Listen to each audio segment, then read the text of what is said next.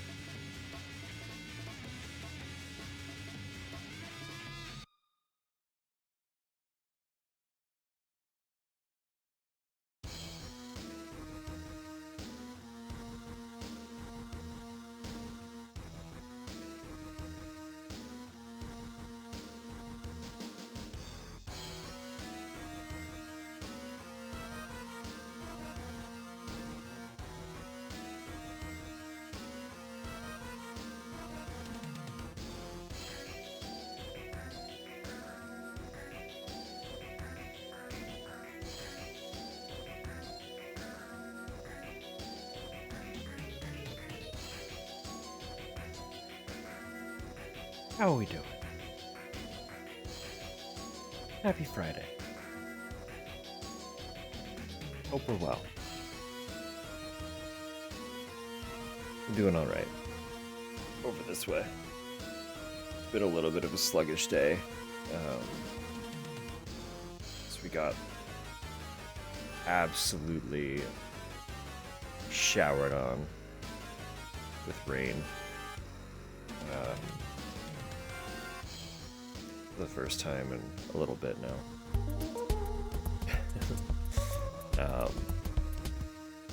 So my head's been feeling it a little bit.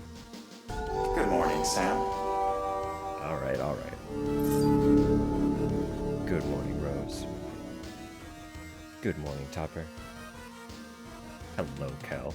I hope you two are well over there. Hello, KJ. Hello, Bruno. Welcome. Yeah, no. Been a little bit heady all day. Just, funky weather, weird pressure. Nothing ever got to a point where I was like, I'm definitely gonna have a migraine. But it's kind of, I've had a lot of like the beginnings of most of my usual symptoms. So it's like, Like I never quite hit nausea. The stomach was definitely feeling some kind of way. The back of my neck didn't get all stiff and achy like it usually does, but there was definitely a little bit of a pressure. I didn't get any actual headache or anything, but there was a fogginess and a little bit of a tension all day. So I fortunately haven't required any painkillers or anything, but it's just been a funky one for sure.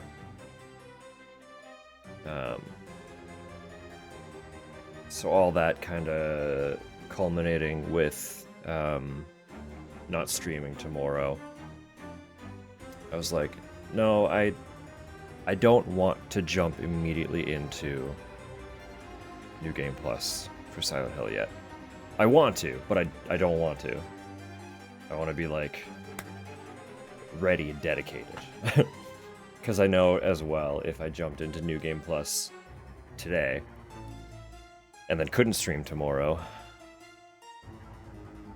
I'd be annoyed. So, I think we're just gonna chill. We're gonna have a little chill one. There was something earlier this week. That was kind of cute and fun and neat and brought some news. So for anyone prepared for chillin', excellent. I think you'll be stoked. Personally, directed at you specifically. I think you'll have fun with what we're doing tonight.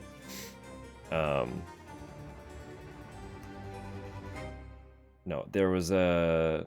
So anyone who's been here for a hot minute knows that back in December, I started a playthrough of Death Stranding. And I haven't talked much about Death Stranding because I don't have a PS5 to play Death Stranding 2. But anyone who was here for that knows that I am a huge fan of Death Stranding.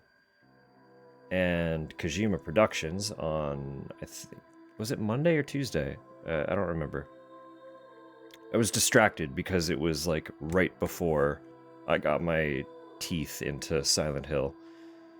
But Kojima did a 10-year celebration of the studio, basically.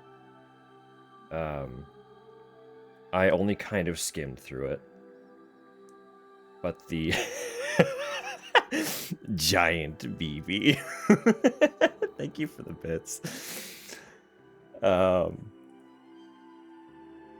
Yeah, that's where that comes from, for anyone who doesn't have the context. That's a Death Stranding baby. Yeah, no, Kojima Productions did an almost 3-hour press conference just kind of highlighting the history of Kojima Productions. So for those who don't know, Hideo Kojima is the director behind the Metal Gear franchise under Konami, right? Hang on. So the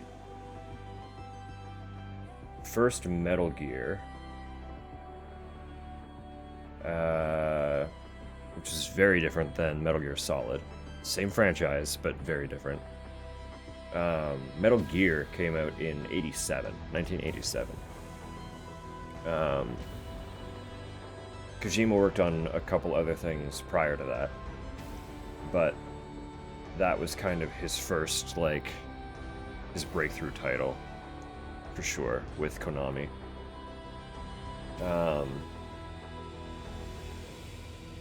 And he became more or less a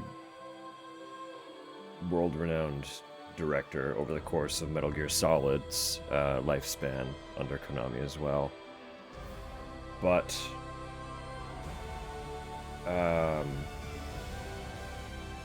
in 2015,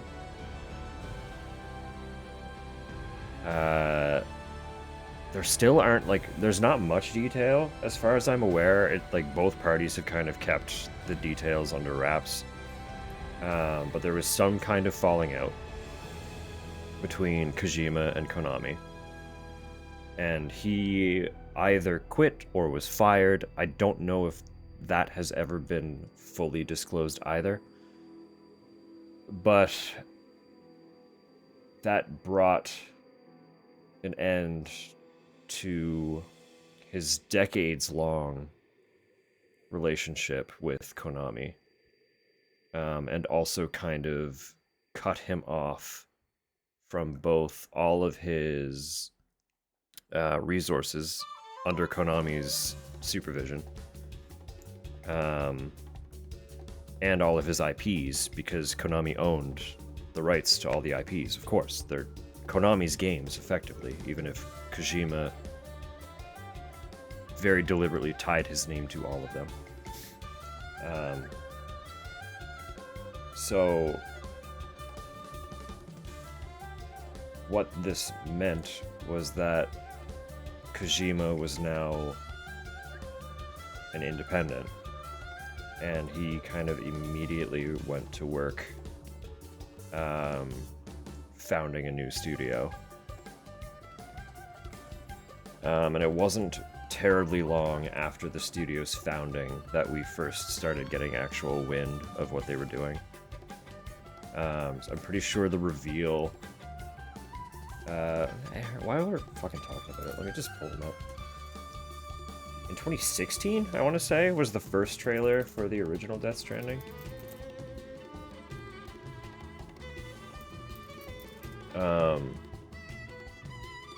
It kind of came out of nowhere. And no one really knew what to think about it. This says 2017, so we'll go with that.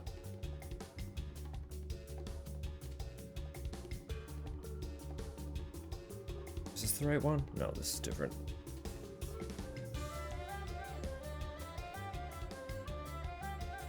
Where is it? Show me the original trailer.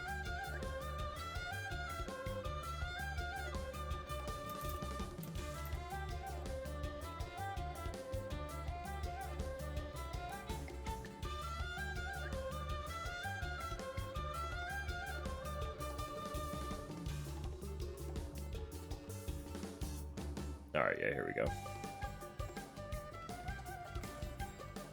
Pause that music. Come over here for a sec.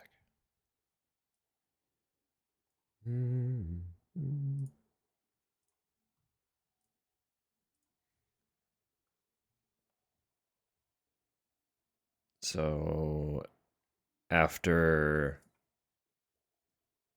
the devastation for most fans, knowing that Kojima no longer being with Konami meant probably the end of Metal Gear Solid, Um, and also, the year prior to Metal Gear Solid Five's release, 2014, was when we got PT as well, which revealed, well, once people solved it, we learned that PT meant playable teaser, um, which was the reward for solving the game was a teaser for a an upcoming project called Silent Hills, which was meant in that at that point in time to be a revival of the Silent Hill franchise under Hideo Kojima.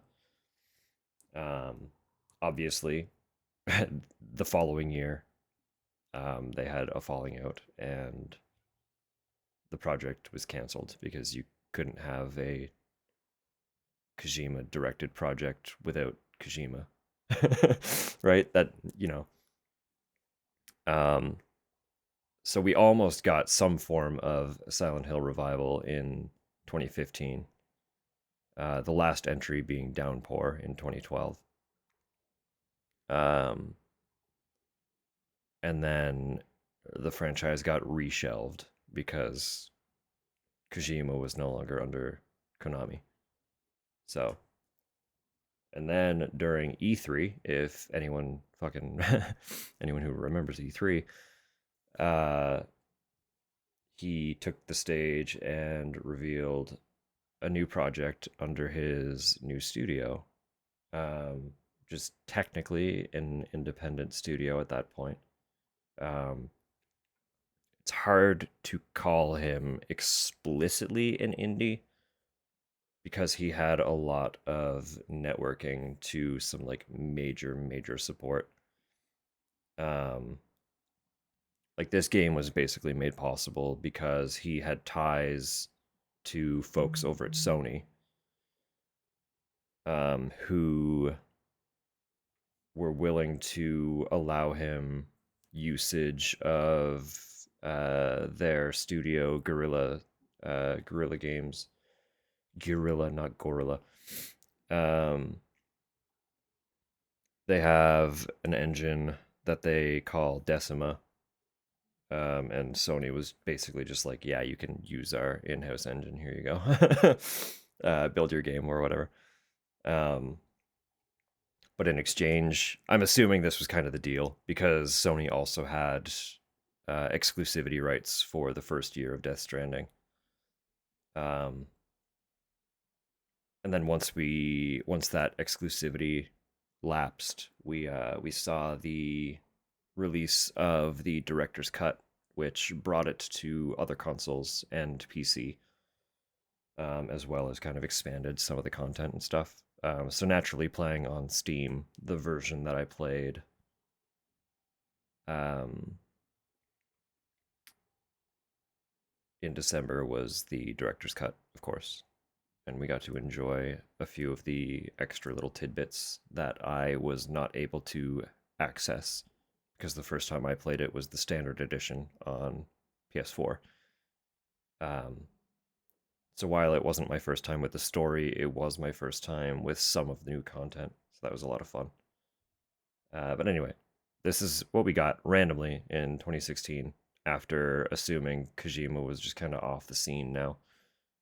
Or not like assuming, but like having reason to believe that Kojima was more or less gone. He just takes to the stage and fucking drops this on us.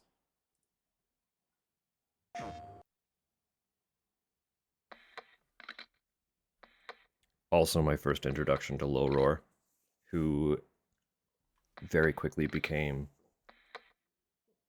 one of my, if not my all-time favorite artists, um, who I actually still get a little choked up about because he passed away in, was it 2023, 2022 or 2023, from complications with pneumonia, of all things.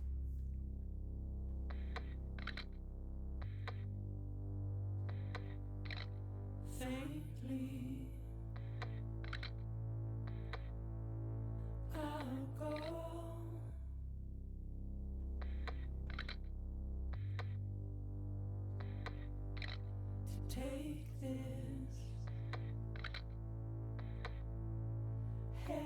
this song with this too. Uh-huh.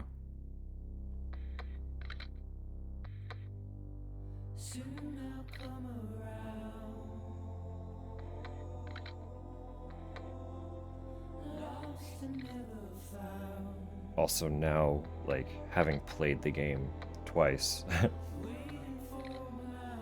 I obviously have a lot of context for pretty much everything that is showcased in this trailer.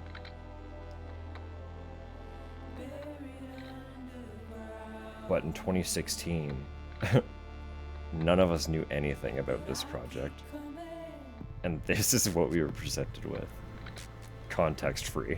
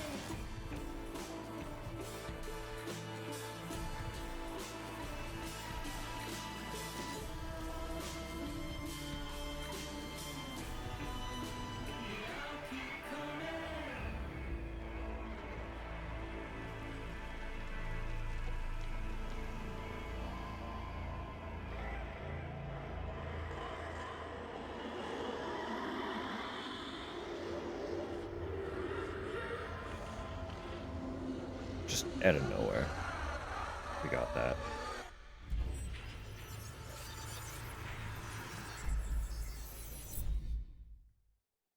It's also funny to think too, like, um, at that time, um, Silent Hills was being co-directed with Guillermo del Toro. Um, and obviously, Norman Reedus was intended to be Silent Hill's um, protagonist as well. So Kojima just like is basically like, hey, the other one didn't work out. Let's do this instead. And Norman was just like, fuck yeah, I'm on board. I don't give a shit. Droblin, hello. Welcome back.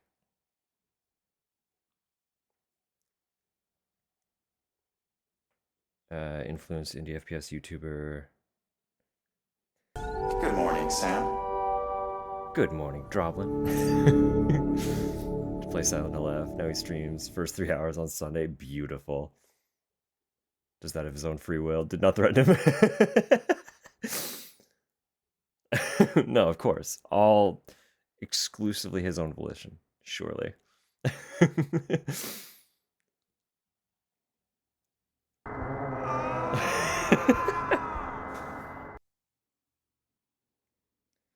Farberlin. No, I do hope you're well. I hope you had a great time. It is, of course, very lovely to see you. No, what was I saying? What was I saying? Yeah. So Norman was immediately on board with Death Stranding. Um, but the part that I find hilarious is after Silent Hills getting unceremoniously canceled, Del Toro was like, I'm never working on a video game again. And then literally the next year, it's revealed that he is actively involved with Death Stranding and Kojima. So, Del Toro and Kojima are quite buddy buddy. um, but I always have a bit of a laugh at that. Um, Anyway, I played Death Stranding the first time. Um, fell in love. Played it again last December. Fell even more in love. Heartbroken that I can't play Death Stranding 2 yet, which is again a little bit why we haven't really discussed it much. But with the press conference on Monday, um, on top of reflecting on Kojima Productions' last 10 years, they also kind of highlighted a little bit of the future. And we got a new trailer for a game that I'm very excited about. But before I play the new trailer, I want to show off the teaser that we got for the Game Awards in 2023. Um, so Kojima revealed, um, kind of in tandem with Death Stranding 2, that there were two other projects on the docket. One of them is going to be a horror game. Death Stranding has some horror elements. It is very much not a horror game. Um, but the next game will be through and through spooky again. Um, so they did a cheeky little reveal of that, and I'm gonna pull it up here if I can find a good one.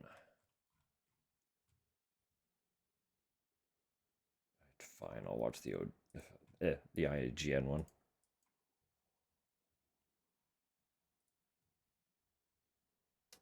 Maybe I like horror games. Yeah, so this was our first teaser of a project called OD that we were given zero context for. Um, other than hello, it's gonna be spooky.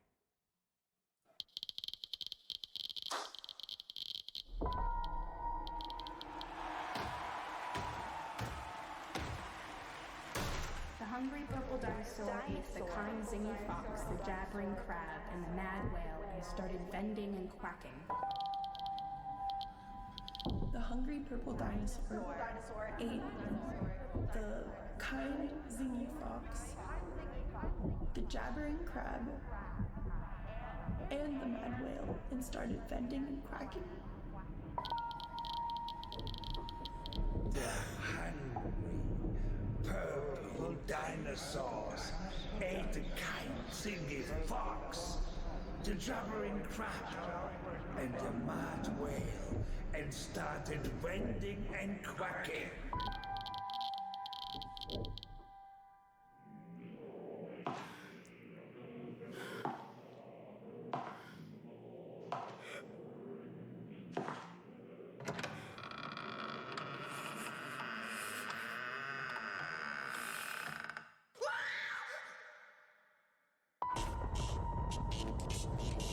Gonna fuck you up. Droblin, live your truth. It's gonna be something.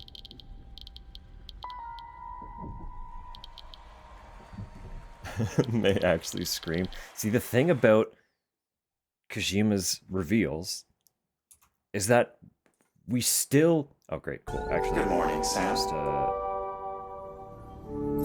good morning, Kaz. Welcome in. I hope you're well.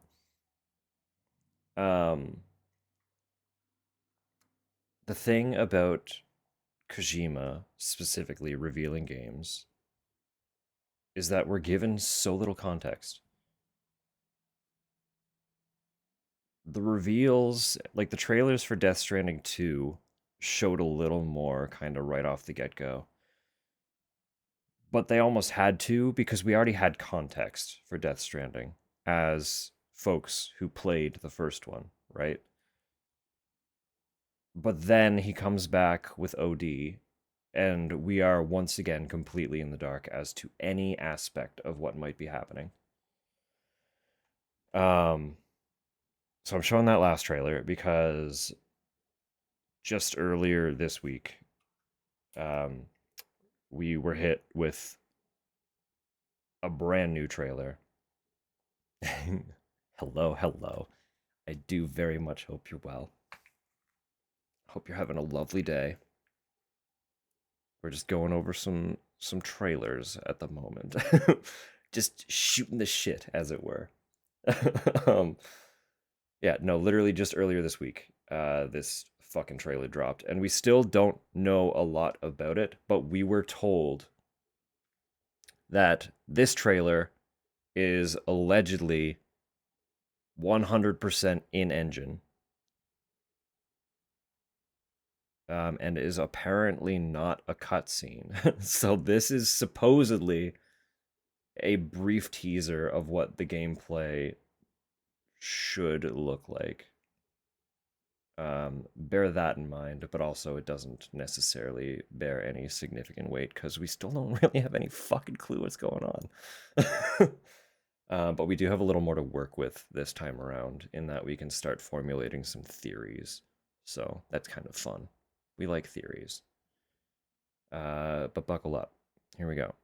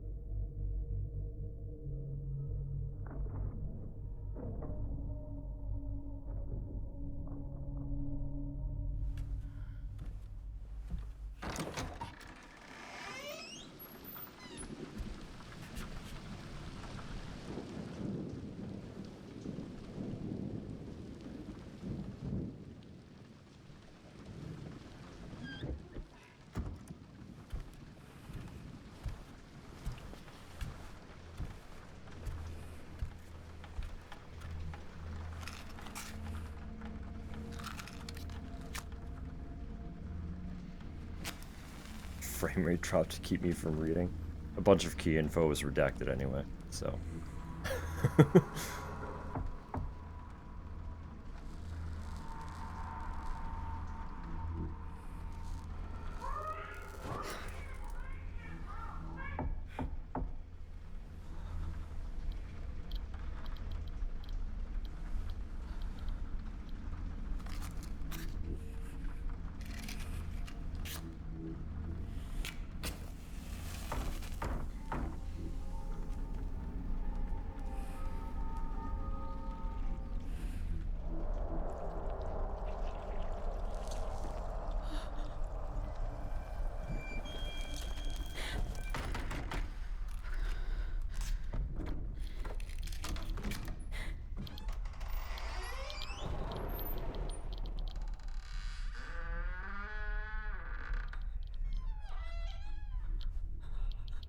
The merch for this, I'm stoked to see it.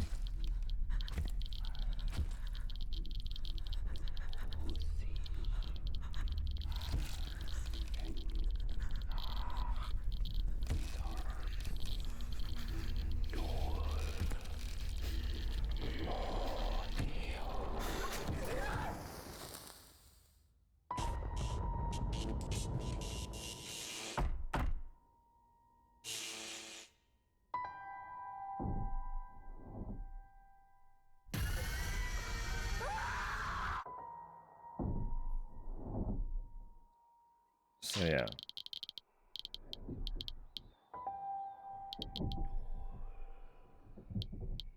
Too much plastic glue.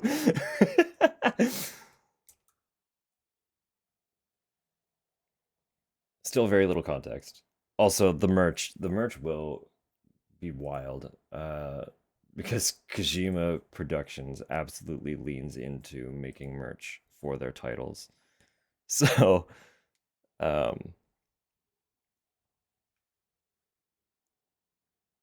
plastic glue is flammable. I'm not surprised by that. I wouldn't have known that, but I'm also very not surprised. um, yeah. Also, that one is um,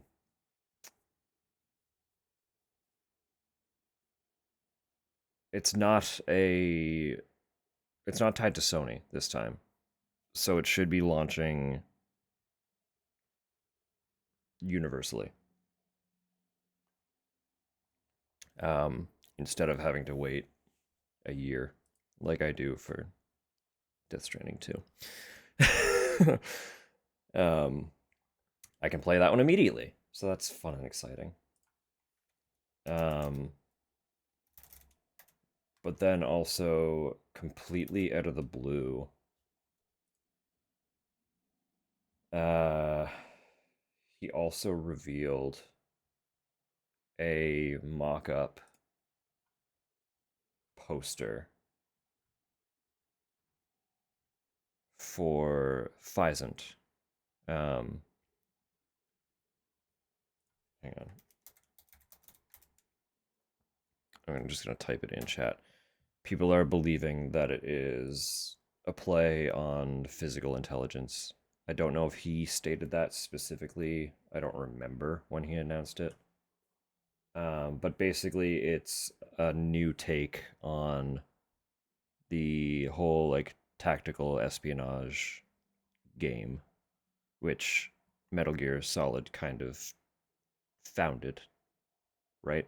It's basically he can't make Metal Gear anymore, but fans want a new Kojima Metal Gear. So he's like, well, okay, I'll reapproach the genre.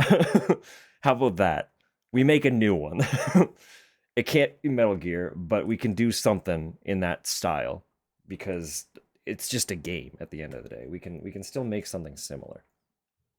Um, so he did, or he is. I didn't expect anything to be shown about it or for it though. But he did announce none of them are the lead, but he announced 3 of the actors that are going to be involved in Physant. He said that by the time they were doing the showcase, he wanted to have the protagonist cast already, but was unable to approach his choice about the possibility because of the SAG strikes. Um, so we know that it has to be an actor that would be involved in that strike. And I'm pretty sure it was like all of America, right? Like every American actor was off limits.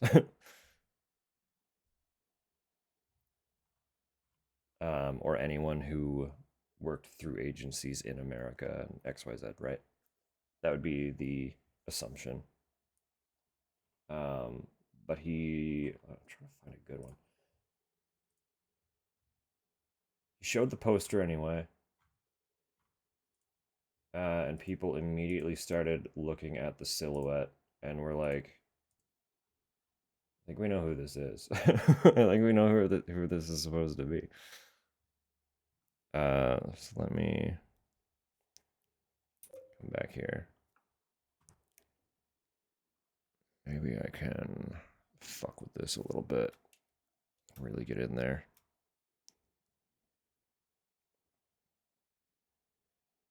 It's called pheasant. Well, I've seen it spelled. Unfortunately, it is on the poster.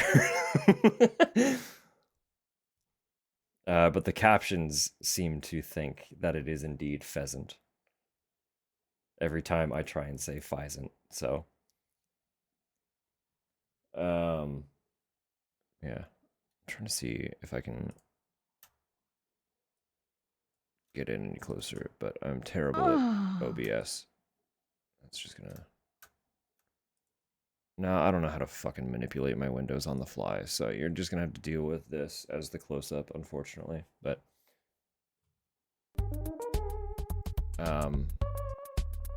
I've seen more than a few people now speculating on who they think it is. I believe I was discussing it a little bit in the Discord, so some of you might already be on the know.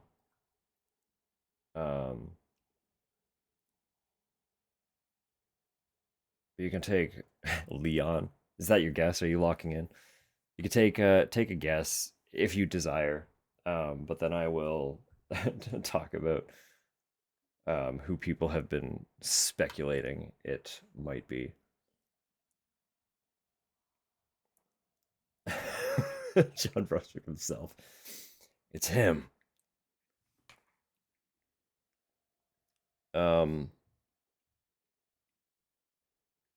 He, if anyone follows Kojima on social media, the actor that people are thinking it is, he did actually fairly recently go on kind of like a hyper focused binge. um, Basically watched one of his movies when it came out, and then started following it up with like a bunch of his older movies. Because for those who again aren't in the know, Kojima is like Kojima's a movie guy, right? Like his whole thing is movies, which is why he ties his name to everything in the way that he does, because he approaches video games as closely as he can to the way that a movie director will approach a movie, right? Let's extrapolate. Get in there. Get in there. Unfortunately, I can't make it any bigger because I'm inept, but you know, you can look real close. Or just also Google Physant poster and get in there. But basically, I'm just gonna say it now. He watched the Batman and then became low key, high key obsessed with Robert Pattinson. To the point where he did whatever he does, pulled whatever strings, and got to meet him. So they have a photo together somewhere. But if you pull up the silhouette, mind you, this is a mock-up. Like, it's not a confirmed casting.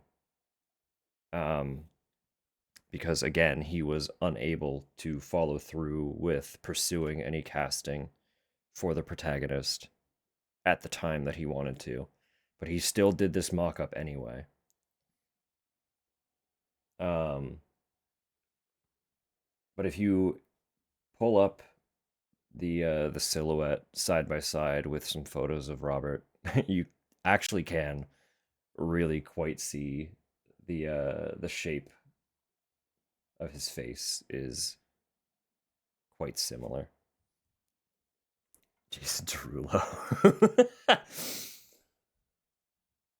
But yeah, people are speculating that Kojima wants Robert Pattinson for the lead in Physant. And we'll know when we know.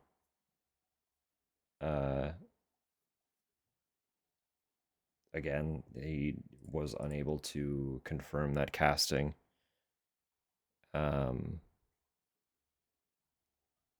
Prior to the showcase that they did earlier this week. So I don't know when we'll find out. But it doesn't really matter because he said that Physant wasn't going to be a thing until like after OD. And yet he's already starting to show like mock-ups and stuff. I do kind of have my own theory. A little bit. Let me put music back on. So Death Stranding was revealed in 2016 and then launched in 2019. Subsequently, Death Stranding 2 was revealed in 2022 and launched this year. So if he sticks with that trend, OD was revealed in 2023, meaning we feasibly could see OD release next year. But then also, Physant was announced 2024. I feel like that's a very tight window. 2026 and 2027 both getting a release, especially after Death Stranding releasing this year. But, like, it's not impossible. But regardless, we'll know more when we know more. OD might be earlier in production than we think, which would mean that we definitely won't be seeing it next year. And as well, despite being a strong team, they might not be a large enough team to have both projects going in tandem that aggressively. So we might not actually start seeing proper development on Physant until OD is almost complete. And just in general, it would make more sense with the fact that he is like an independent studio putting out AAA games,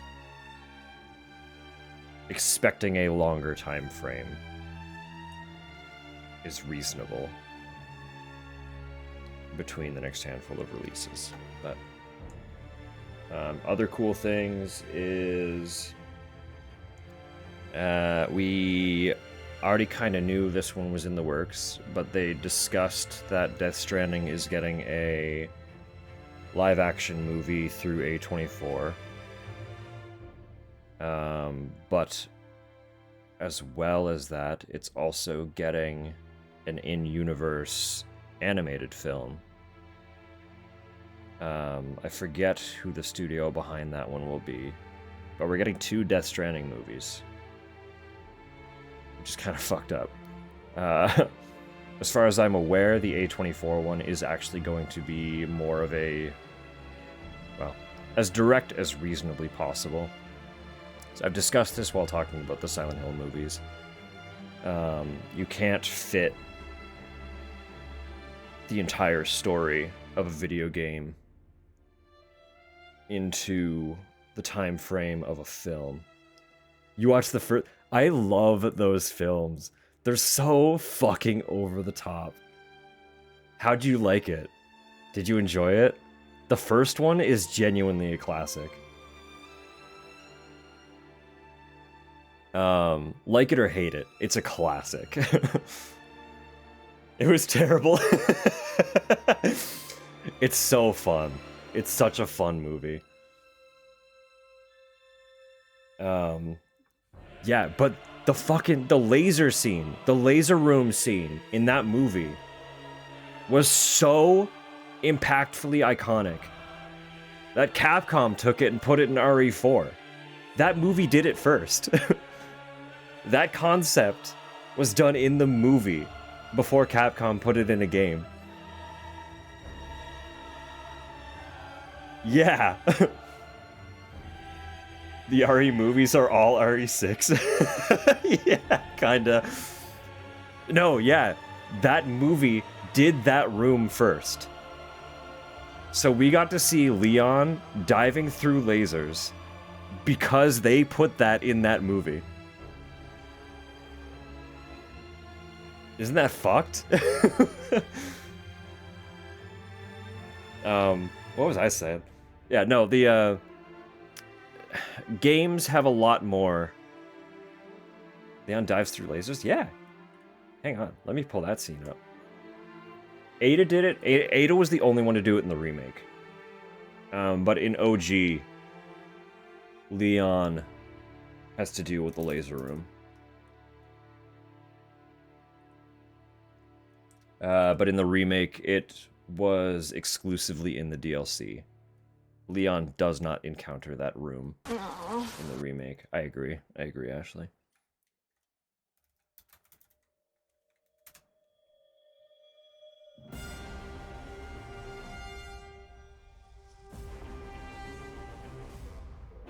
There we go.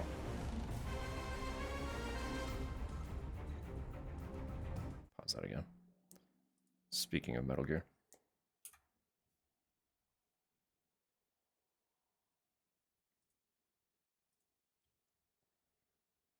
Off track? No, there is no track today. It's okay. Don't worry.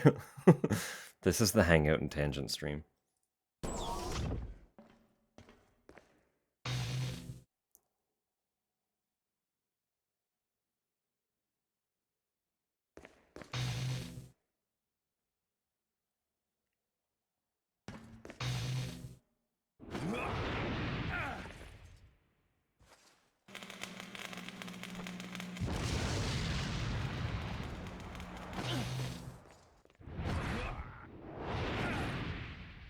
Right? Uh-huh, uh-huh.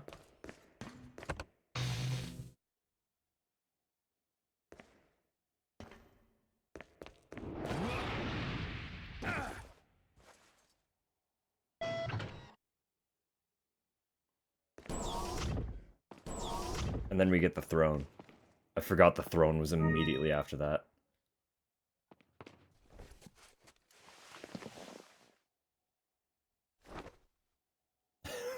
What a cunt. I love him so much.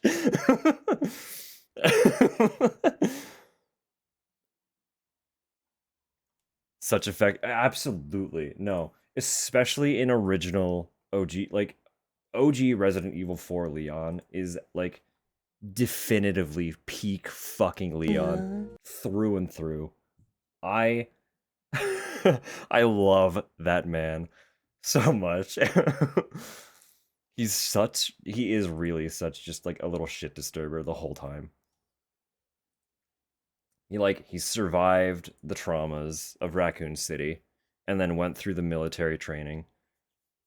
And he's still the dweeb that he was in RE2, but now he also has the training to back his ego. You know? Like he's developed a little bit of arrogance. But he still kind of exudes theater kid.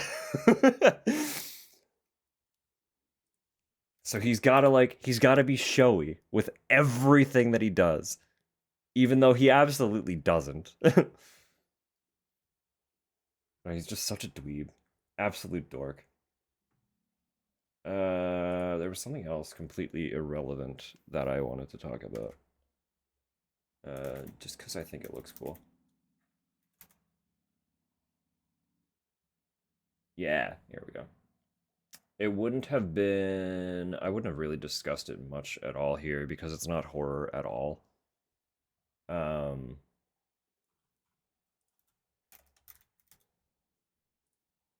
But there's a Capcom game that I'm excited about. I'm gonna play the reveal first. I'll skip the delay. It had like a bunch of delay trailers where they kept apologizing. Breaks vases with pseudo martial art. I know. Yeah. And he kept doing like a little pose afterward too. He's just such a dude. This one is a little sci-fi action game that I'm stoked about. Because it has so much of that Capcom flair to it. And anyone who's familiar with Capcom games that aren't Resident Evil will know kind of what I mean by that.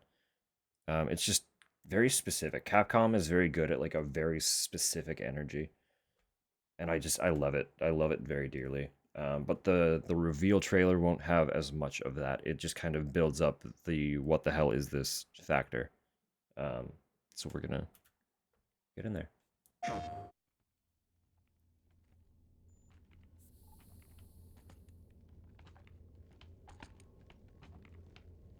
But they also had a Sony State of Play very recently where they showed new gameplay, detailing a lot more intricately what the gameplay mechanics are going to be, which is why I want to talk about it. But I saw this trailer and was like, I need to know what this is immediately.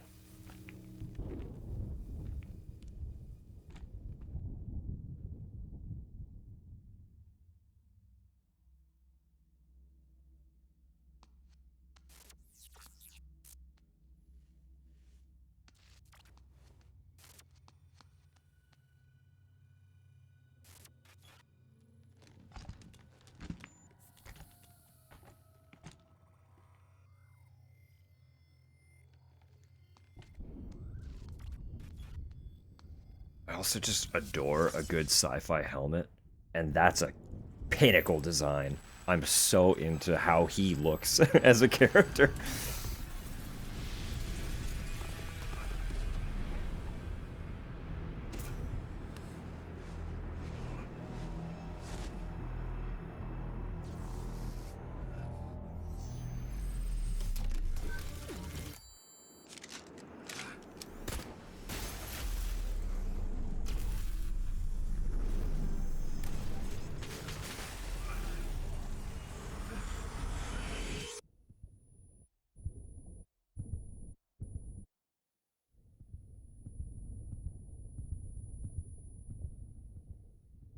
There is a lot going on. What is that?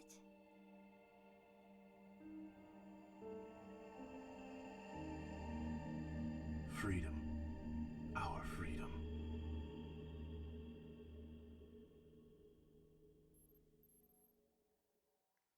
PlayStation. Yeah, they had that coming 2022. The following trailer was just like a sorry, that's not happening now. Delayed till I think they delayed it to 2023, and then they did another one that was like, no, sorry, 2024. Either that or that was the one where they were like, no, sorry, just eventually, it's coming, I promise. And then there was just like radio silence for a little bit, and then we were hit with, no, actually, it's coming. Formally, it's coming out now.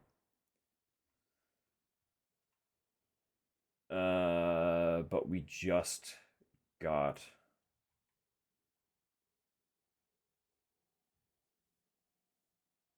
Oh, I guess I could show this one too. There was a state of play 3 months ago, I guess, where they had like a proper reveal.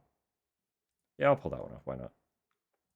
And then I'll pull up the one that we got a few days ago that shows more of the actual gameplay. My pet android child has found a pet spaceman. Yeah, my pet has a pet now.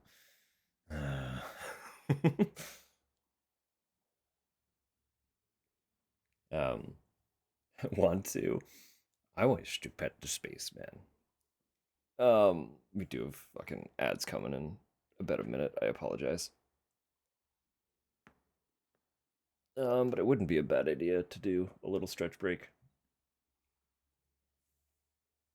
Unbelievable. I know. You just got here, and now I'm throwing you into ads. How could I? How's it going, Rat? I hope you're well. I actually would not hate a micro stretch break because it's like 10,000 degrees in this room out of nowhere. That's probably my fault because I'm drinking a whiskey, but it's hot out of nowhere. So I'm gonna run downstairs. As long as the ads support the streamer. I mean, arguably. Mostly it's so that I don't have pre-rolls. I like having the no pre-roll and the reminder to take a break. Mostly. I was about to go to bed. Well, maybe I can help lull you to sleep then. So. But yeah. They're about to hit, so I recommend a little stretch break if anybody needs a quick stretch or a snack or a drink or anything. I will be back in like just a moment. I promise, just a moment. But I'm going to throw music back on for a sec. So we'll see you in a moment, okay? I promise. Very quick.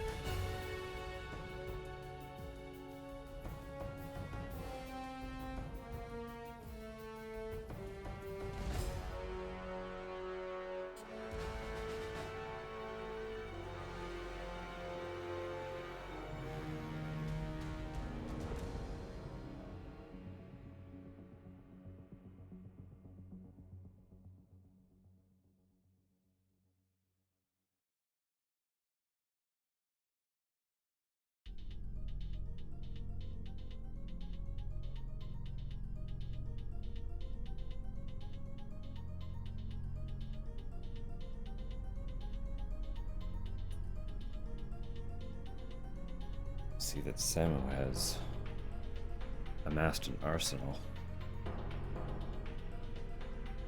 I'm being threatened.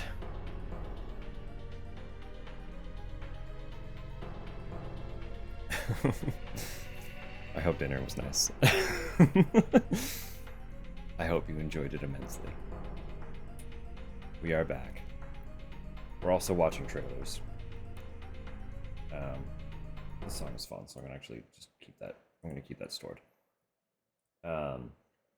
This was a few months ago. Want more? That's fair. It's always a good sign when Oh, okay, thanks. Thank you for the bits. All the singulars. That's so much effort. I don't deserve that effort. Started to get scared of Samu. Nah, it's fine. They're, you know, don't worry about it. It's all good. It's just for funsies. There's no reason to feel any fear whatsoever, right? I'm sure it'll be fine. Fast bit flicker. The fastest bit flicker in the West.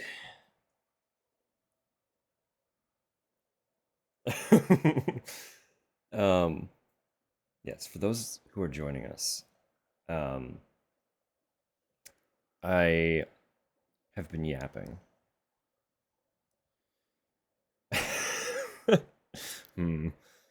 We that's the point. We went over some Kojima stuff that I'm excited about. Cause Kojima revealed a new trailer for OD. Their upcoming spooky games. A PG channel. I can't even pretend. Oh goodness. The amount of horny that goes on in here, I have lusted over so many monsters. No, Kojima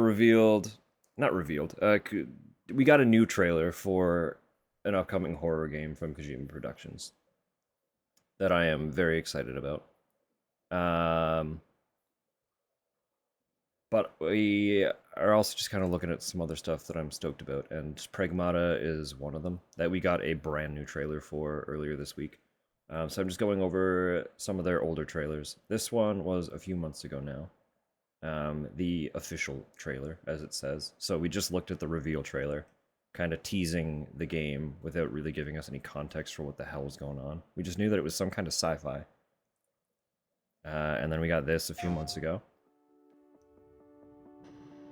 So this is a little glimpse into some of the stuff that I'm interested in outside of horror, which is a side that most of you guys don't really get to see, because I just play horror games here. One we're turning into reality.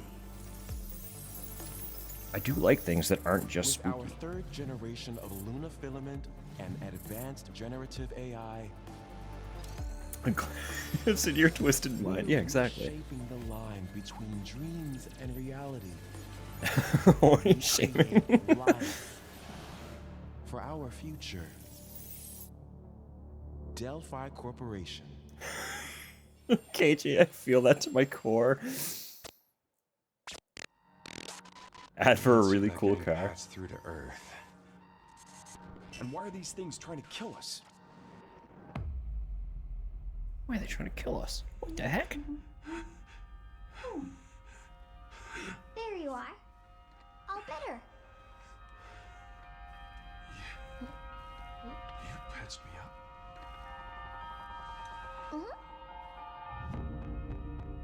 Also, she's fucking adorable. I am DI-03367. They are pragmatic. Whoa, hang on a second. Don't you have a name or something? I'm good. Get behind me! I think I can help.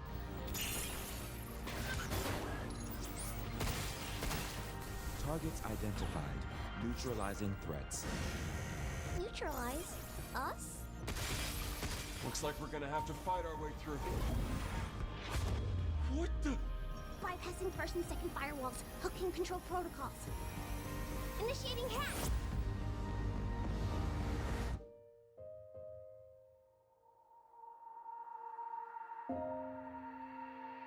Hey, D.I. I said I am D.I. Okay, okay. Look, how about we call you Diana? Diana? Just less.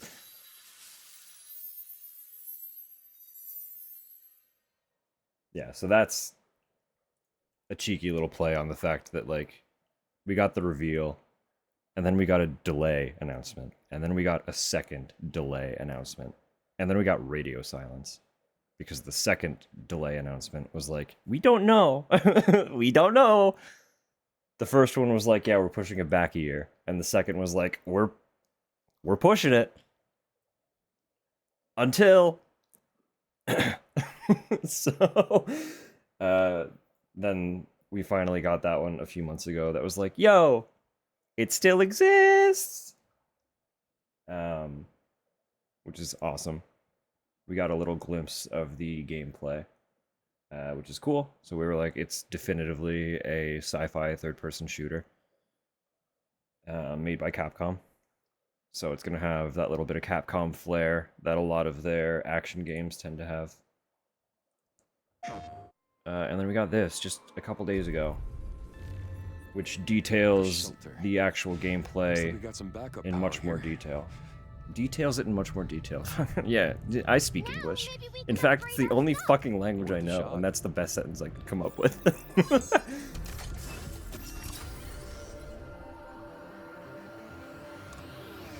Eat the chip. We gotta get going. Ready when you are. Starting hack.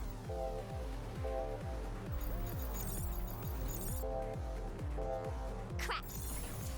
So... Jump you. This friggin' thing is tough as hell. We can use this to hit harder It's and beat things like a faster. third-person shooting action RPG kind of vibe. But we also get this fucking hacking minigame mid-combat. And I saw this and was like, hang on, yo. This is whack. I got him. Look like the old Barbie movie Barbies. She has that vibe, doesn't... I mean, she's an android, right? So she would have been, like, made to be an ideal humanoid. Quote, unquote. As Barbie kind of was to a... in a sense. Right?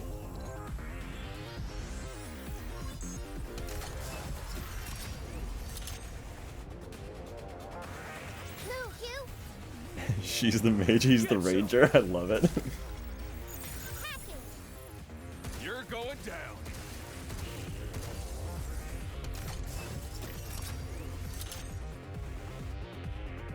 Look out. Take that. Huge. Right on. How you like this? I don't know, it looks like it's gonna be really fucking neat.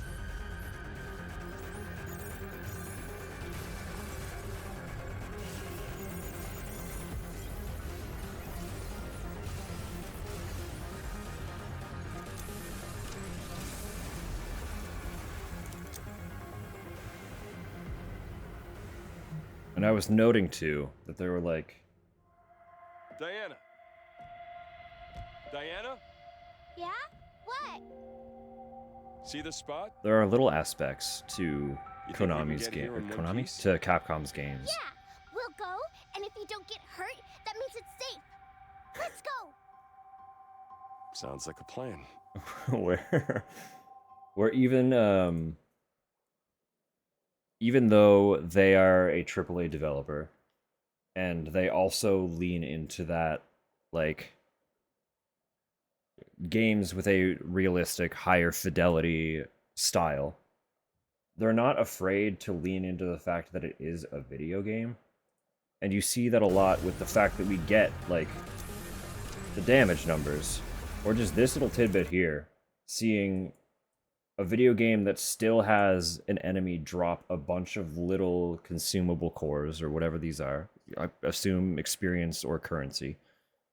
And then they just get like vacuumed into the character because of the proximity. That's such an old video game thing. And to see Capcom still doing it got me really excited. It's such a small detail, but I'm like, Capcom's not afraid to make a game that is a game.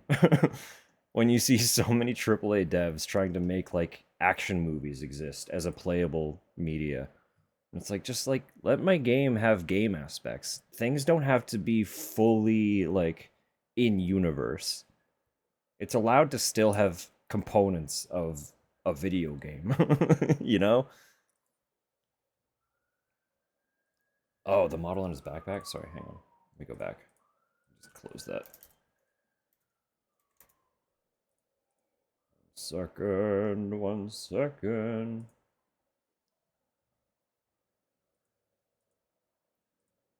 Where are we?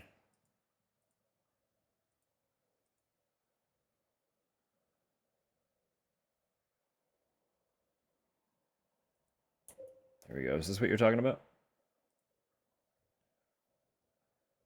His little thruster pack that she clings onto.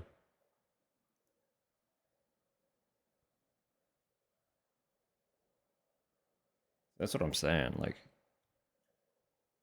they lean into the fact that they have the engine to produce graphics like this, but then they also have aspects of the game that feel like a game, and they can coexist. They're allowed to just exist in tandem because it's a fucking video game.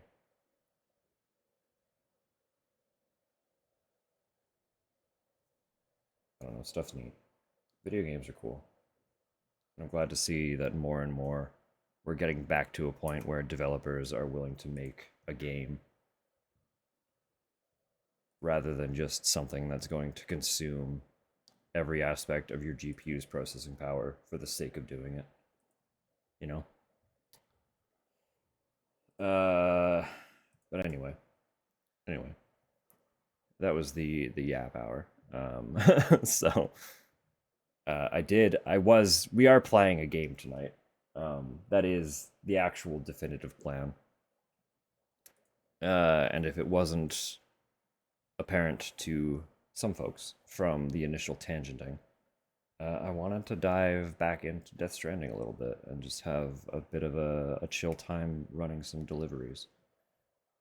So very many of you have joined more recently than my Death Stranding playthrough. Don't play game. Game's banned. Only chat today. I mean, I'm gonna yap while playing. I promise. You know that I do. But we've more or less covered all the yapping points that I had. Those are the tangents. Because the only other thing on my mind is Silent Hill F, and I don't want to yap about that yet. Because part of not playing it tonight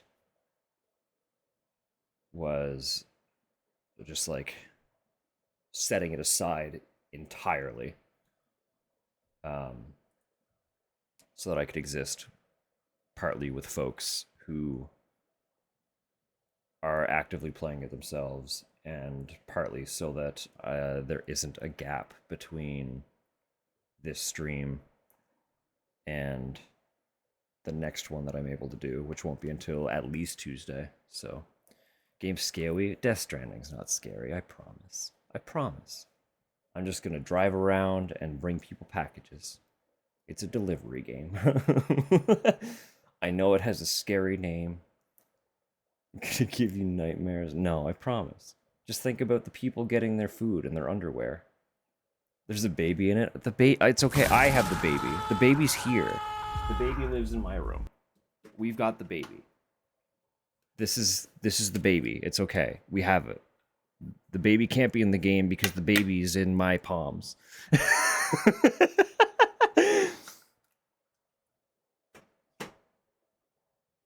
I have the baby. It's okay.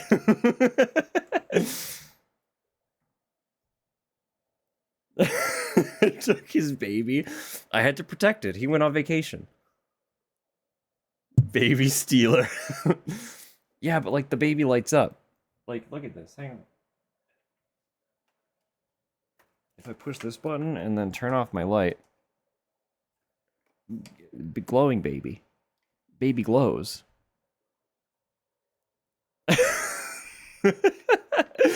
Baby stealer. Yeah, because the baby lights up, I get to keep it. See? Glow in the dark baby.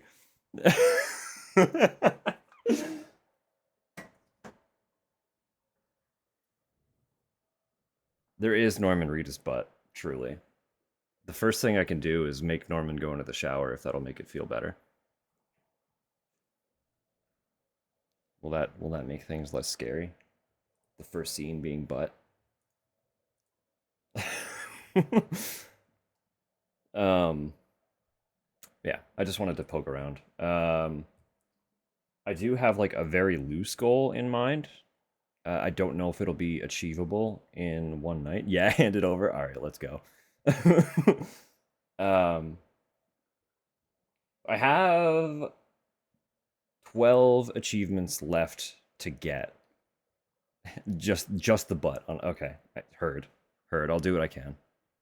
I'll see what I can do. I have 12 achievements left. I would eventually like to get them all. I don't know when that will be. I really cannot say for sure. But the plan is eventually. Eventually, I will have all the achievements. But there is one. Is this game crashing? What the fuck's happening here? Game might be crashing. I just opened it, but it's working on it. It'll figure itself out.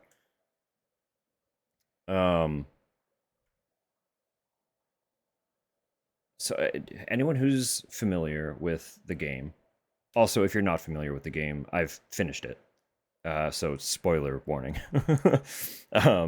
If you care about Death Stranding spoilers, this is end game. I have finished the story and we are just running deliveries post campaign.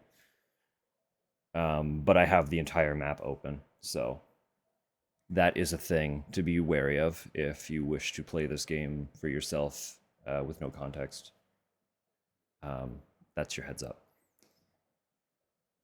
So I have, I believe, all but one location connected to the UCA. And I would like to bring that final shelter into the network properly, because that's an achievement. So I kind of have that goal in the back of my mind, but again, I don't know if it'll be doable. Because the last time we played, we basically just got that guy to connect to the network without signing up to the UCA. So he has basically no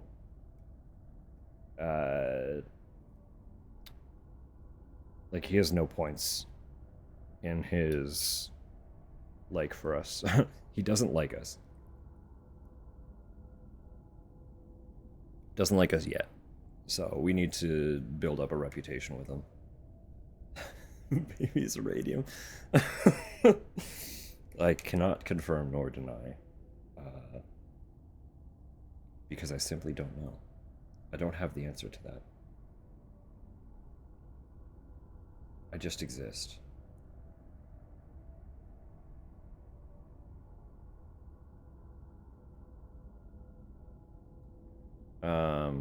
But yeah, so this was a fun one because it was the first game that I played after getting my affiliate back in December.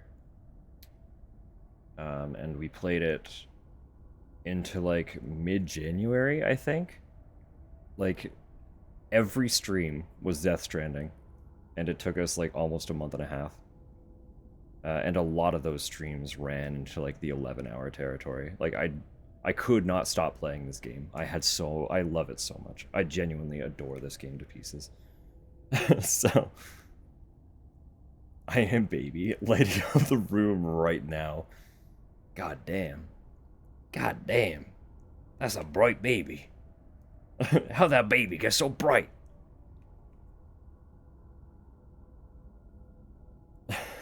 A leaf of salad. What kind, though? What kind of leaf? Because there are a lot of different leaves that can go into a salad. For more light, bright baby. You gotta make that your YouTube channel now. Hang on. How's my volume? Where's my mixer? I don't know where we're sitting. How are we sounding? It honestly might be a little loud. It's kind of loud in my ears. Did I play it this loud? What's wrong with me? So that's the baby. Check on baby. Hi, baby. How are you? Hey there. You're feeling upset. Feeling a little upset. But it's okay. The poor Nerf rules.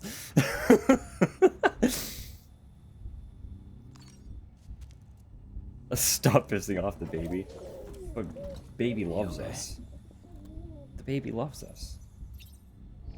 We're best friends. Oh yeah, I got a gold suit. I don't remember when or how I did that, but I have a gold suit now.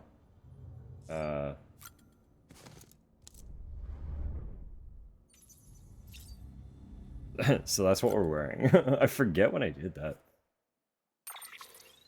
Oh yeah, we're just all gold. We're Goldman now. Sam Goldbridges.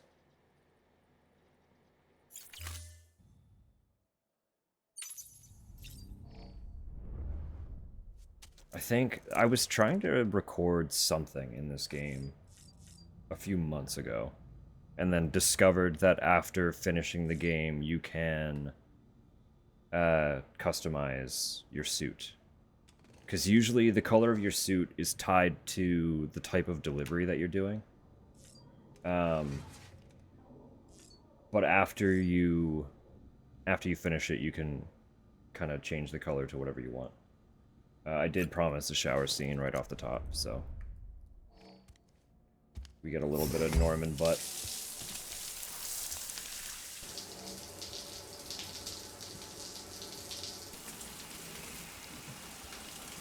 I guess I should also change my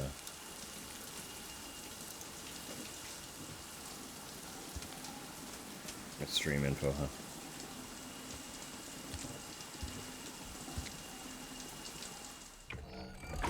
EX grenade number 0.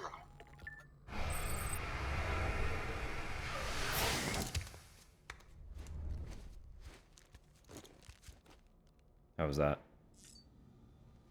Not even washing himself. It's a future shower. It does the work for you.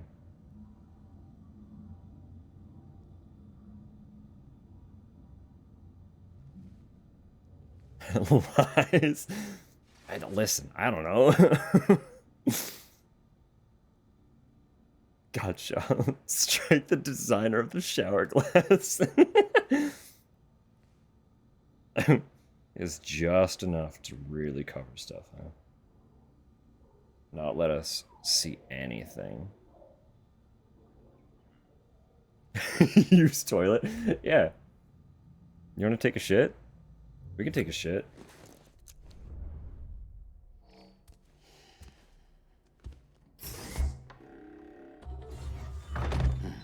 Nice. Not wet enough looking. Yeah, it's in the shower. EX grenade number 2. And now we got grenades.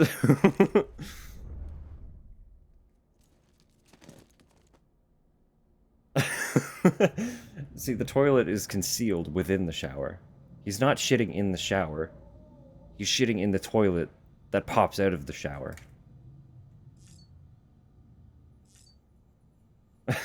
Shit hour. I told you all. I have finished this game. Everything's gonna be spoilers. Never playing this game now. Wow, yeah, I do. I played like this? Beginning scan.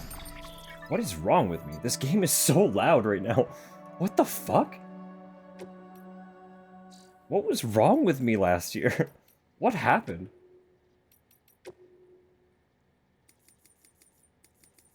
I played like 100 hours of 90% volume.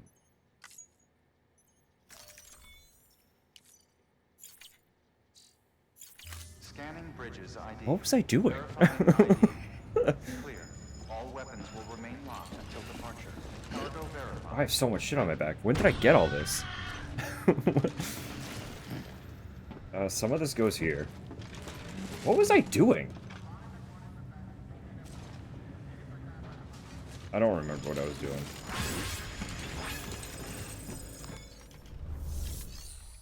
But I was clearly running around doing something, so... deliver the lost... Oh, it's okay, it's all lost cargo. That makes sense. I need to remember how to do this. What? How do I mark my cargo to deliver it? 3 pieces of lost cargo, yeah.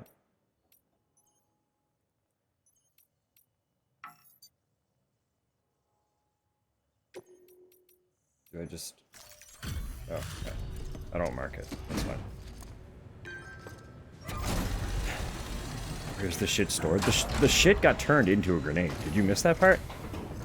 It's a weapon now. How you doing, Sam? Gotta say, I really appreciate you going the extra mile. Like a caveman that's seeing the present day. Thought it stored his piss? No, it turns all of it. It turns it all into grenades. And then I use the grenades against the ghosts. Berserk. That was just someone's Steam picture. It's okay. That wasn't part of the game. That was just Steam. That was Steam being Steam. Anybody home? Alright, that's a call button. Cargo. Arrange that shit.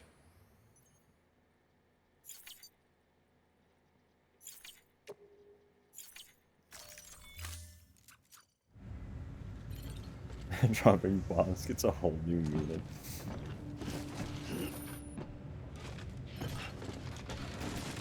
Okay. Okay, Sam. I don't know what most of this shit is. I don't remember what I was... Stop hitting that button. Right, so we're in the first area. I forgot about that. And I have a bunch of lost cargo that I just picked up when I was trying to record whatever I was trying to record. I can tell you that I was unsuccessful, by the way. I'm just gonna offload all of this to other porters, and they can deal with it.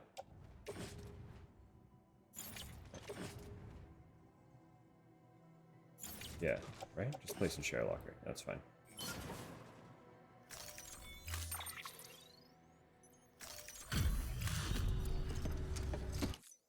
Because I don't want to be in this area.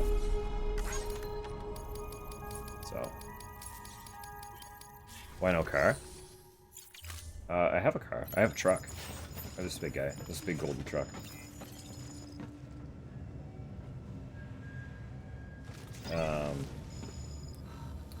But I need to go somewhere else. Why run with the package? You'll see.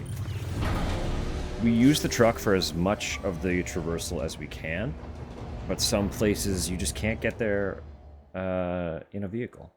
So...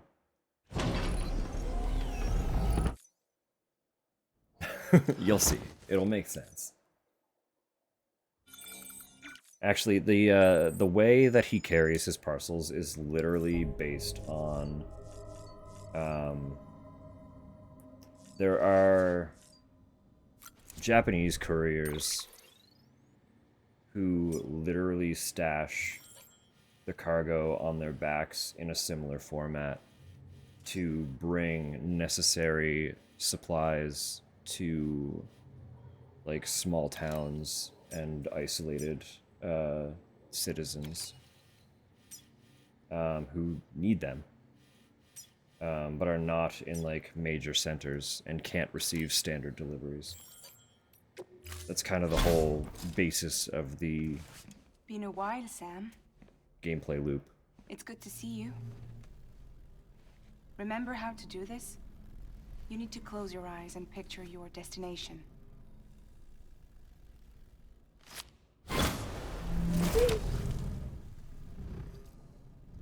She have an umbrella indoors. It grounds her. Does not do well with fences. Yeah, that's... We'll literally never live that one down.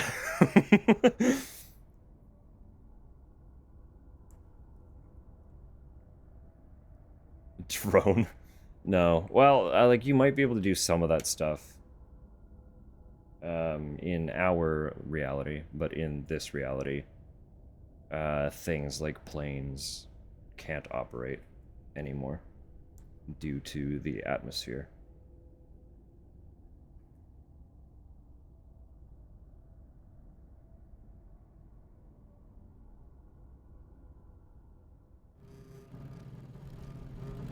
Also, with the nature of... So there's an element in this game called timefall. Basically, the rain in this universe accelerates the aging of everything it touches, including raw material. So if you leave your vehicle out in the rain, it will rapidly rust and eventually just break due to exposure. So can you imagine trying to fly a plane through timefall and then watching it rapidly rust and then break down in a matter of minutes while you're flying?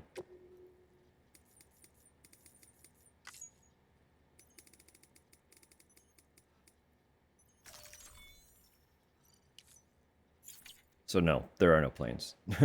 Stuff like that doesn't happen. So stop hitting that. That's not the map button.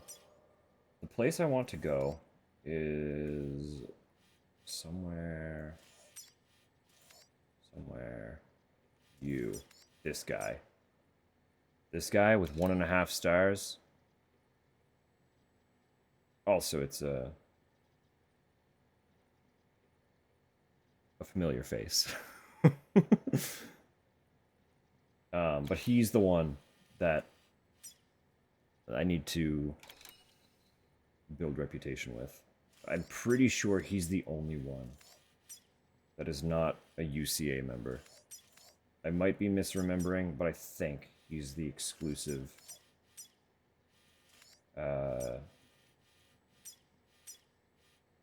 he's the only one holding out on us. First prepper, yeah, he's in the UCA. The first prepper was the only other one I wasn't sure about.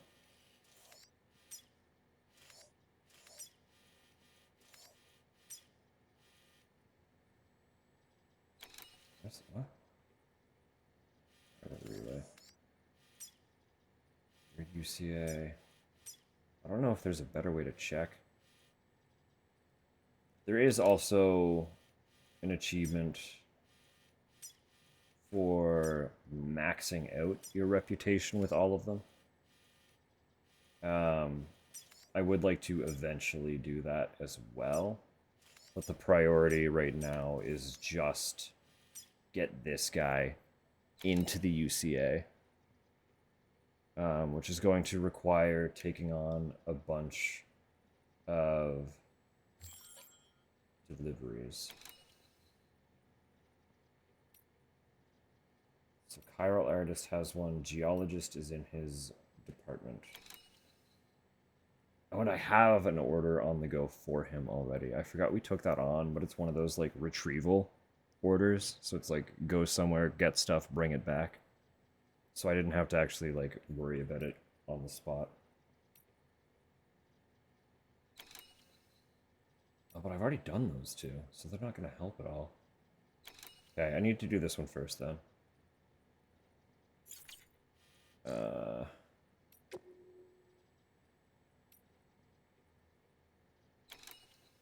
Yeah.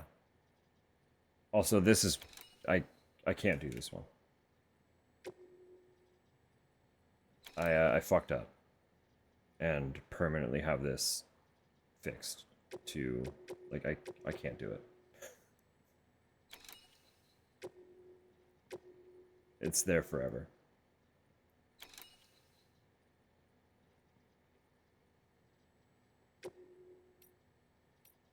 Maybe I can fix that and make it happen again, but it's like, it's there forever, so... okay, so I need to go over to that guy. He's a little jaunt away. So, you all wanted to see a vehicle. Let's get a car. Let's get a car.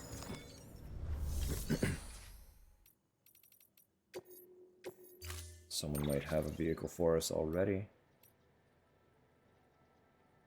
What's this one?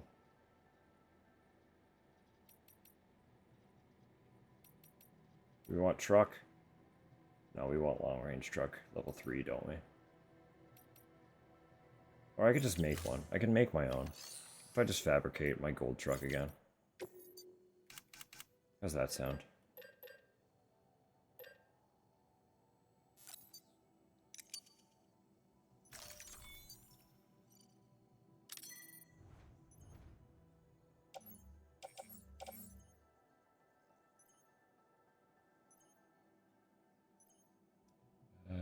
Maybe... I don't know if I'll need any of these, but I'll take them anyway since they're here.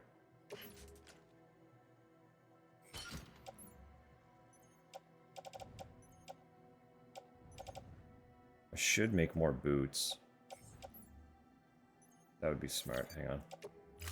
We're gonna make boots as well.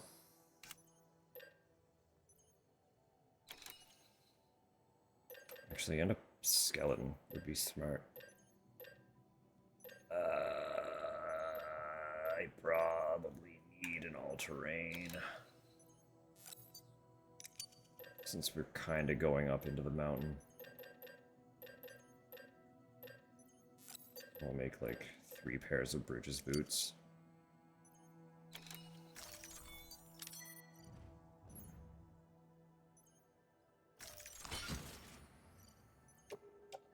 No, that's fine.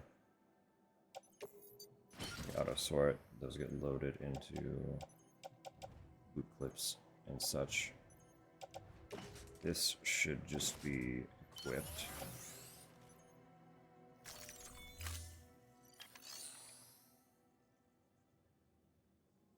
That didn't make my fucking vehicle.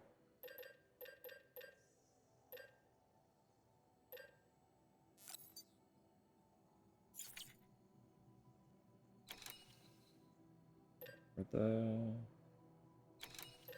I get to... Okay, no, I get to pick the color, that's fine. I want 1. Give me 1 truck, please. And now I can take this stuff from the locker, so that's good. Go on my back.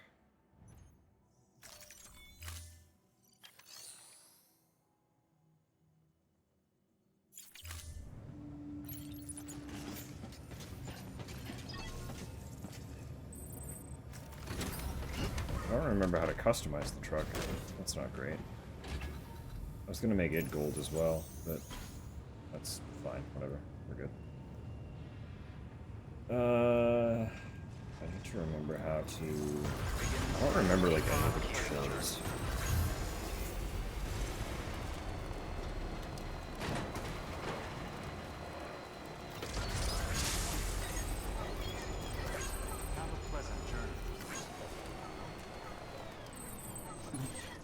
That is what I want. So this...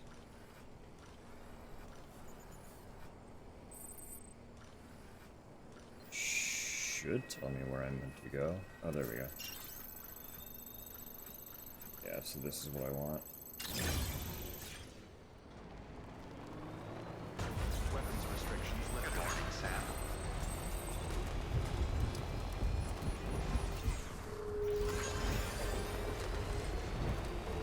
So we have all these fancy roads and stuff.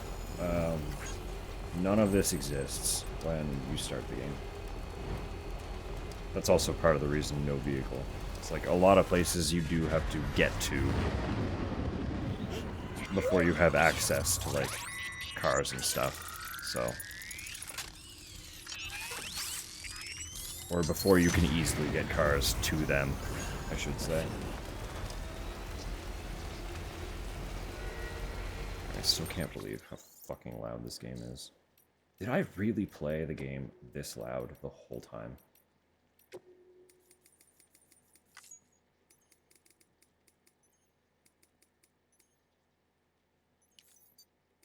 Like, y'all, what was wrong with me?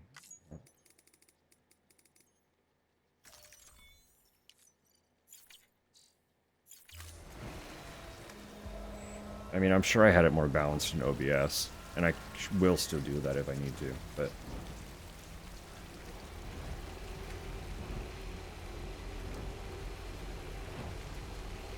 So we're gonna use these. Y'all are gonna get to see zip line.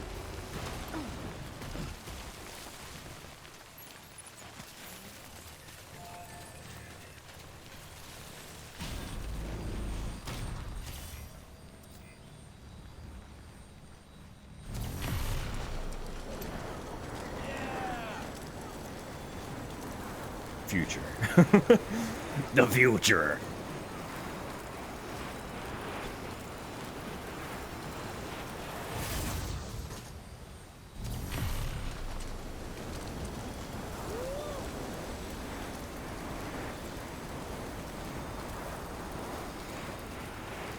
This is video game, baby.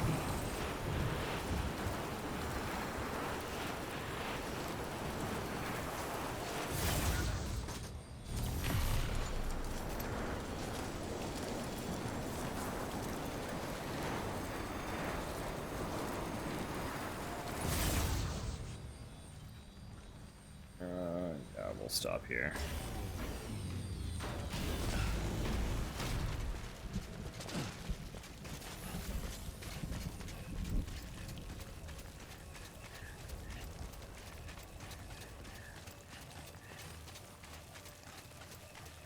Probably should have made heat packs.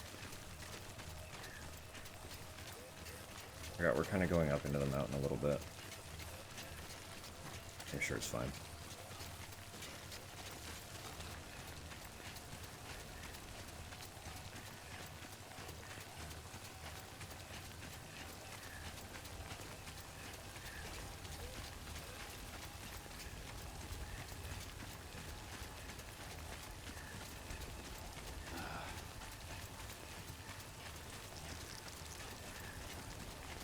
This is a little bit making me sad that I still don't have access to the sequel. Just so y'all are aware, when we can finally play Death Stranding 2 on PC, that's all I'm gonna be doing when it comes out. So we'd better hope that no other exciting horror games come out in that time frame, because they're going to be put on the back burner. That's just the way it is. Pecora? Do I know who... I don't know if I know who that is. Not by name. But, like, fucking everyone is in Death Stranding 2, so...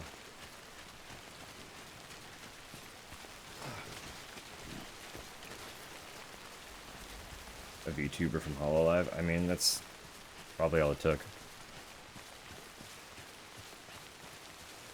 Just big enough.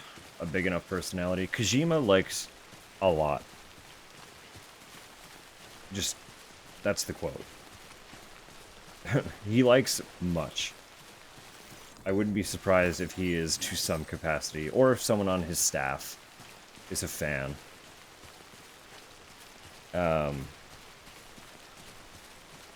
Because that's kind of all it takes sometimes, is just someone being like, hey, you should check this out. And then he's like, alright. I think it was Kojima. I'm not surprised. Again, I'm really not surprised. But I know, I'm pretty sure it was his artist, Yoji. So anyone who is aware of Bring Me the Horizon, I forget which album it was on, but they have a song called Shadow Moses.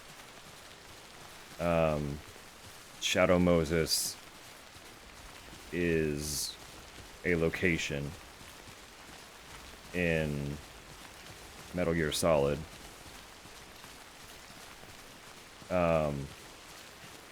At that point in time, Bring Me the Horizon was like much more of a niche band, right? Like they were not the fucking global superpower that they are right now. So they thought nothing of it. They were like, yeah, we can name a song this, and then like it's fine, whatever. They were unaware that one of Kojima's closest staff was a fan of theirs. And this staff member showed Kojima the song. So, Bring Me the Horizon eventually gets an email to their business address directly from Konami. And they were like, oh fuck, we're getting sued. But it was actually just, it was basically just an email from Kojima being like, hi, I like your song. Thanks for enjoying my games.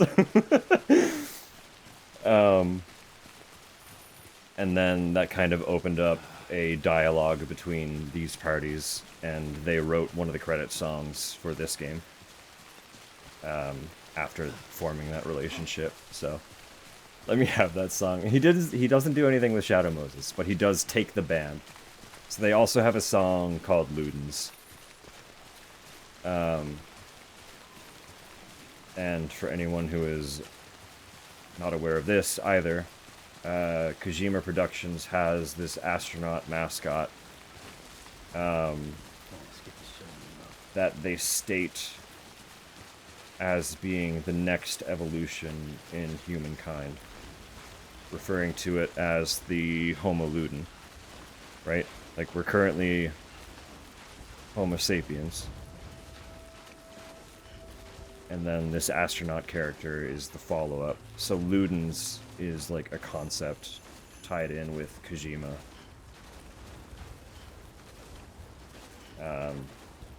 And Bring Me the Horizon has a song sharing that name.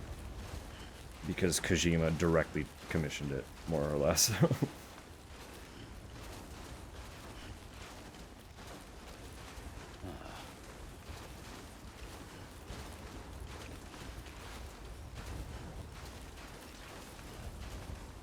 Dude, it's just funny, like, the number of threads that you can trace to and from Kojima. Like, he is connected by some degree to, like, fucking anybody who is anybody. Everywhere. Like, it's absolutely wild.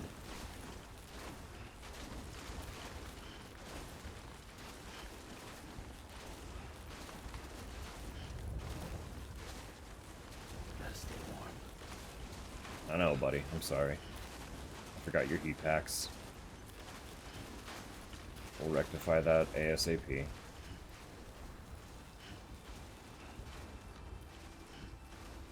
I didn't even check the weight of this cargo. And that might end up being a mistake. Oh, we're fine. We're gonna make heat packs right here.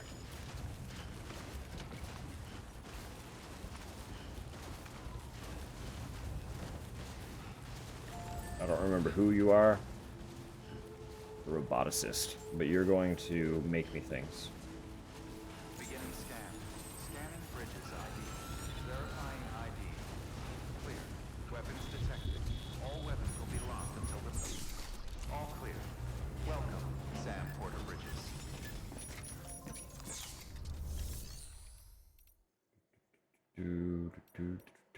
Fabricate, please. I don't remember where they are. Forgot about the silver hand. Two of them's probably fine. Just put them on my shoulders.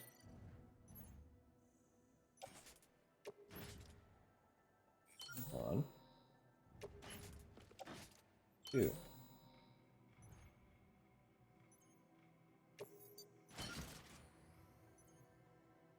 Yeah, we're good. We're so good.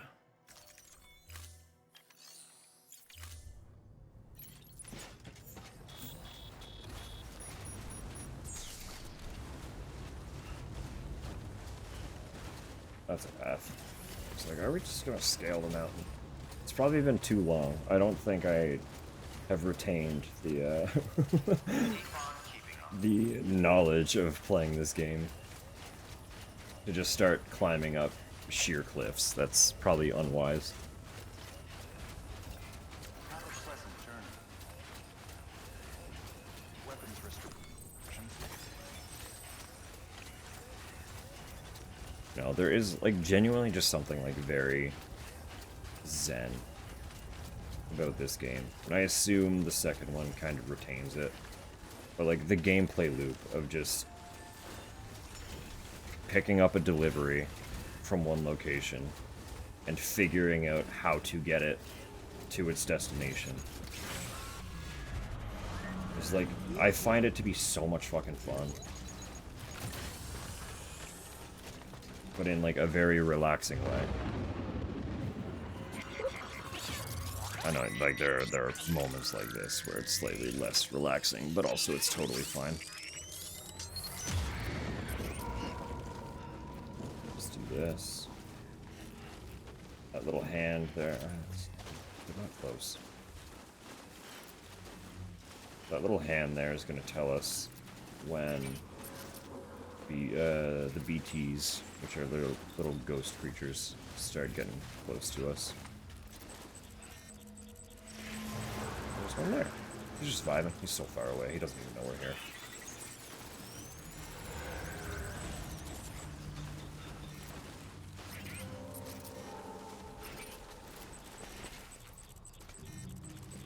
Crouch a little bit.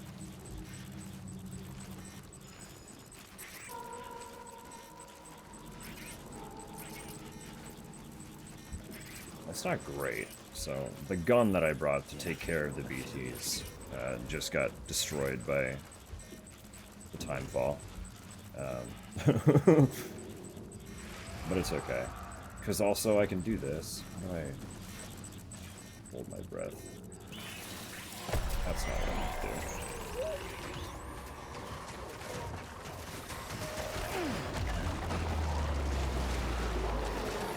do. We are still fine, I promise. I know it looks dire, but it's really not. It's not that serious. They're just goo.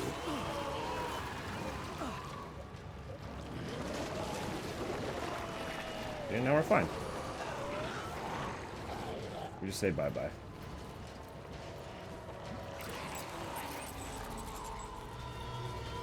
Bye, ghosts. That's kind of a shield drop. This is a little better. Bonk. How do you hold your breath? I don't remember. There it is. That's important.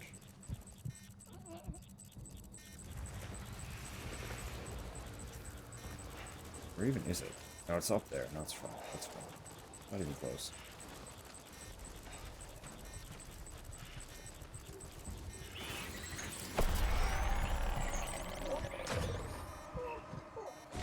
That's what I meant to do last time. So you hold your breath and it's suddenly like, I'm going to where I heard something, but I don't see anybody anymore.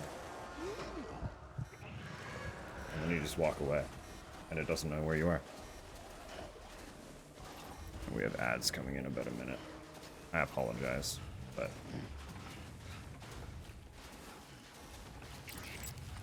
this is the game. So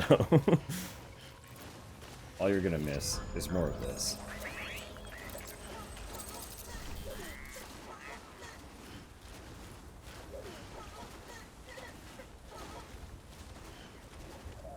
It's so far away. Where are we even going?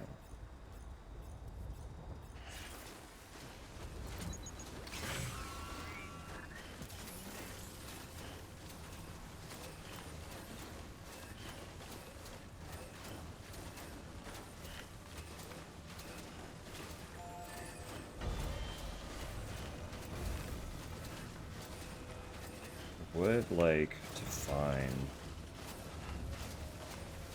a little power station.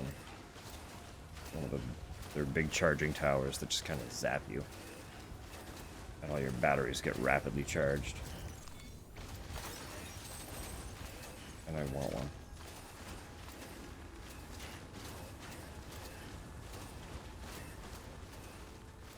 So the heat pack's on. My battery is absolutely being devoured just by existing. Also that, you see how he just like suddenly gained like 10 kilometers to his sprint as soon as he was out of the snow? That's canon, that's real. If you don't live somewhere with snow, I promise that's exactly how it feels. Trudge through snow for 10 minutes and then suddenly not have to trudge through snow and you feel like you could jump over a car. Beginning scan.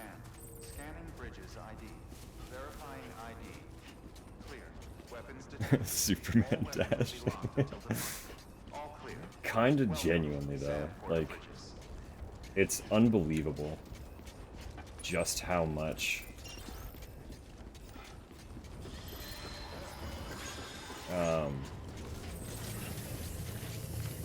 the snow weighs you down.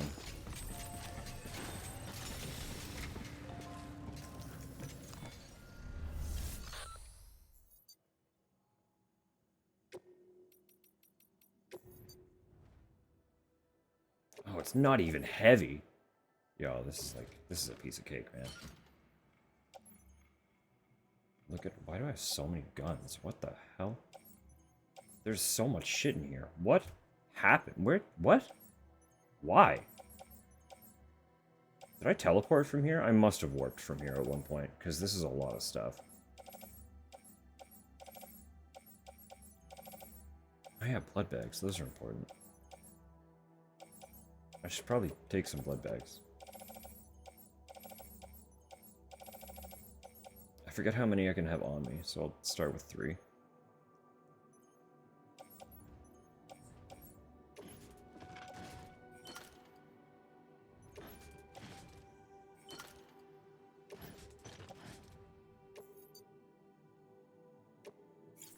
Four? That was 4, right? I can have 4 on hand in my pouch.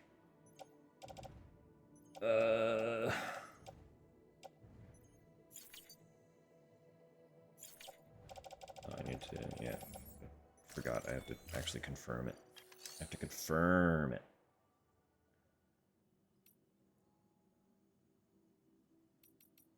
Just forgot about the firing range. What's going on here? Carbon cargo? Do I want to do that? Do I care? Why is that highlighted? Do I get something for taking that?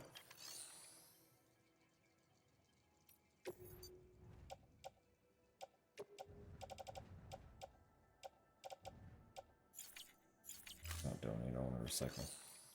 I want to recycle is what I want to do. So this got destroyed. Care that. Well, maybe I will keep it just in case, because the containers for the delivery.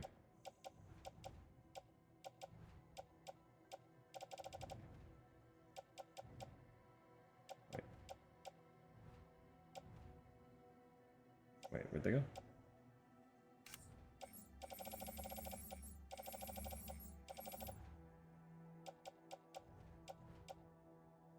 Oh, I can't recycle them. That's why they're not here. That makes sense. Okay, we're good.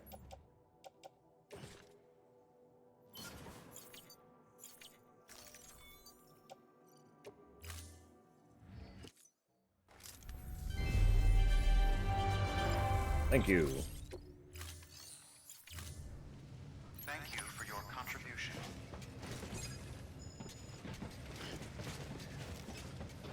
I need something to charge my fucking battery. Where are the charging towers? There were so many everywhere.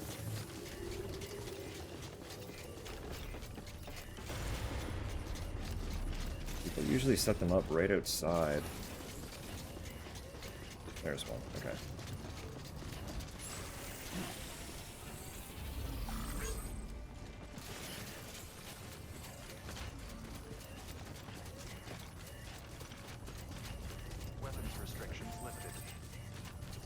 So that one was just a retrieval delivery, so we basically just do the exact same thing we just did, but in reverse.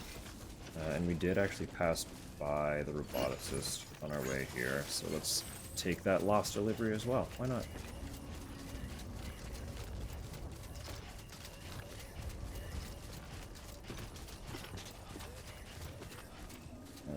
Probably not traveling by the spiritualist.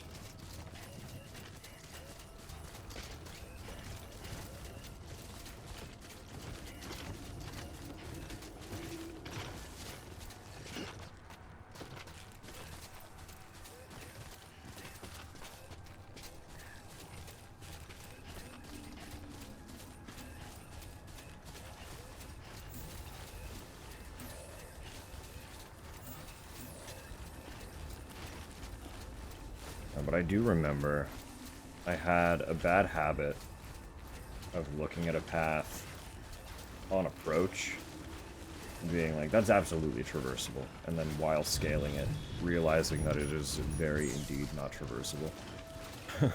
And having to kind of figure my way out of the mess that I made.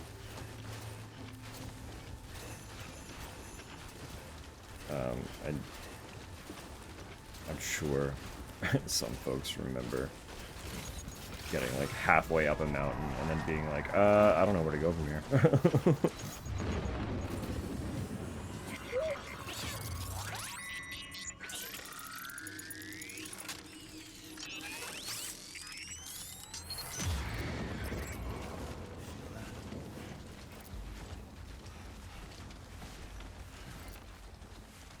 Yeah, if we get close to a ghost this time, I do have a way of taking care of it, even though I don't have the gun. So part of me wants to show that off a little bit too.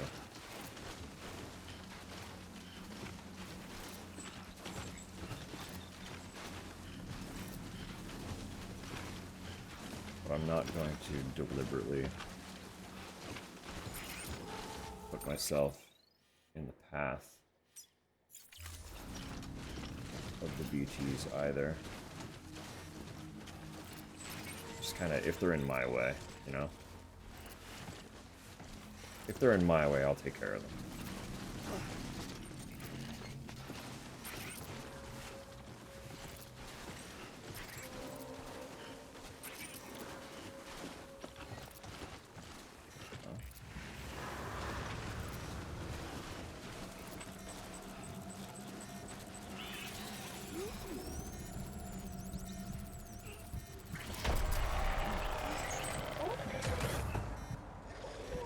Two of you, okay.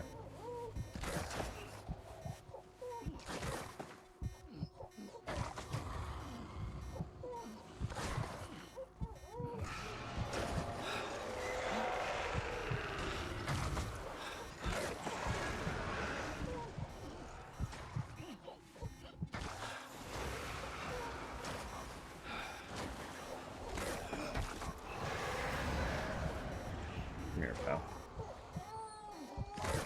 Come here, pal.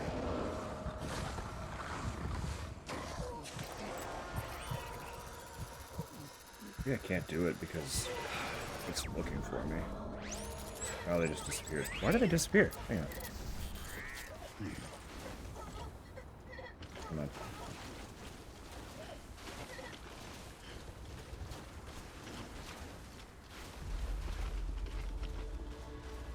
Come on.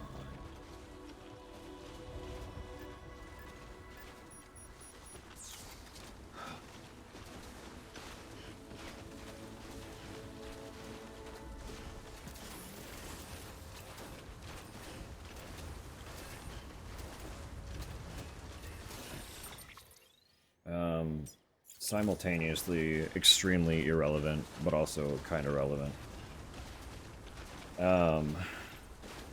A few folks that I like to watch have been playing a new indie game recently that I'm very stoked about purely because I enjoy the gameplay loop of this game. So I'm sure a handful of you have seen Easy Delivery Co. making the rounds. The moment I saw it, I was like, oh, I need this game. The whole concept is just making deliveries. 2 wheels up. I absolutely have to own this, so I bought it. I got paid and I bought it. Because I think, like, it's like $12 Canadian or something. It launched at 25% off. I was like, this is fucked up. Why, like, that's such a big discount for, like, a brand new indie game. So I own that game and would love to play it at some point.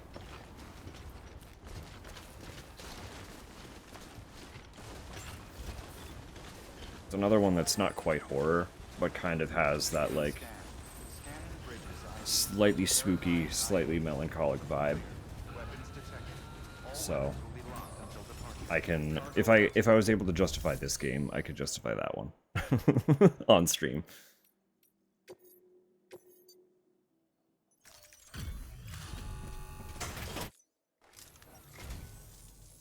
There you are. There you You've are. done me a great service, and All I that's did no was exaggeration. pick up a lost item that someone else was too inadequate to deliver to you. Oh, but you already have full reputation with me, so I didn't need to do that. You're the best. Come back anytime. You're the best. I owe you. Thanks. Thanks, pal. I'm leaving. New order available. Please access delivery terminal for further information. New order available. To whom, though, actually? What do you have?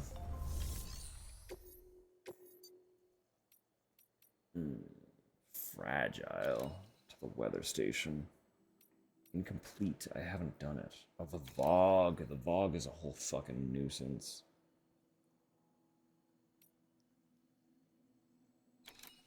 Those are all not the direction that I want to go, though. So I will deal with those another time.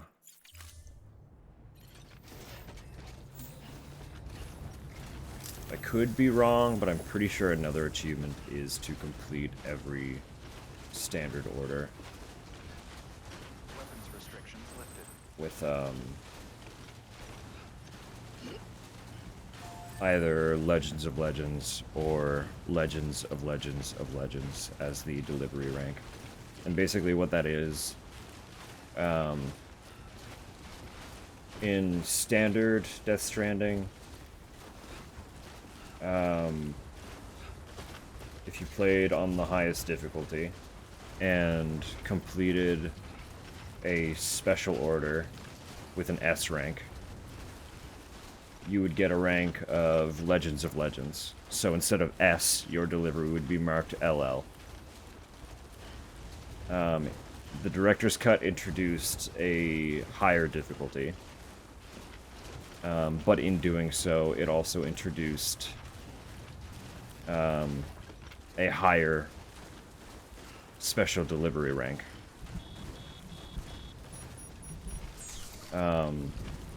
And because I had played the first game on normal and could only get a legend rank for special deliveries, I said, hey, I'm familiar with this game. How about we play the hardest difficulty so that I can start getting some triple L's for my special orders? And I had a great time. It was a fun decision. It's like, it's not a tremendously difficult game, if you're like into the gameplay loop and you're patient, it does make some of the combat pretty difficult. A handful of the instances where I found myself having to fight, there were certainly some challenges there. But for the most part, I was just playing the game again. Like, the difficulty increase didn't impact a significant amount outside of the combat phases. So it was a lot of fun going through and accumulating triple L rank special orders. I had a lot of fun with that. Trying to keep a strong sleep schedule? Absolutely. That is so valid. But it's lovely to have you back. I'm glad you're doing well, Droppa. Sweet dreams. Take it easy. We'll see you next time.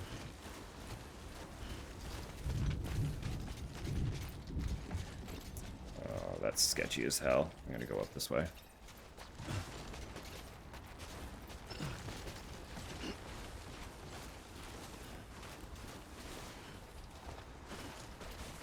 Sweaty dreams. I mean, depending on the context, they might be one and the same, right?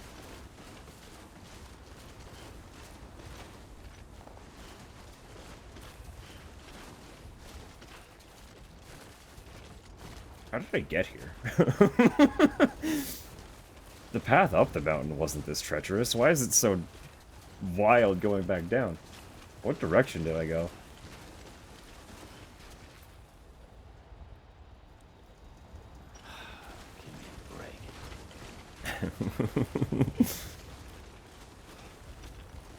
Samesies? You're heading off too, are you? And have a lovely night, KJ.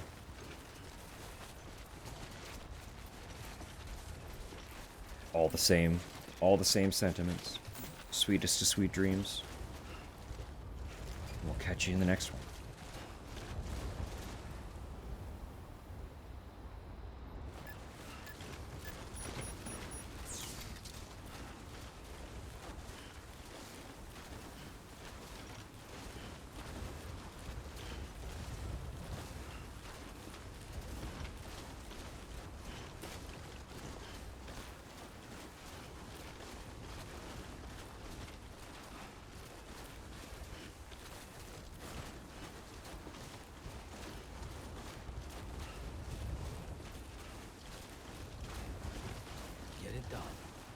We're working on it, pal. Our battery, absolutely fucked. But we're getting there.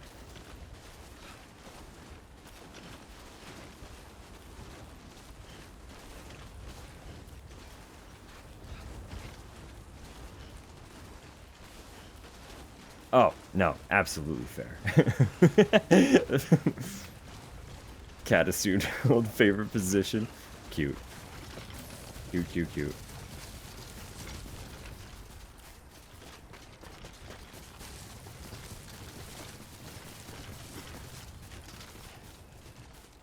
Oh, to be a cat. Sleeping in the established ass divot on the couch.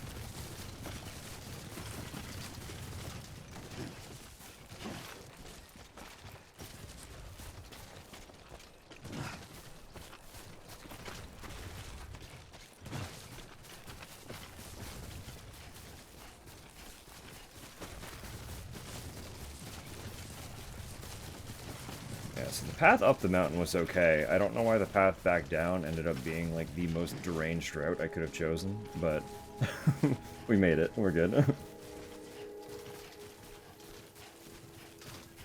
Oh, probably because we didn't actually come this far over. That makes sense. Never mind. It all makes sense.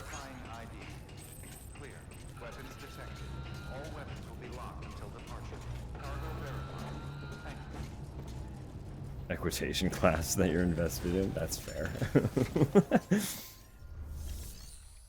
How long is that one running till?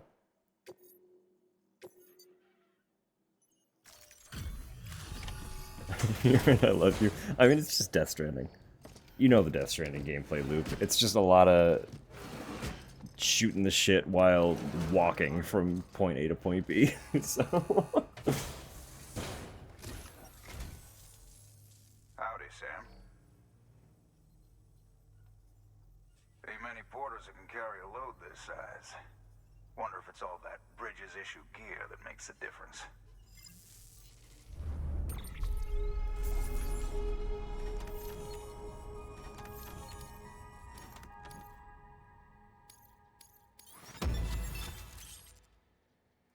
that's so much.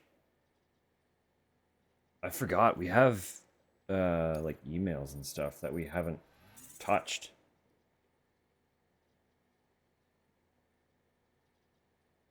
Dude commentating has a yapper voice.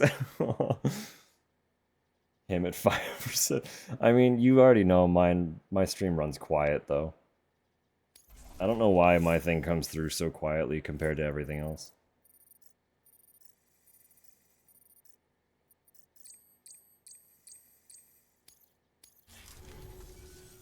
Take care, Sam. You too. I've got high hopes for you. Thanks, pal. Good work. New order available. Please. Show me that order, buddy.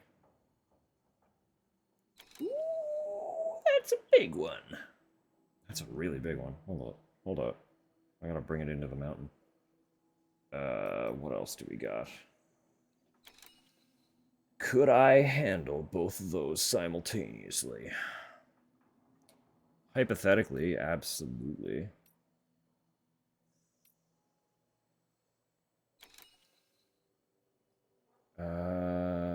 With the cart that I have on my person, I could, in theory, take all 3 of these.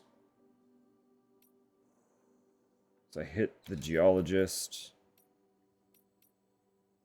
move over to Evo Devo, and then to Mountain Knot. The geologist being the closest as well means I'm offloading the largest delivery first. Yeah, fuck it.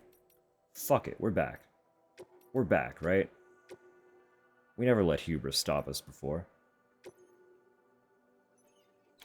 Let's get it.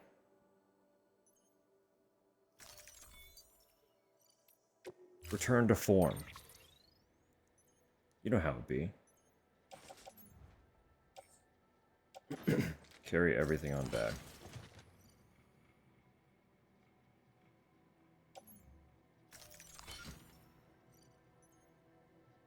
I'm gonna put the floating carrier on the ground. Then I'm going to put a bunch of this stuff. I don't know how much of this will go into the floating carrier. Definitely not all of it. Okay, we can make more floating carriers though.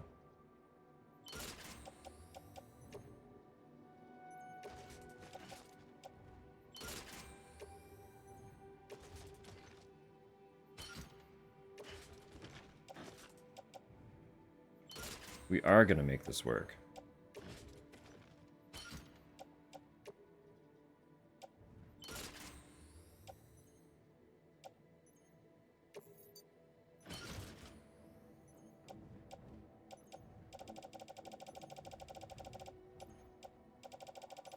Nothing's on the ground.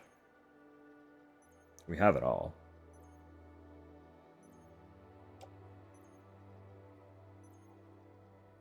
And I didn't even hit halfway. Like, I could still carry twice as much. Weight, anyway. Not much more in height. Height is kind of maxed out. But as far as the carry weight goes, Sam's doing fine. Order assigned. We just attach this to our belt. Actually, hold up. I need to make a battery. So maybe I can't carry all this. Can I? Oh, I can't fabricate with you. Scratch that.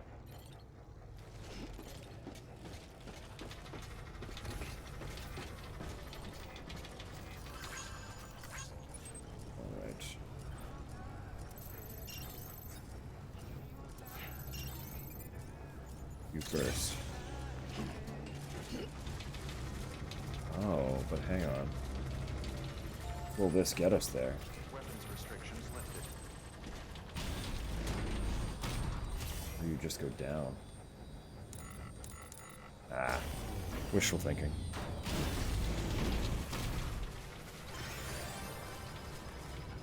Beginning scan. Scanning bridges on tablet plus verifying ID. Clear. Weapons detected. All weapons will be locked until departure. All clear. Weapons restrictions lifted. I guess I could have made a PCC. No, I can't fabricate it, this guy. Right. That was the issue to begin with. If I just make a charging tower, I don't have to stress about my battery at all. But also, I don't think there's a lot of snow near the geologist. Like, we might be able to avoid having our heating packs turn on for as long as possible.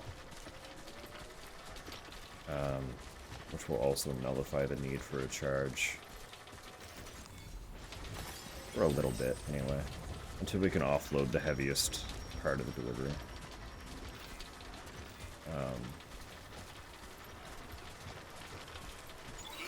It makes me do that. I'll look at the PCCs and double check the map for any charging towers that might already exist. But we're fine and dandy for now. I guess I don't want to sprint because that'll drain my battery faster.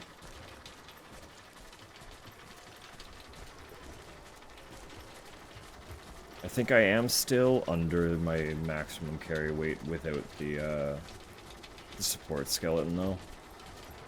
I think Sam can handle 170 kilo. Minus the skeleton, if I'm recalling correct. That's about where our capacity was, I think.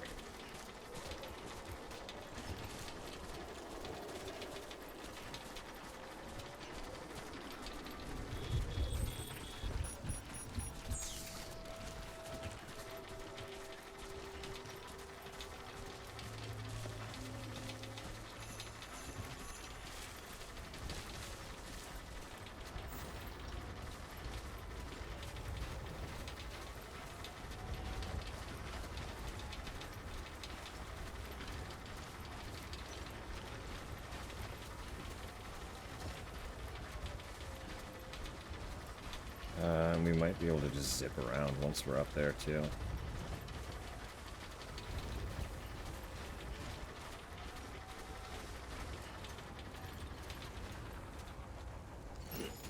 Oh, no way. I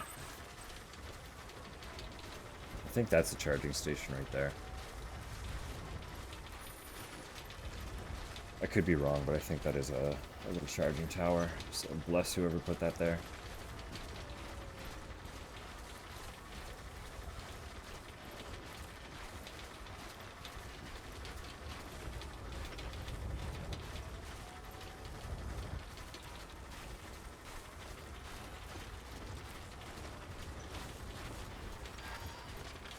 I know, battery low.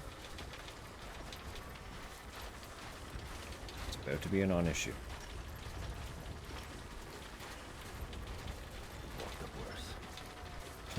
Yeah, we have.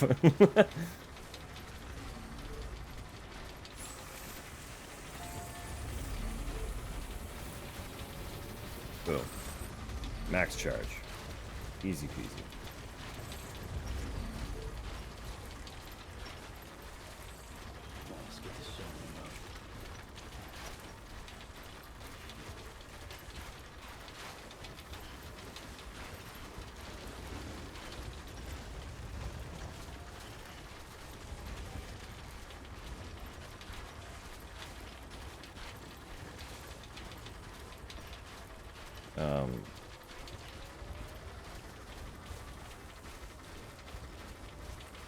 I also don't know how y'all are with like claw grip controller, but it helps a little bit because I still have access to my shoulder buttons while stabilizing Sam. with the triggers the whole time. I was a naysayer to the claw grip for a very long time. It was like, it feels awful, it's not worth the effort, blah blah blah blah blah.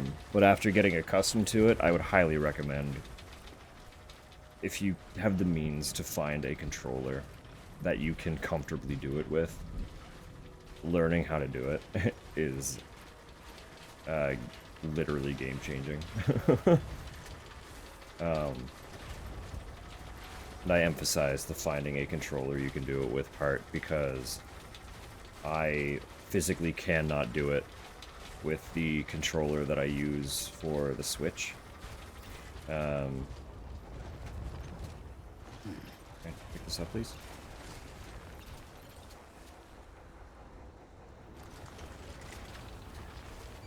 Can I grab it? Thank you. No, I can't do it with the controller that I use for Switch. It's just not the right shape. My hand kind of slips.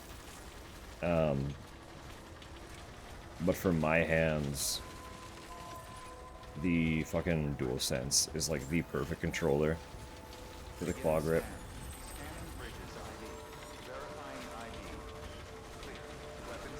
I kind of forced myself to learn how to do it while playing Armored Core 6, because you almost, like, it's basically a requirement to have access to as many buttons as possible as quickly as possible in that fucking game.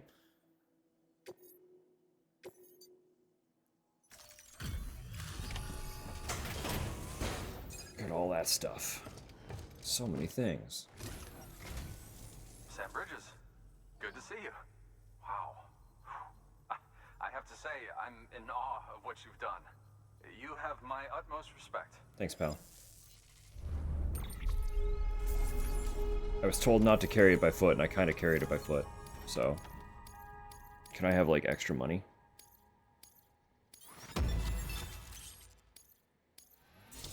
Hey! And we maxed him out, too. Let's go.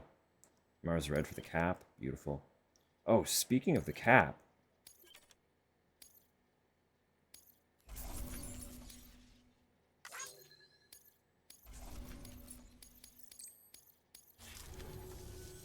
Tell me, do you have any use for this?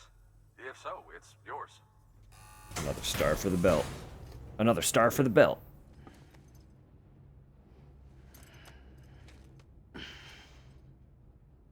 Look at that. We're collecting them. Bit by bit. Alright, best get back to work. Good luck out there, Sam. Bye-bye. Bye now. Good work. New order available. Please access delivery terminal for further information. Do you have anything going to Evo Devo? It's roboticist, that's opposite direction, but it's so tiny, actually.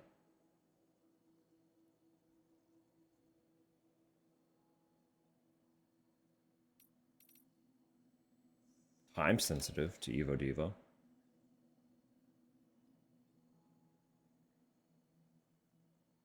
I'm literally headed there right now. I could do that.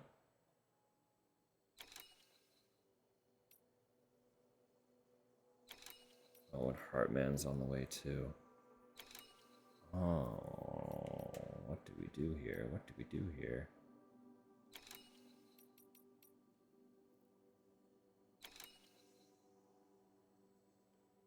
How many parcels? 4. They're light as hell, but they're... Oh, that's not 4. 9. 9. I don't know if I can carry that many. Even if they are tiny. We'll get back to you. You're not on our list anyway. You definitely.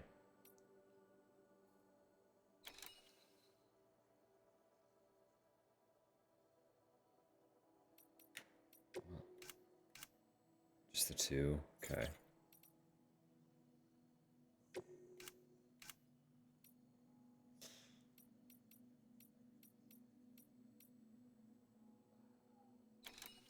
all small.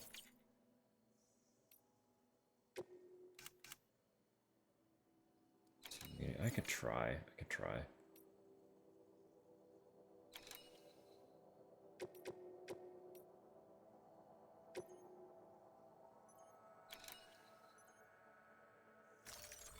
As long as we can fit them.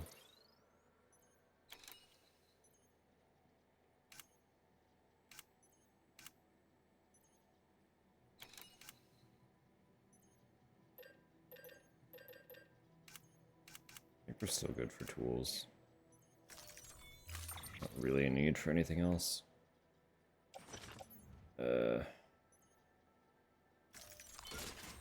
All of it in the carrier. Okay. Yeah.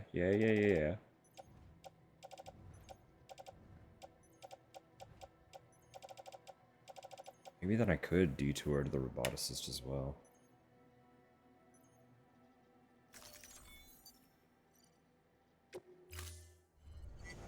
Order assigned.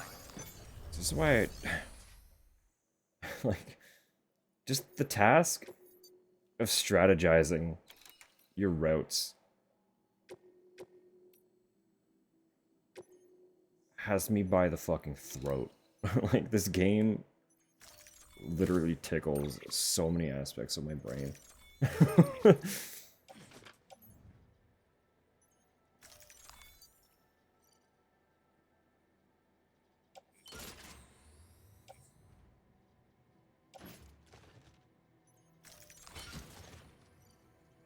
Yeah, I can't carry those all. Okay, never mind.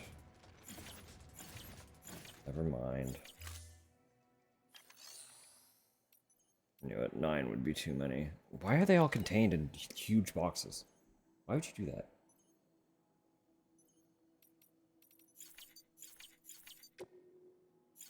Alright. Onward then.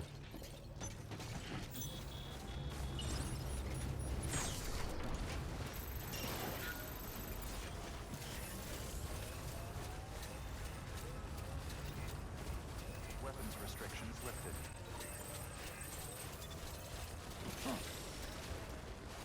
I don't know if I can ride the bike with the floating carrier, but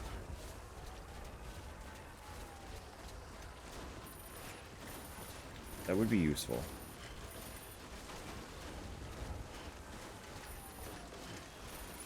Sorry, did I not? Thought I...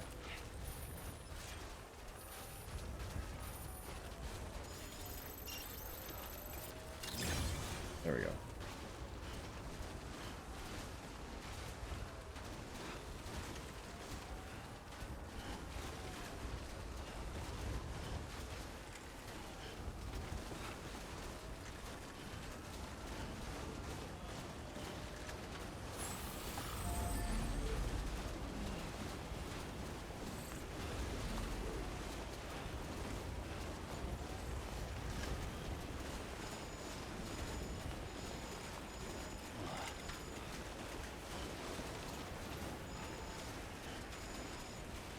Also, as stressful as that sounds, cargo container ruined, it's not a big deal. So cargo getting damaged impacts your delivery grade once you complete a delivery.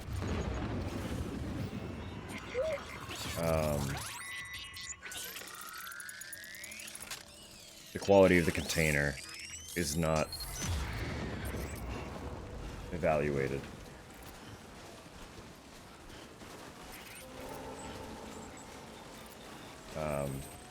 But it is important in that if you fall, like if you take a tumble,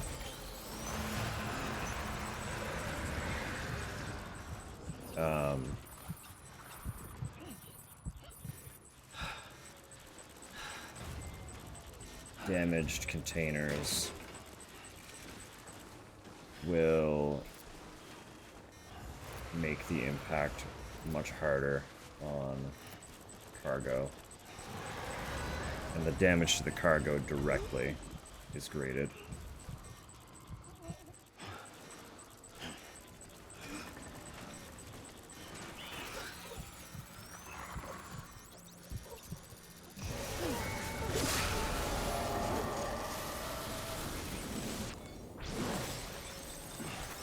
We just sent that man back to the afterlife.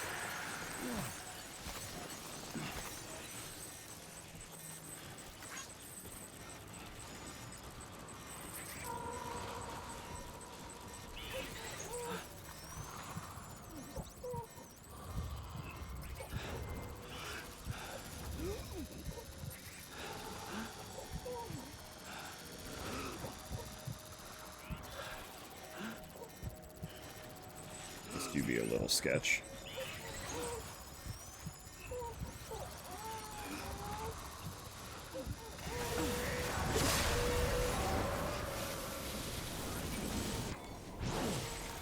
Considering I'm trying to get through here quickly.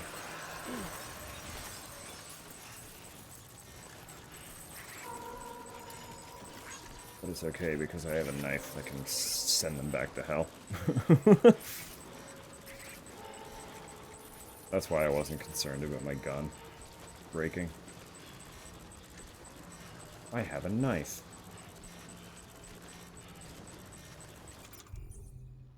That's how you do it. We're gonna put that on. We're gonna put that on. No, we're gonna put that on. And we're gonna put the hat on. And we got a drink. I don't remember how to drink.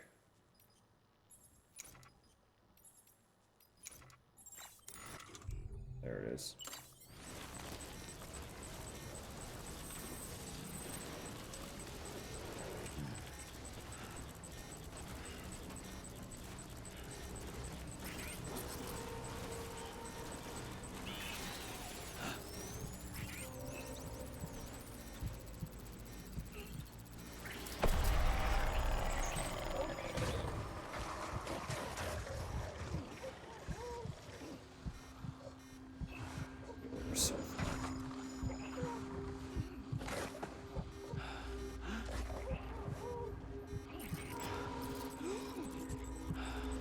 Stress, no worry. No stress, no worry.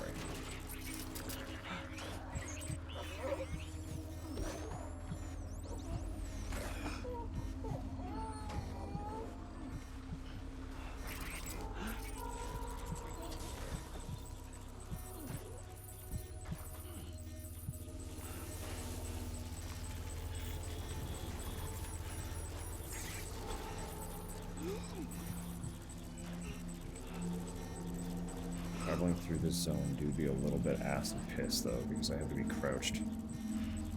I don't have to be crouched, but it's like I'm very likely to get grabbed if I'm not crouched. Getting grabbed would be very bad.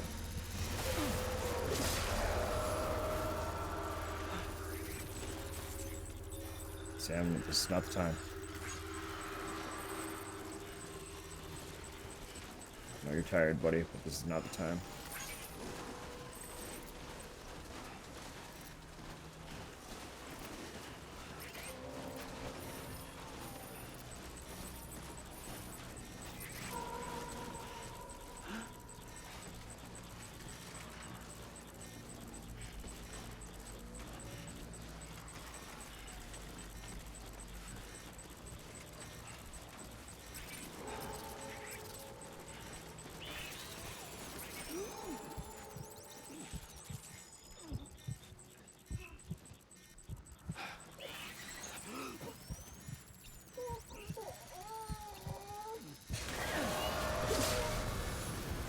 Child.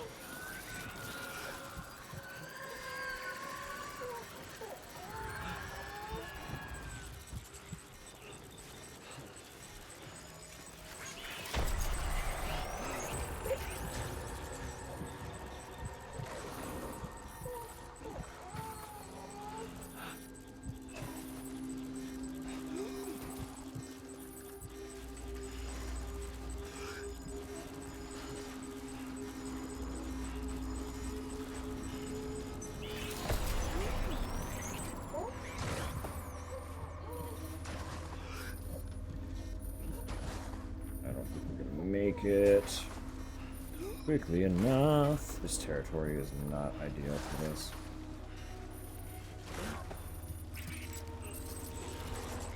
If I don't get the S, I'll like build zip lines between the two locations at some point.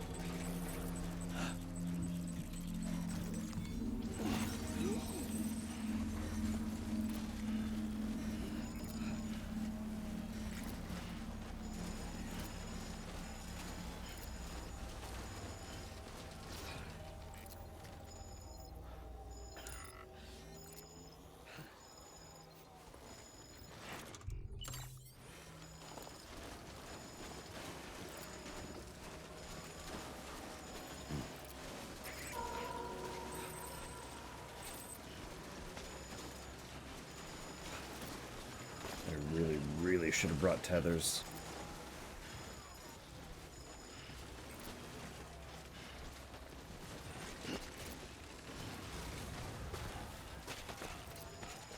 This is a little bit of a sketchy terrain.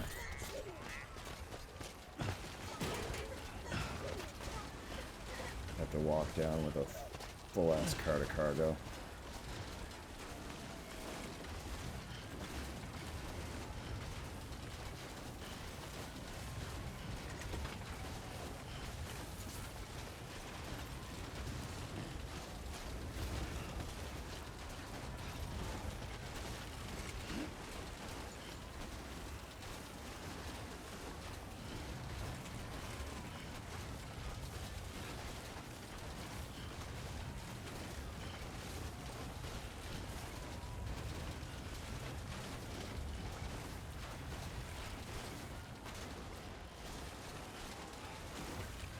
That's a zip line, so there might be a zip line network somewhere.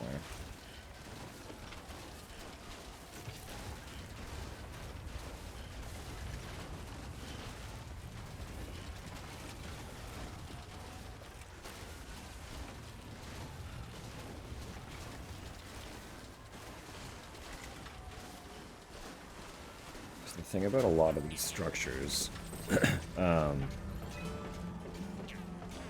like many of them are built by other players, but their instancing into your world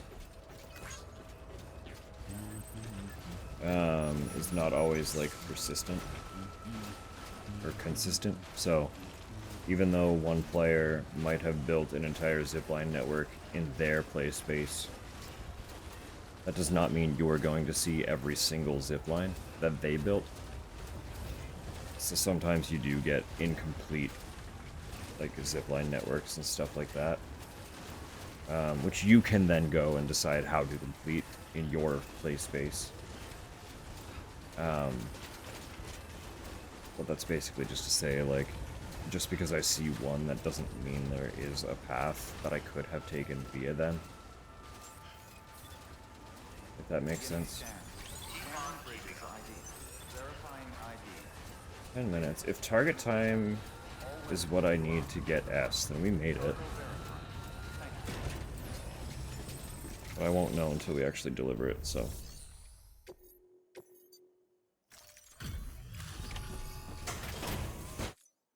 Hit me with that rank. Thank you for coming. Right on time, as I knew you would be. Fast as fuck, boy.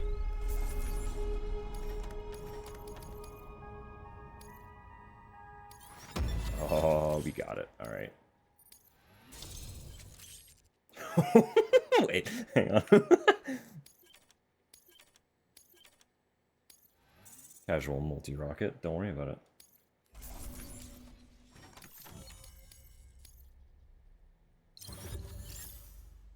Oh, no, never mind. That was the one that I was trying to beat. Okay, so that's the time delivery. And we got a B. That's okay.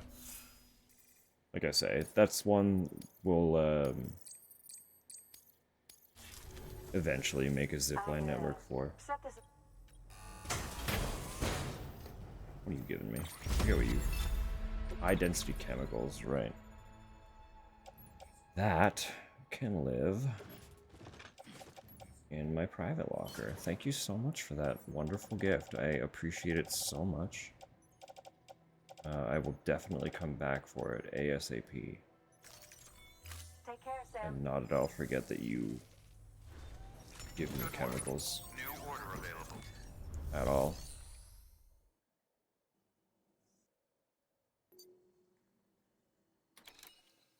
You are going to the roboticist. But I am not. This is also time sensitive. We will ignore the time sensitive. Oh my god, hold up, I just looked at the weight. That's a lot of stuff to move quickly.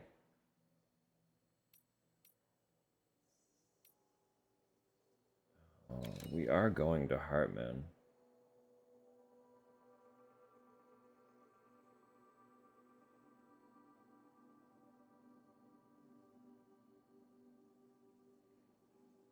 I should ignore the time sensitive until I know that I can zipline. I should, reasonably. I can also oh, no, I can't because it's terrorist territory.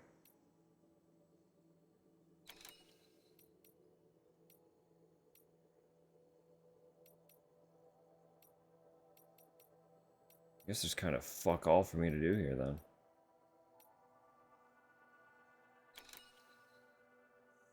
Unless I take this and just like hope that I can get there in time.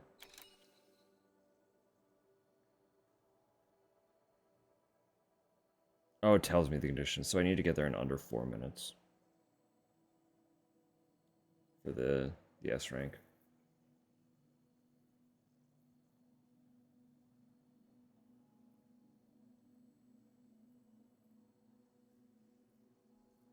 Through the snow, I literally don't know if that's possible. That's fine. No deliveries from you, currently.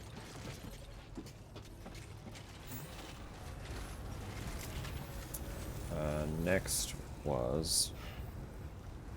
Must go to bed, absolutely. No worries at all.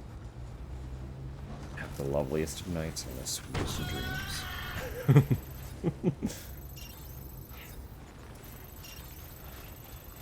No, I'm never offended or surprised when you folks have to peace out. Because again, so many of you... So many of you live in places where it's so much later than here. Absolutely surprised. I am frankly shocked and appalled that you are not willing to commit start to finish to my entire broadcast. How dare you? How dare you come into this space and not full commit with your entire ass? After stream you open your diary.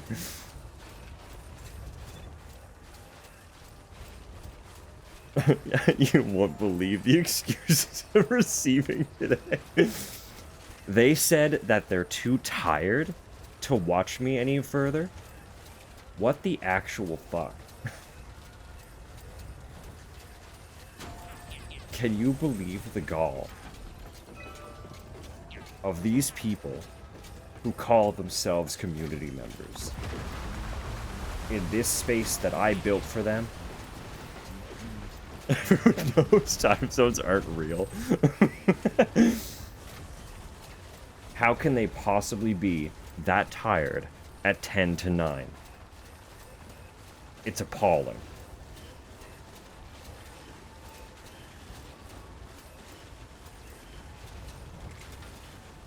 Meanwhile, it's 10 to 9, and I am also kind of like, man, it is pretty... I'm kind of tired, isn't it? I'm kind of tired, isn't it? Week was long. Sleep was short.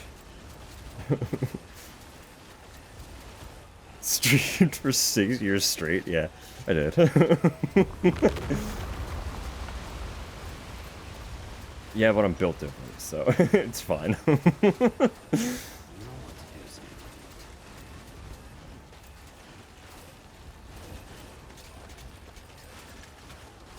I'm literally a freak.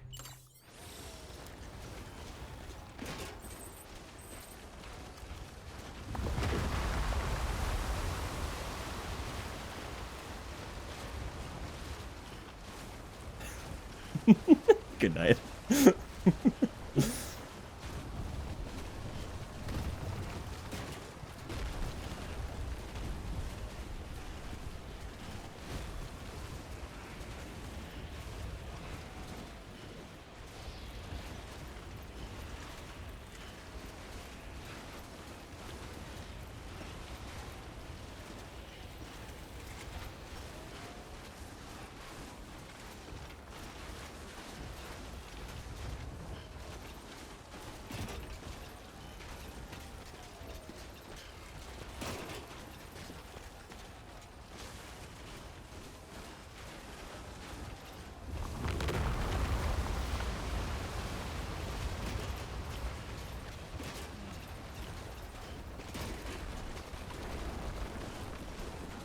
rocks do be making me quite anxious. I won't lie.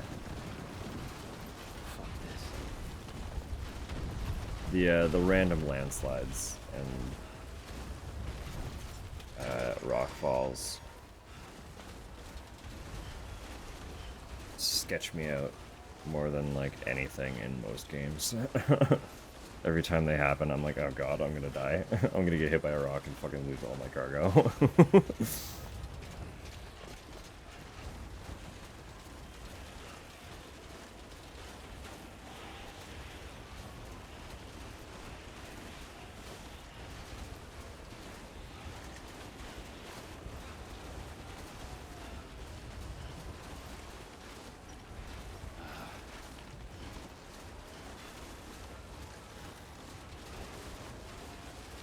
Hartman, pal, I know you have a battery somewhere outside your facility.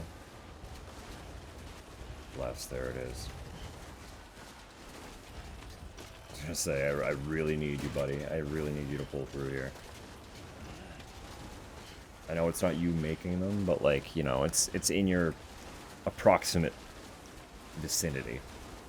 So, therefore, it has to be yours and your responsibility.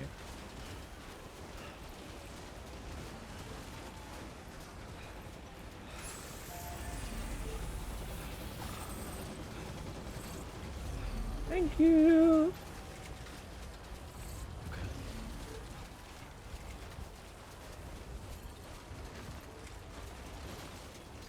Oh, what the fuck is this, though? It's like, oh, come on. Pick up. Pick up what? Oh, they're cryptobiotes. There we go.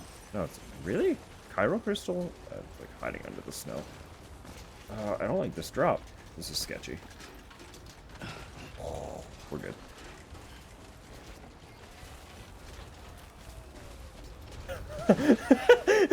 Bastion, what were you doing, pal? That's how did you even get that there? What? Oh, we have ads in 3 minutes. I apologize. I do apologize.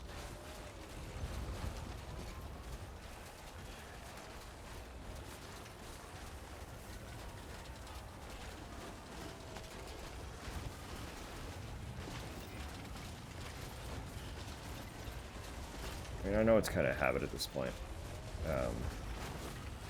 for the standard streams, but I suppose in the future.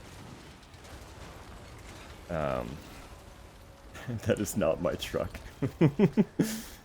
Well, that truck wasn't stuck. That one looked like he just gave up on the positioning.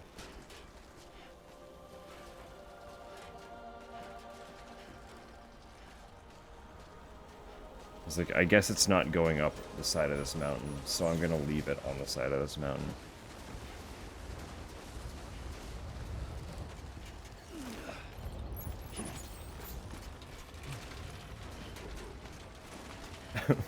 Also, I have you on Steam, so I will notice when you start playing.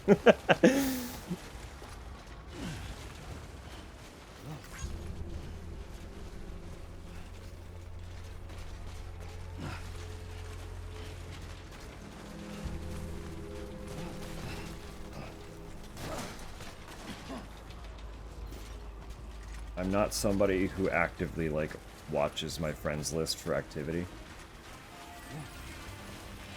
Why am I suddenly carrying things? Why are these in my hand? Where did these come from?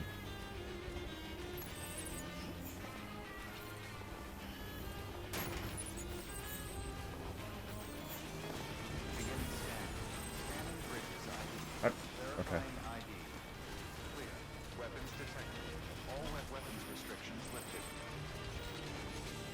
What was I saying?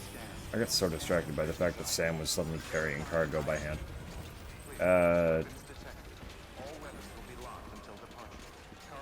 No, I don't go out of my way to monitor what people are doing on Steam. But I am always acutely aware of, like, things. I see many things, whether I try to or not. I just see. Delivery complete.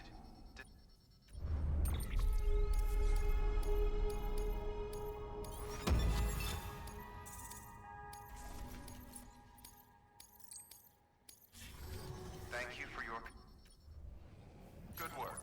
New order available. Please access delivery terminal for further information.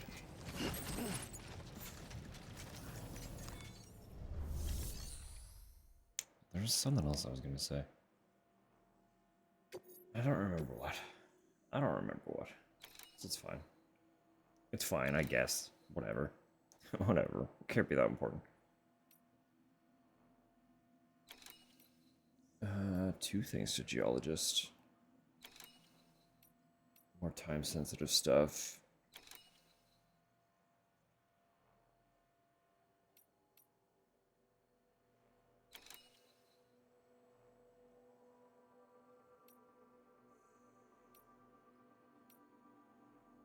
These are going to Mountain Knot. I am going to Mountain Knot. Therefore, Doctor is also close.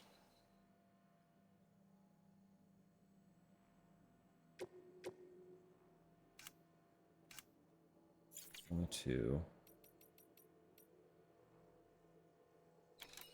I've completed this one before, but it's only an A, so I can make it better.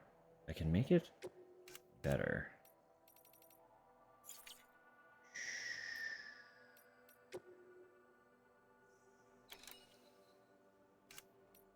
Yeah, I should be able to fit all those on my back.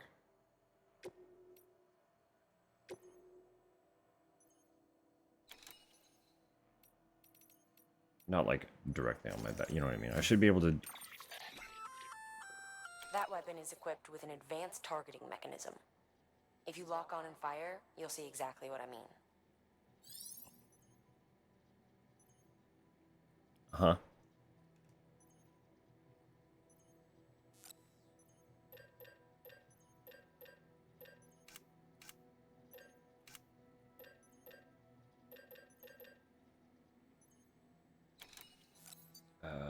Yeah, yeah.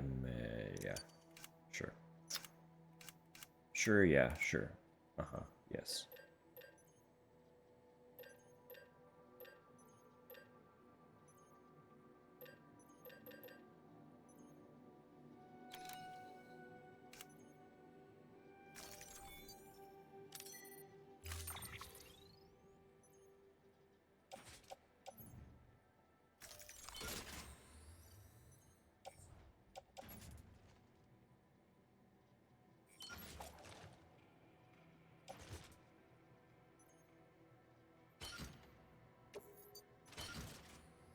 Yeah.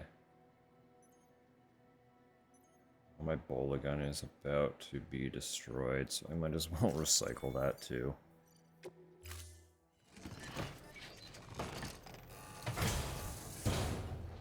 Boom. Order assigned.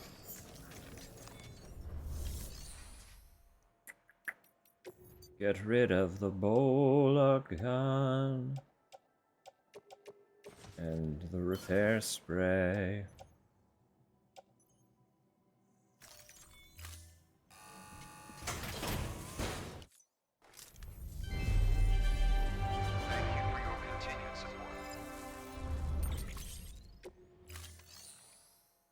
Like, time literally just fucking dissolves while I'm playing this game.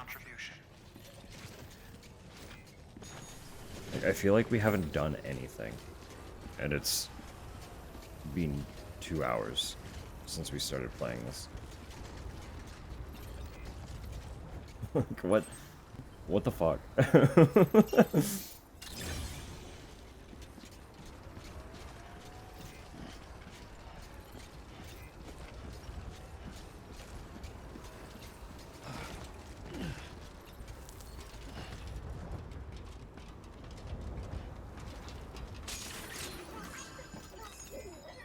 Stretched it too far. Well, that's good to know. I go back down the ladder.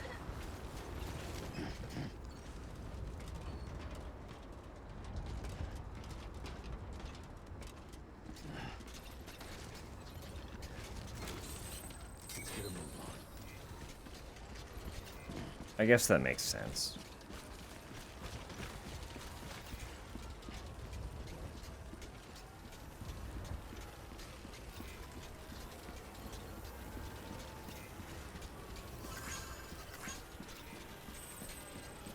See where that zip line takes us then. I feel like we had a decent network in this area. By this area, I mean the mountain. Reasonably.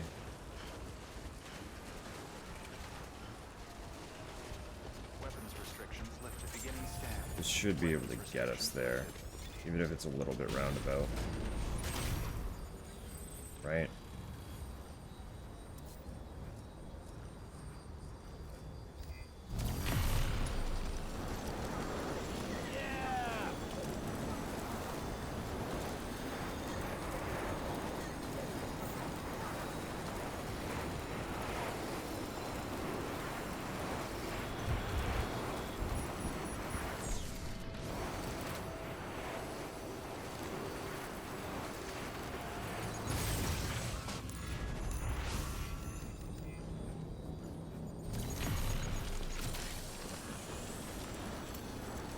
Maybe.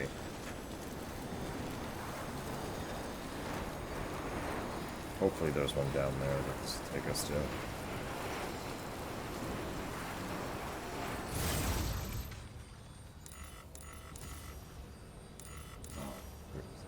Okay.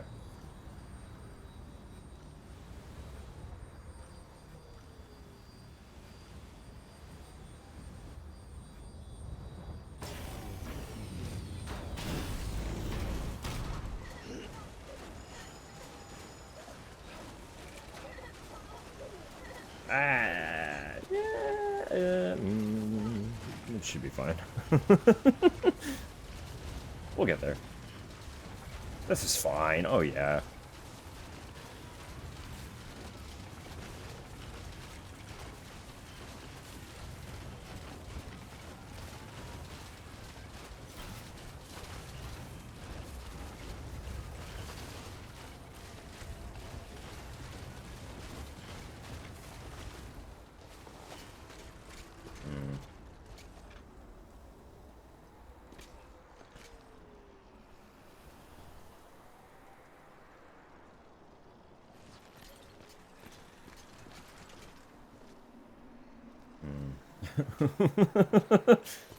Hmm.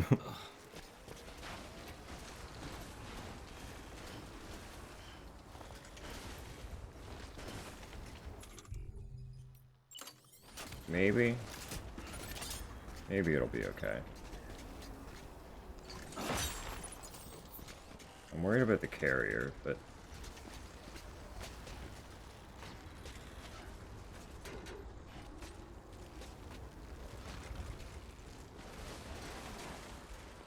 Yeah, okay. No, we're good. Oh, yeah. Look at that. We're fine.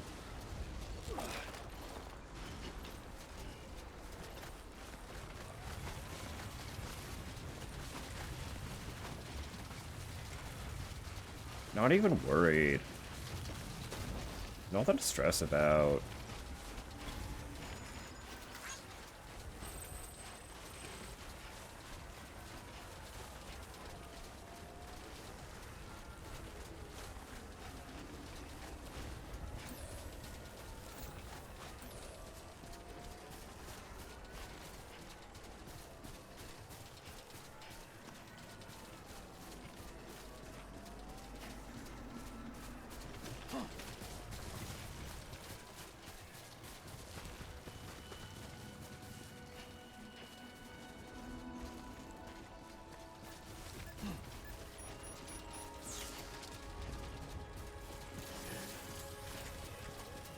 Machine oil. That's a huge one. Giant cargo.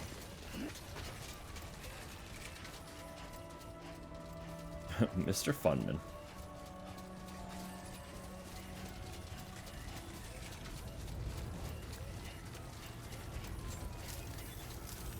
Beginning scan. Scanning bridges ID. Verifying ID. Clear. All weapons will remain on. Decontamination advised. Foot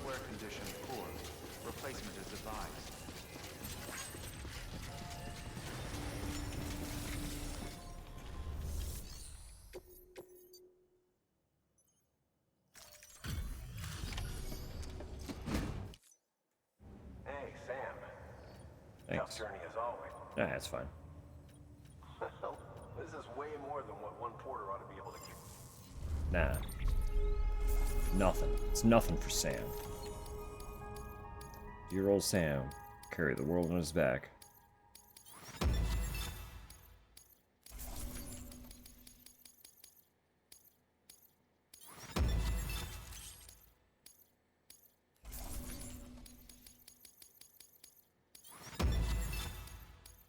Yep.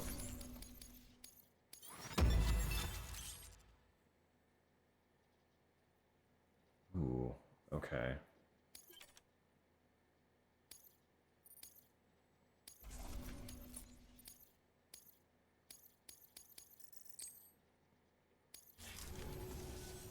Thanks, Sam. You're an inspiration to all. Good work. New order available. Please access delivery terminal for further information.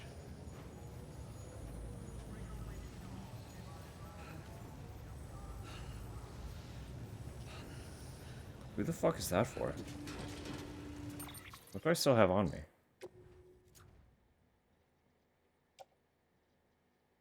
Right, we picked up lost cargo. Oh, yeah, and then the doctor. We took on an order for the doctor. I did forget.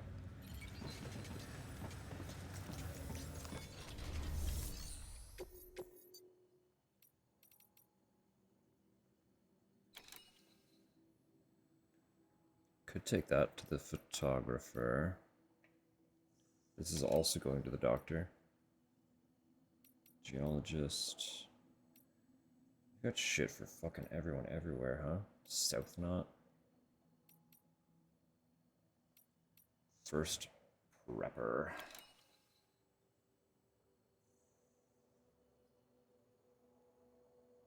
$348 kilos of alcohol for the first prepper. Holy fuck, dude. What the hell?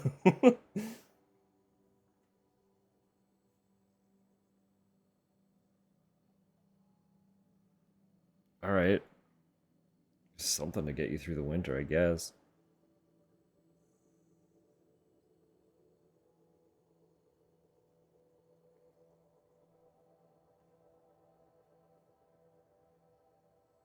I could hypothetically do that by zipline. So maybe we go visit the doctor first.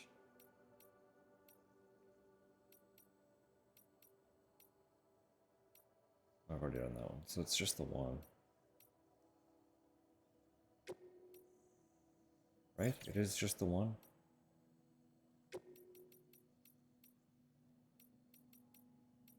Yeah. Okay.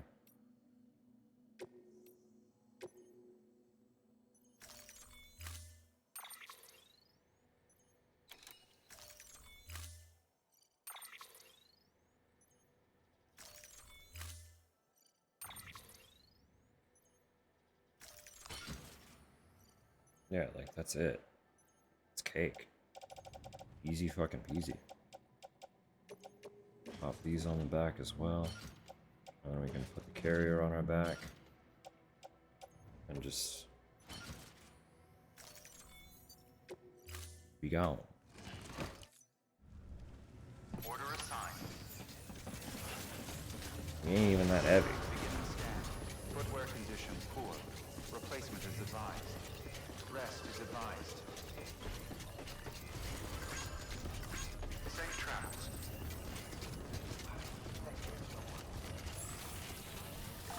Weapons restrictions lifted.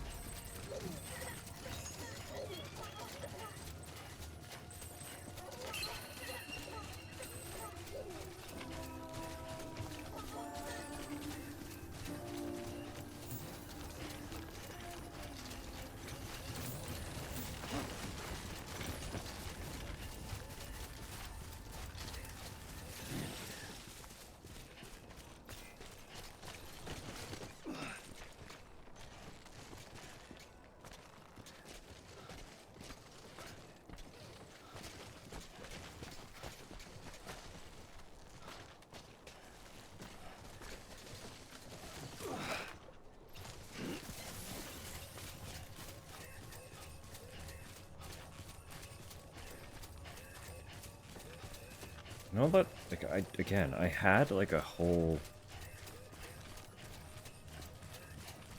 zipline network. I don't know how many of them still exist. Also,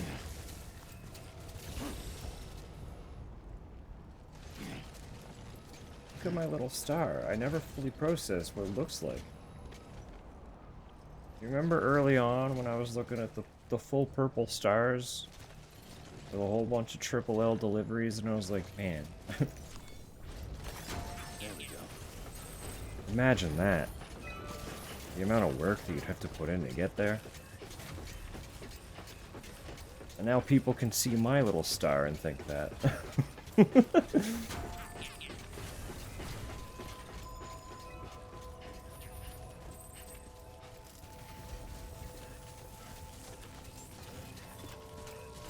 Beginning scan.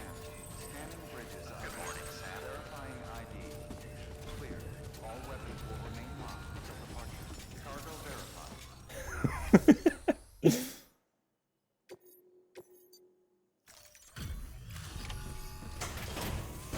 It's a very good emote.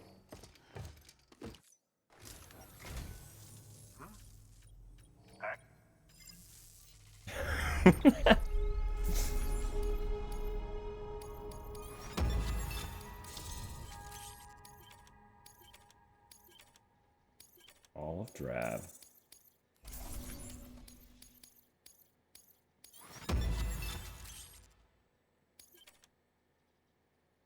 What became of Hartman? It's just the timed ones that I need to do more of to get the full purple.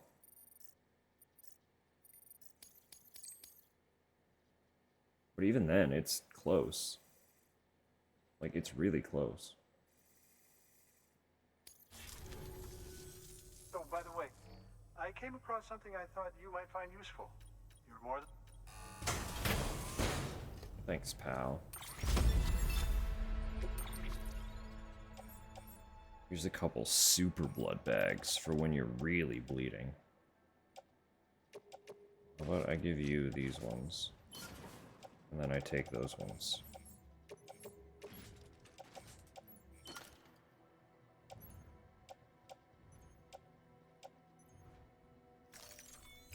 Do remember not to... Good work. New order available.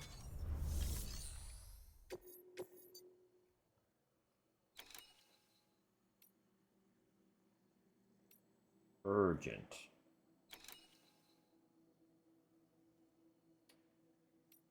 That's huge.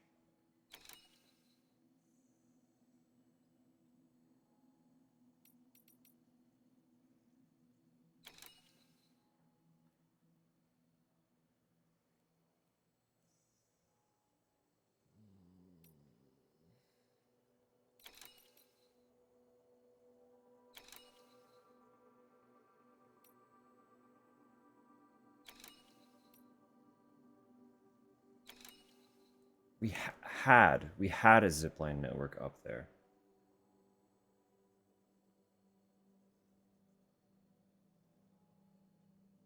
I don't know if we still do, but if we do, this should be really fucking easy, despite the size of it.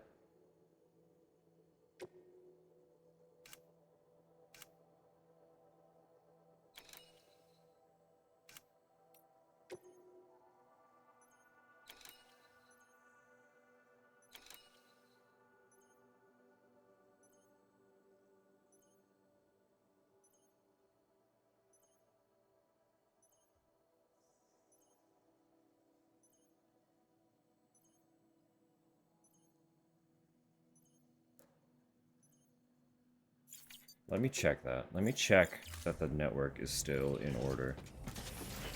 Because I should be able to link 2 or 3 cargo carriers together. And then just fucking roll. Like, that'd be so easy.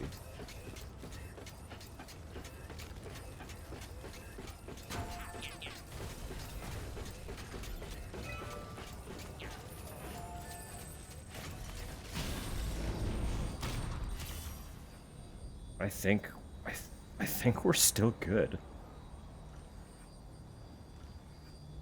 I'm gonna try it.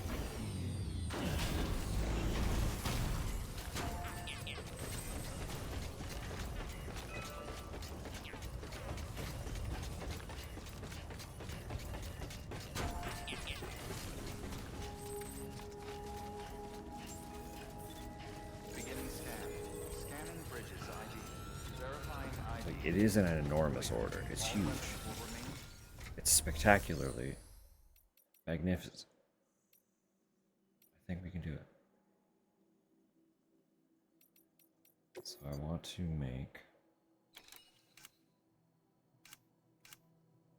2 floating carriers. I want to see if I can connect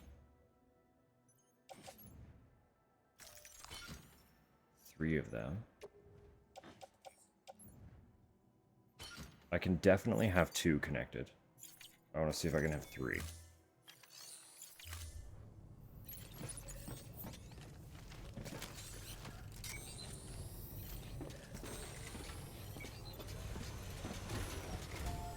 Can only be 2. But I still think we should be able to fit it all onto the 2 carriers. Genuinely. Very genuinely, unironically. One of those carriers is about to die. So let me recycle that one.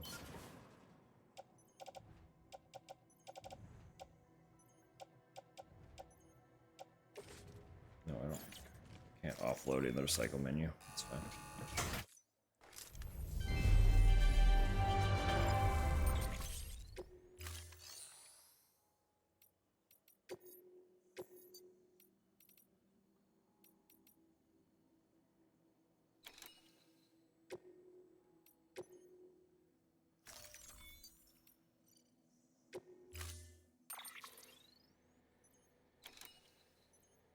Had a little Uchi. Absolutely fair. Absolutely fair.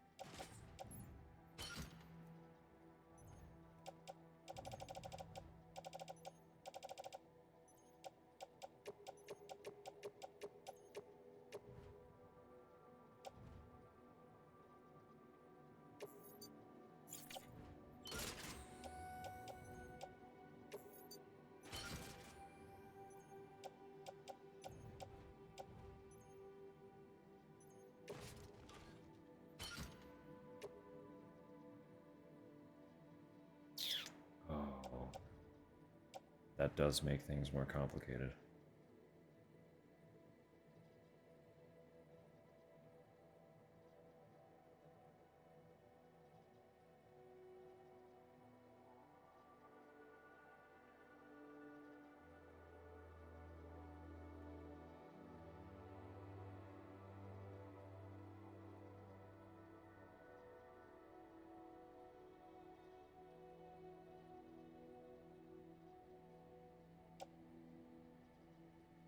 We can carry them all.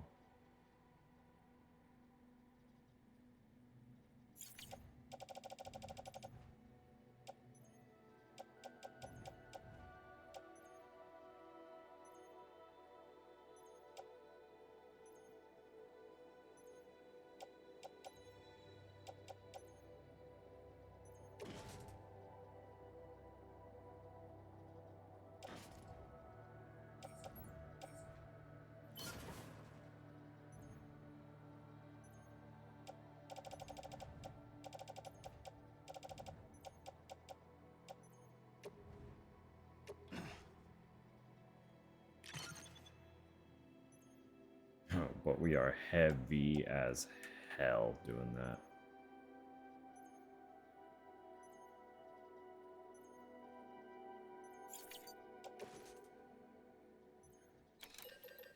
we...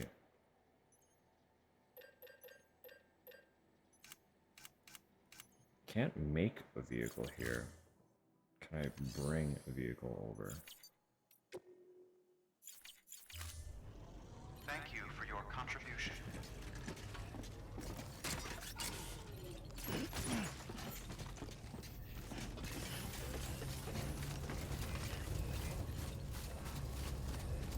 Weapons restrictions lifted.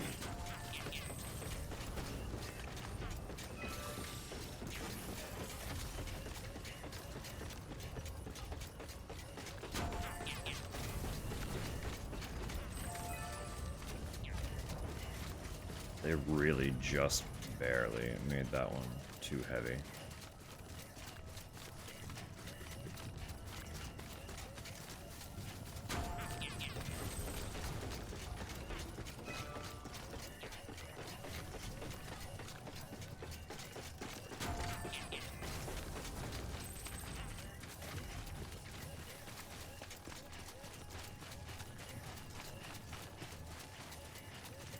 But if I can bastard my way up that mountain in a truck, I will bastard my way up that mountain in a truck. You know? I just worry because there is a little BT zone partway through. Beginning scan. Scanning That could cause some problem. Clear. Safe travels will remain locked until departure. All clear. Well, decontaminate advised. Footwear condition poor. Replacement is advised.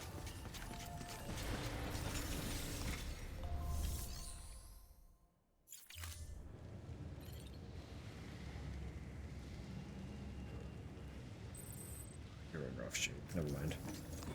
I was like, there's one right there. There is one right there.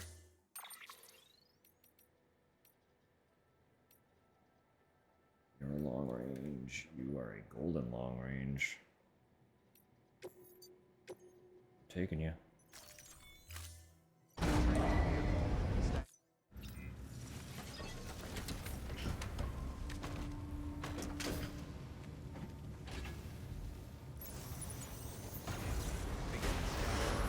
condition. Rest is advised. Replacement is advised.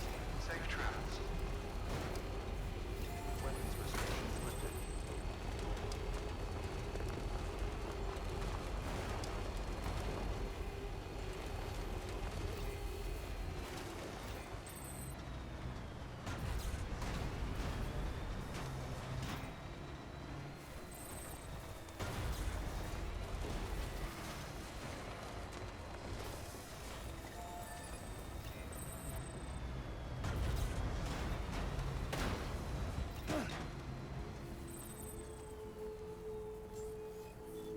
Beginning scan.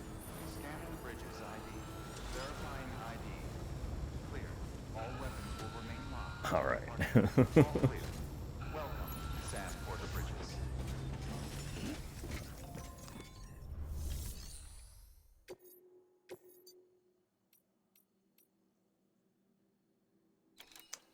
All right, buddy. Let's get you your fucking fuel, shall we?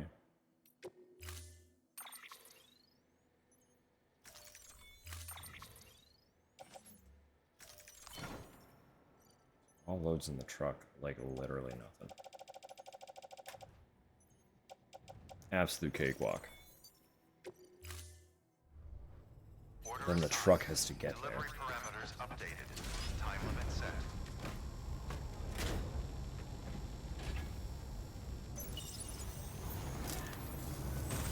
I guess worst case scenario too, if I can get it close enough that it doesn't like threaten despawning, I could always zip line it part of the way and then go back for the rest.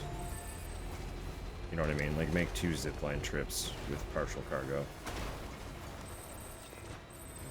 Because I can offload it on his doorstep and then complete the delivery once I have the second portion of it.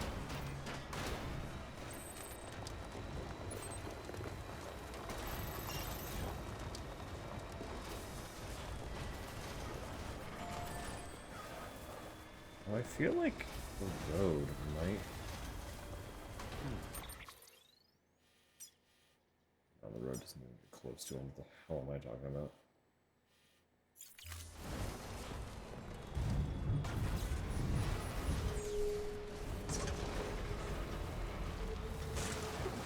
This truck, what are you doing?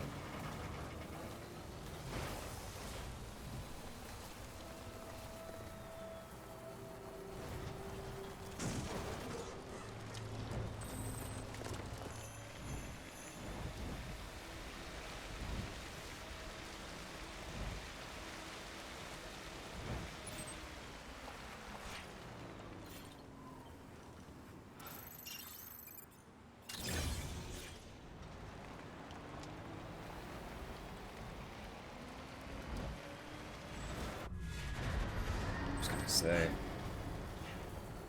that snow is so thick.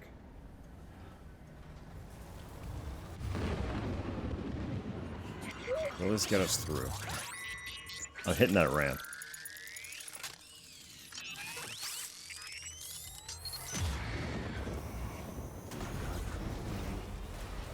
I'm not hitting that ramp. Who built this?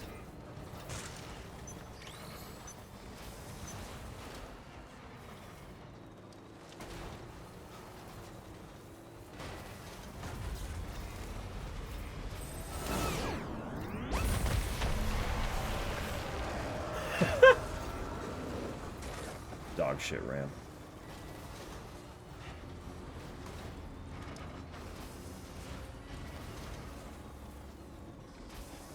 Okay, where was the nearest zip line then?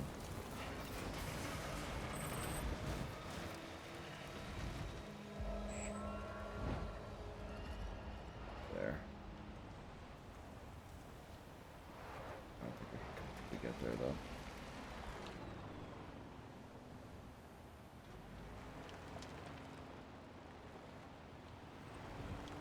If I leave it in the truck.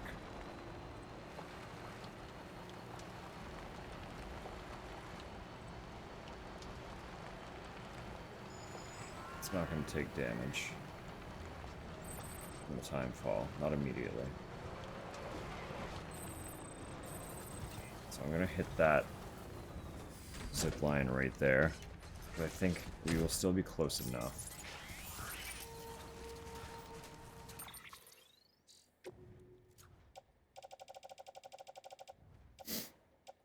Put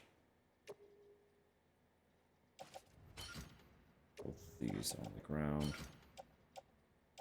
Each could carry 6. Get 1. You get 1. How many can I put on my back?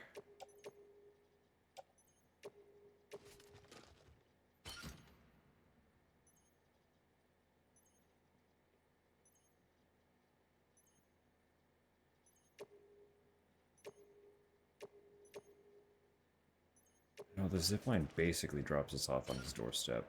So even though we're borderline max carry capacity, that should be fine.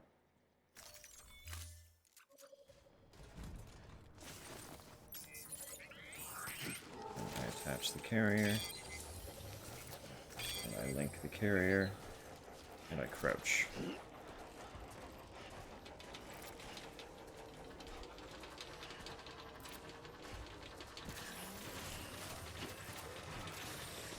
Forgot how slow he moves. He is very overweight.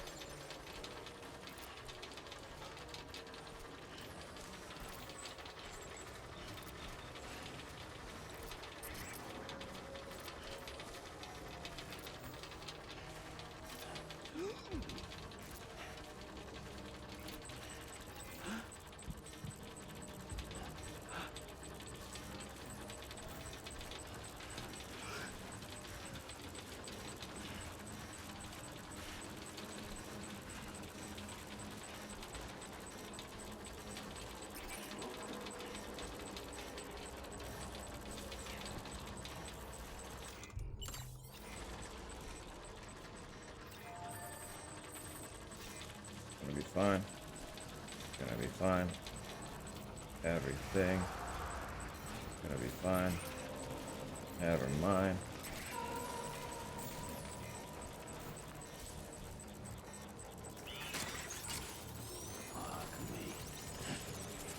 Get up, Sam. Don't you fall over now. We can only use one carrier at a time on the zipline. That's news and very duly noted.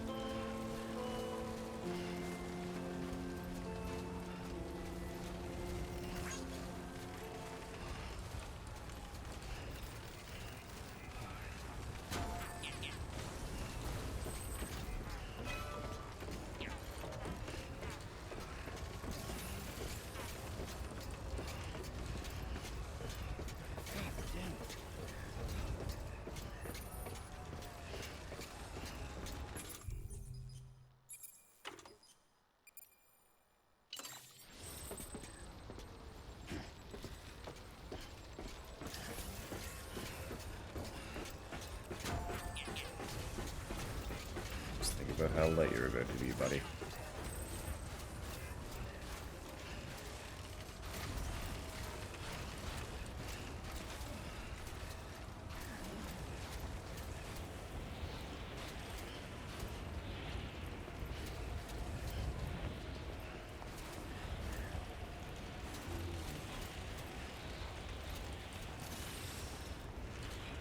Okay, I think I'm getting sketch about the distance. I'm going to offload these here, go back for what I left down the mountain.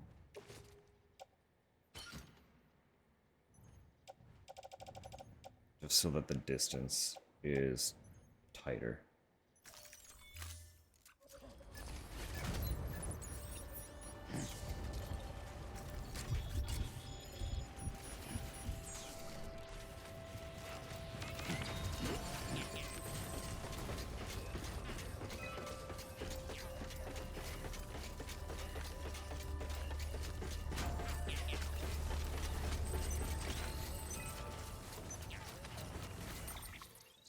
Check.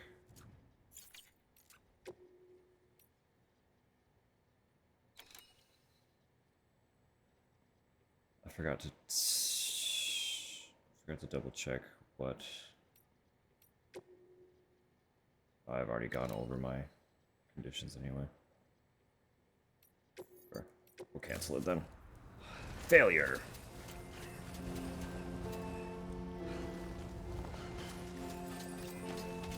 But I think that's the plan. Bring it to the zip line. Bring half of it up here.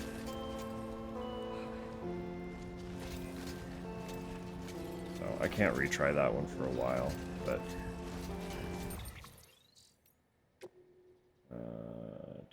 how do I check? There's a way. Oh, just like on the map, right?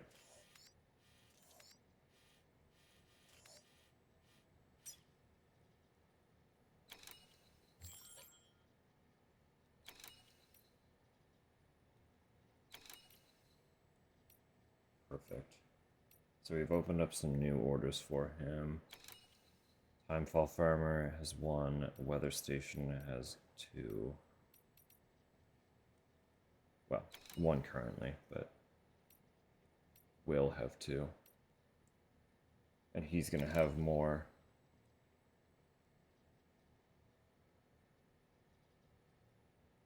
Available at some point, once he's more buddy-buddy with us.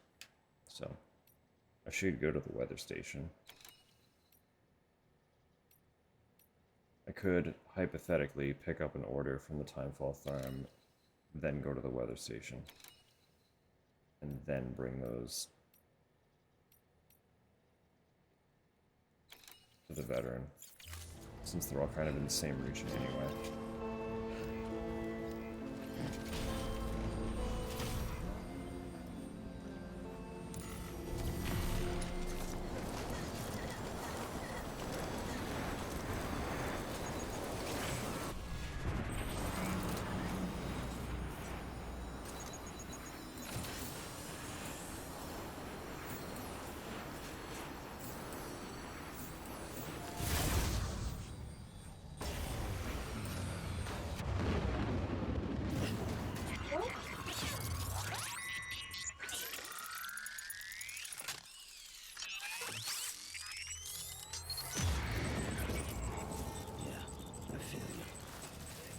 Yeah, I feel you. Yeah, I don't care that you exist.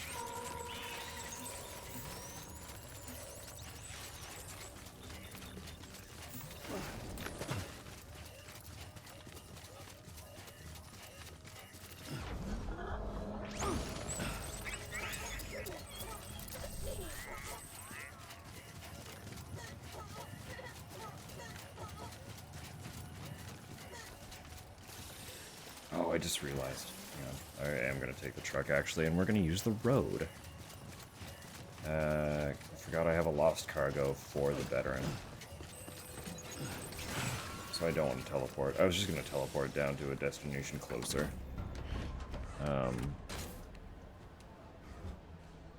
But I want this cargo. Because every little bit will make him like us more. And we need to get him to like us enough to join the UCA, so...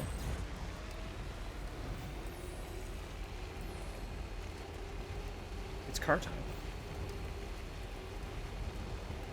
We spent so much effort making this road. We might as well use it. Right? This stretch of it also broke our hearts.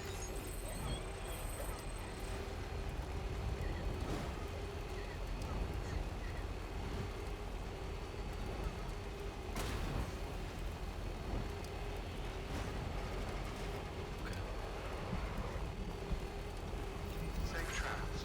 Keep on keeping on.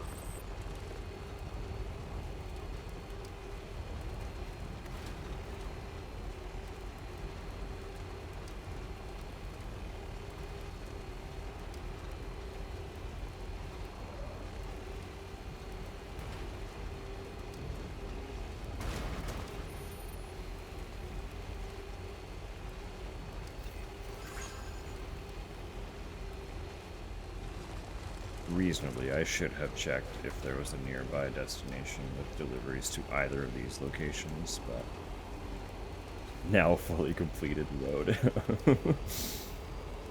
After, like, what, 3 days of, this is the last time we're building the road. Like, it just kept going.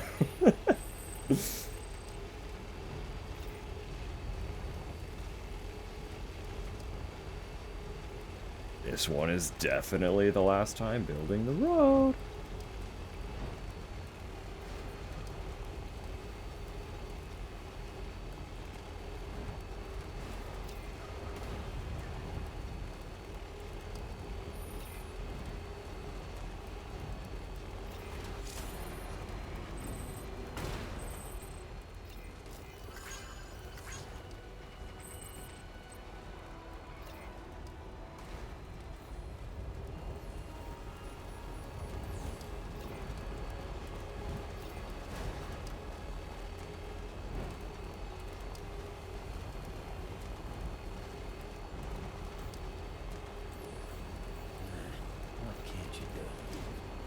What can't you do?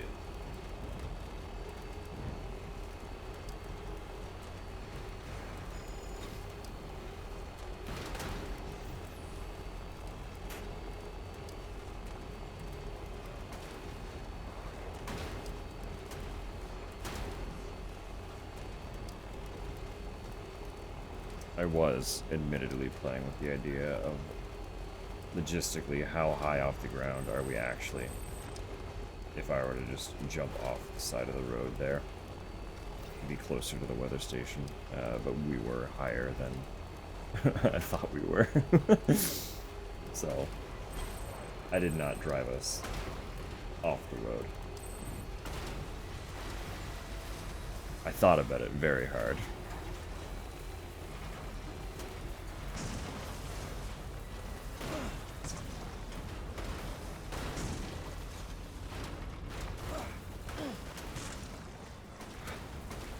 Just forget how fucking slippery vehicles are.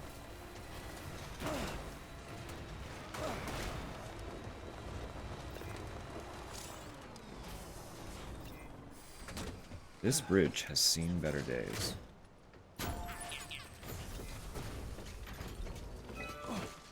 Oh.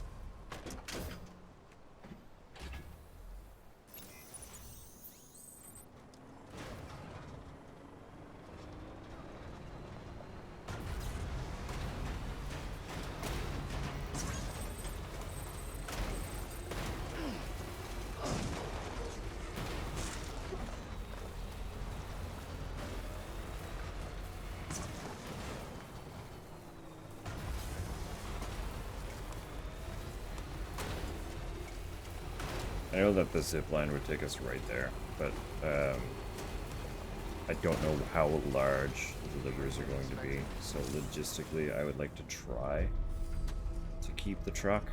Beginning scan. Scanning bridges ID. Verifying weapons restrictions lifted.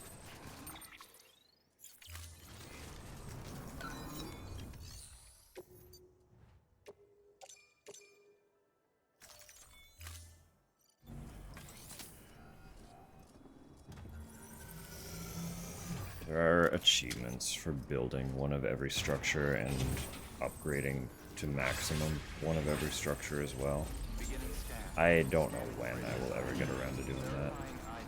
Because the building of structures isn't my favorite part of the game.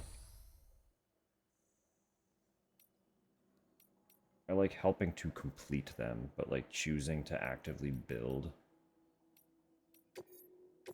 one of each one isn't quite it for me.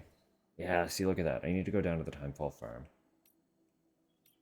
to pick up an order from them as well. This is literally just a single kilo. Yeah, that's cake. It's so easy.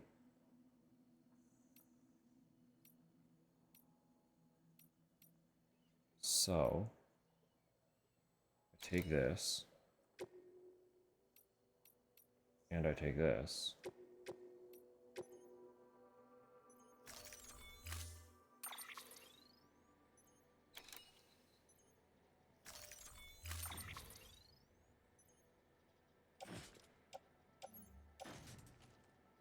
The truck is too far away.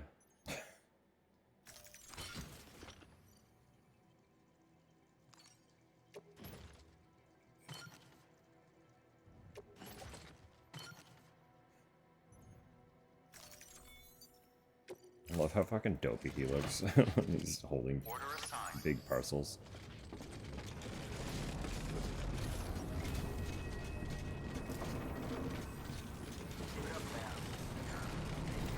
Weapons restrictions lifted.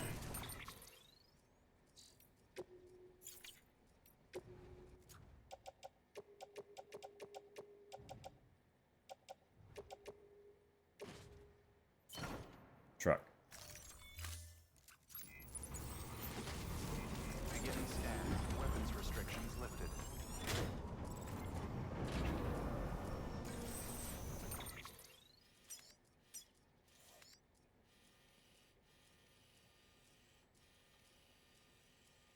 The road doesn't quite get us there, so it'll be a little more treacherous. We have mitigated scans. Scanning bridges.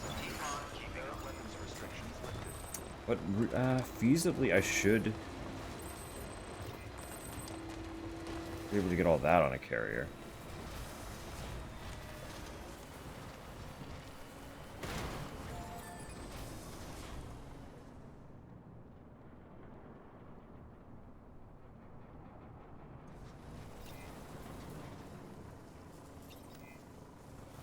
Okay, they want me to build a shelter. If I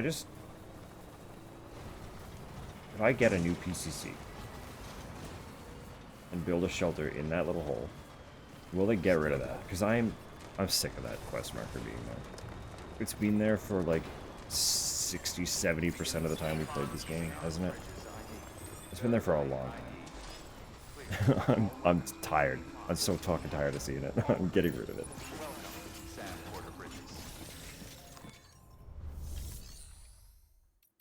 Let me make PCC. Don't know if it requires level 2, but I'll make a level 2 one anyway. I don't care. I don't fucking care. I don't care. Just, yeah.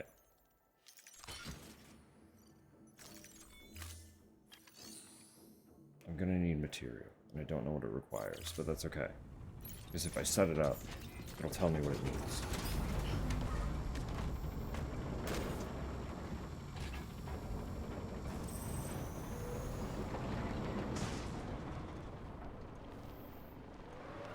Use freely.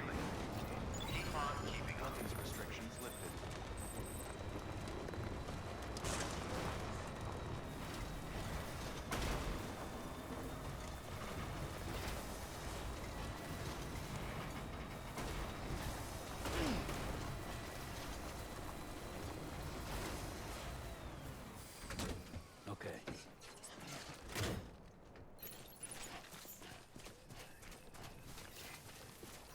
is advised.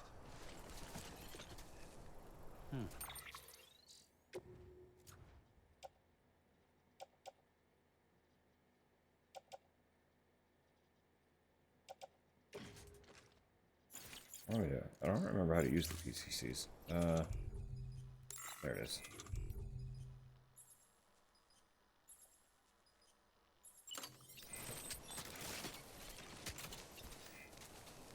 Post box, zip line, bridge, safe house. Let's get this done.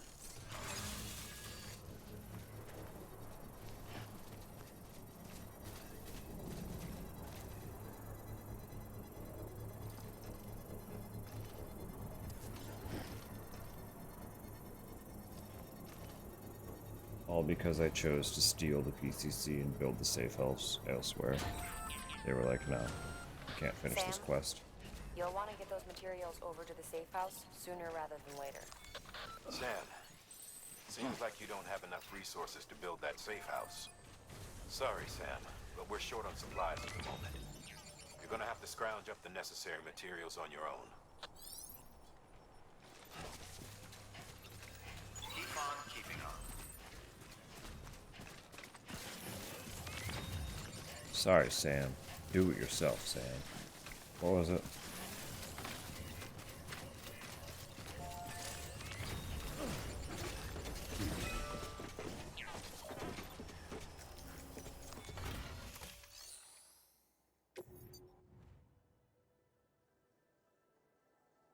Special alloy. I'm sure I have a ton of that fucking somewhere. I don't remember who gives me that for completing deliveries. I know somebody does.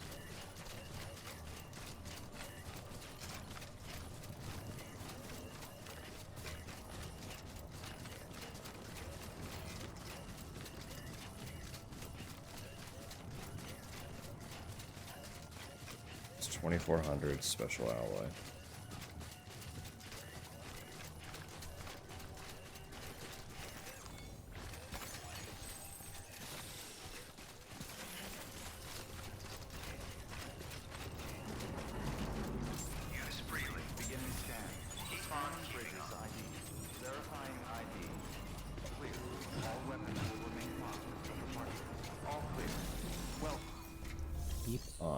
Keeping on.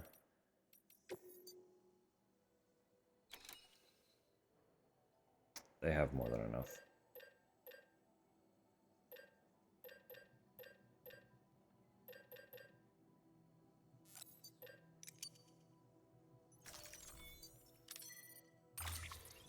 Put that on my back.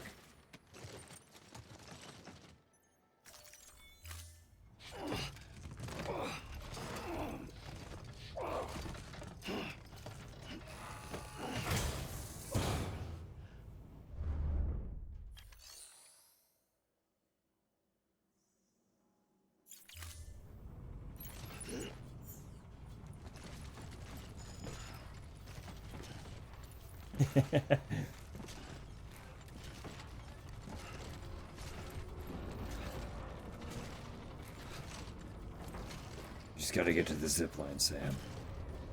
You can do it.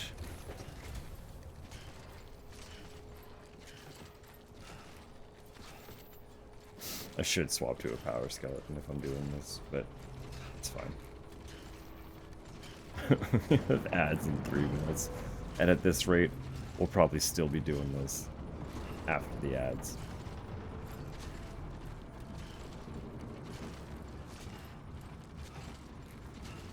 Well, I've kind of committed now. Kind of committed.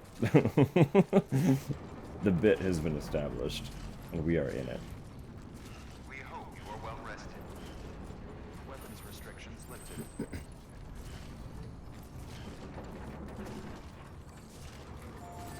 We have been expecting you, Sam.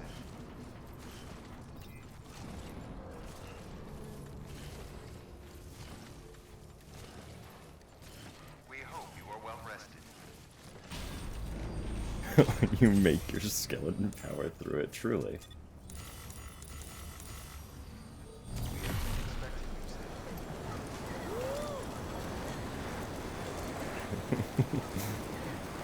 We become the power skeleton.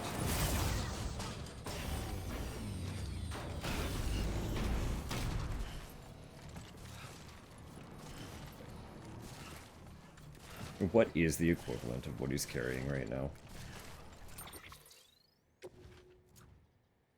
286.5 kilo. What is that in pound?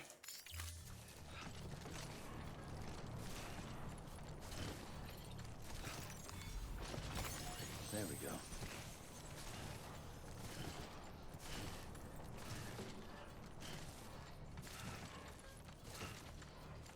$186.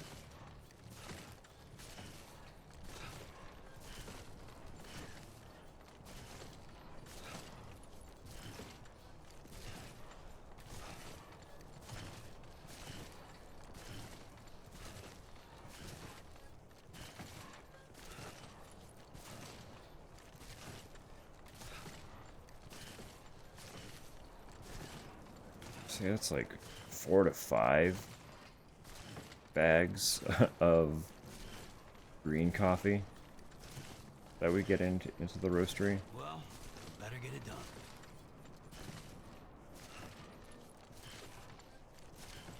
Four to 5 depending on Easy the does it. volume of the bag.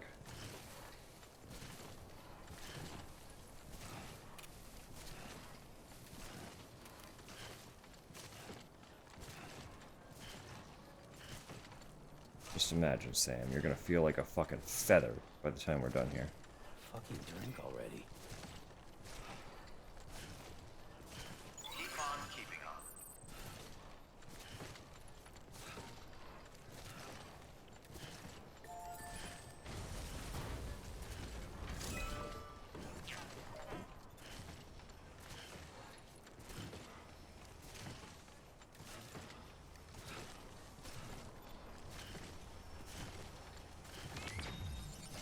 Now it's bone dry.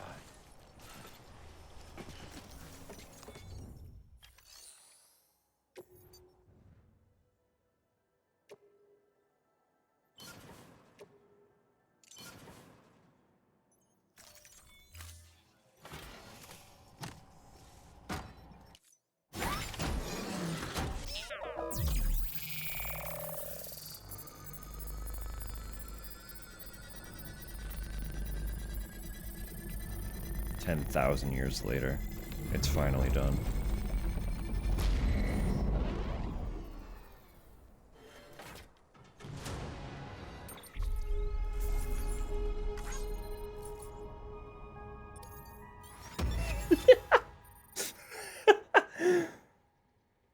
The distance traveled. Oh my.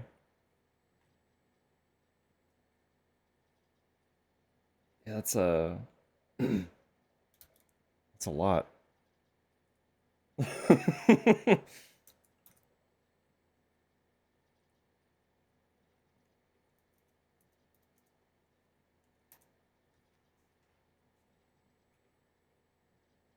Well, alright.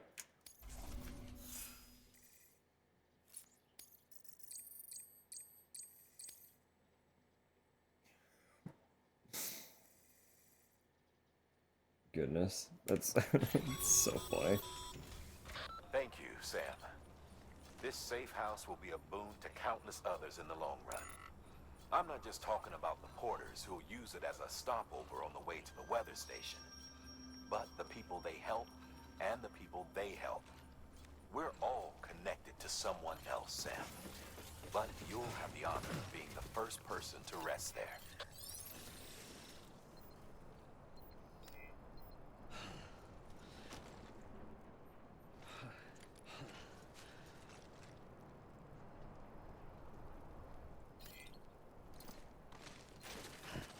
I don't have my cargo carrier anymore. Okay, hold up.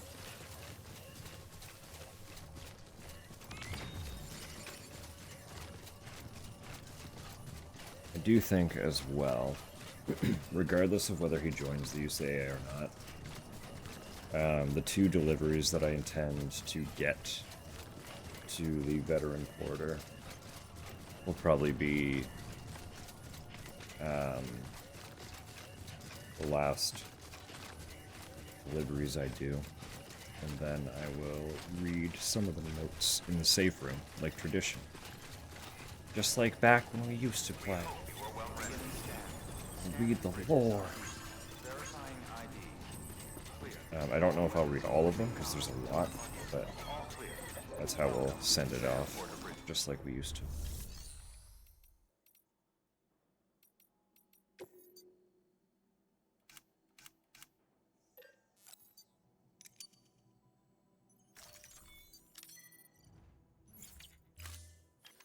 Shit, I did not mean to hit that button.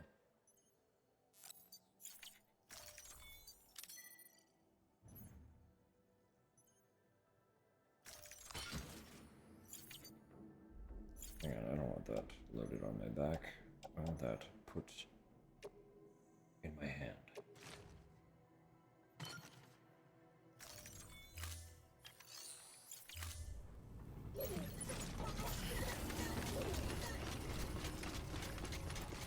Use freely. Keep on keeping on.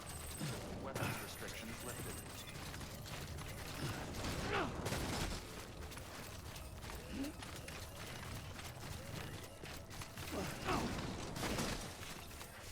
Big jumps.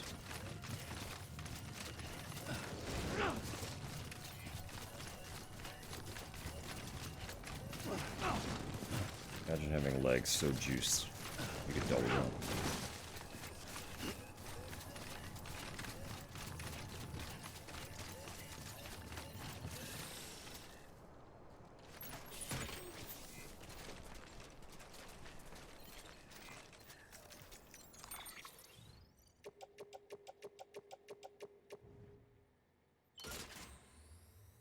Hell yeah.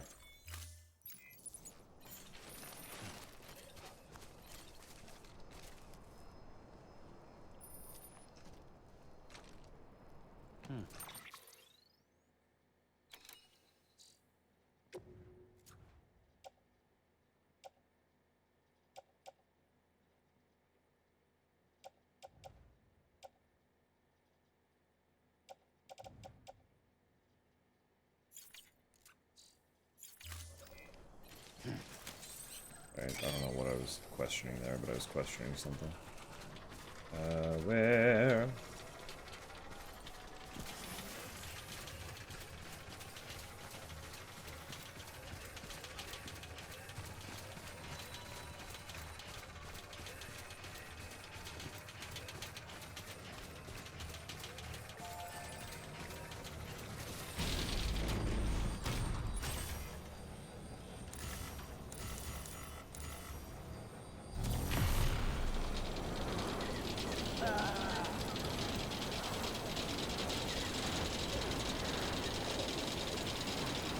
So rattly.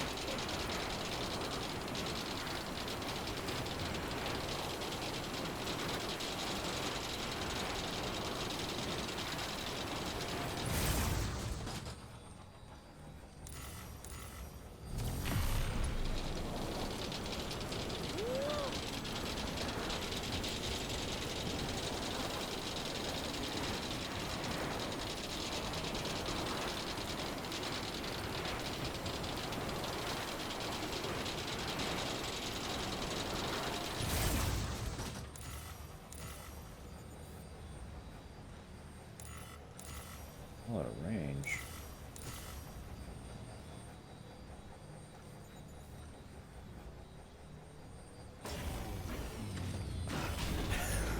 To the power wire.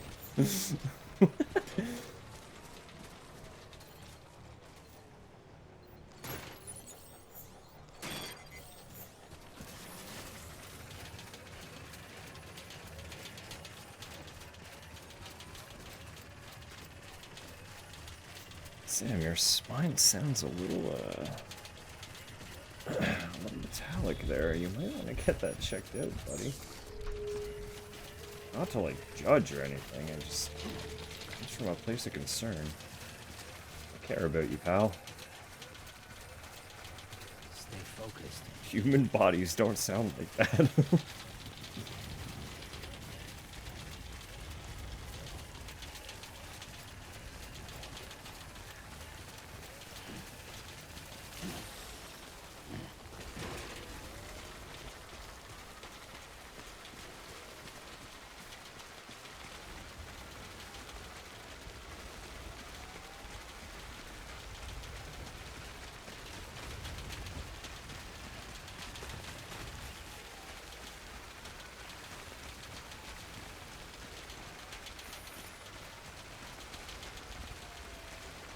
See, I'm almost positive I had a zip line to get over to the farm. Because of the mules. Yeah, there it is.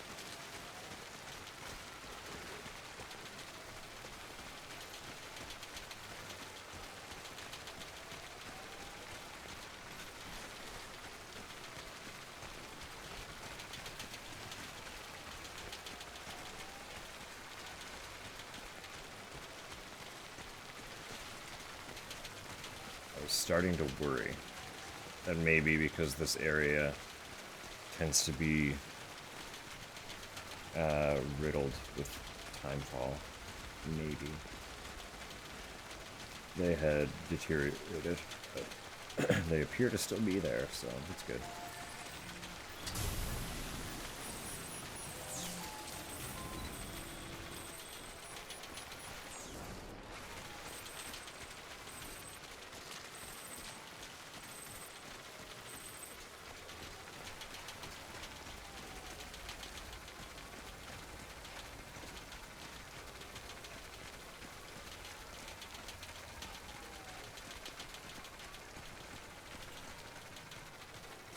Nice.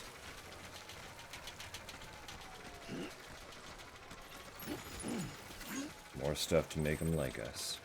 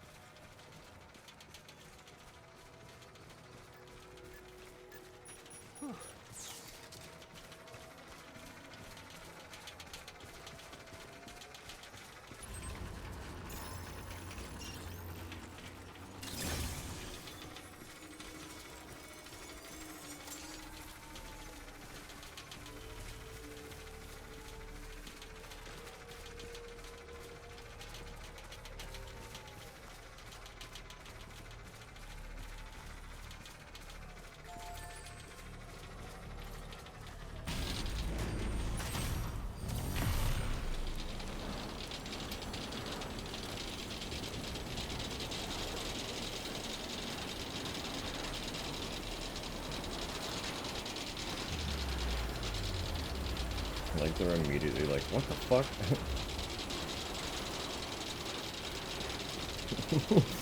What is that? What's he doing?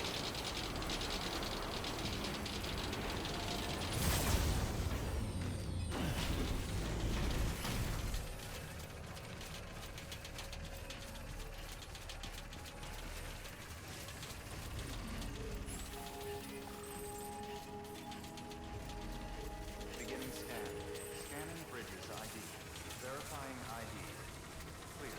All weapons will remain locked until departure. Cargo verified. Thank you.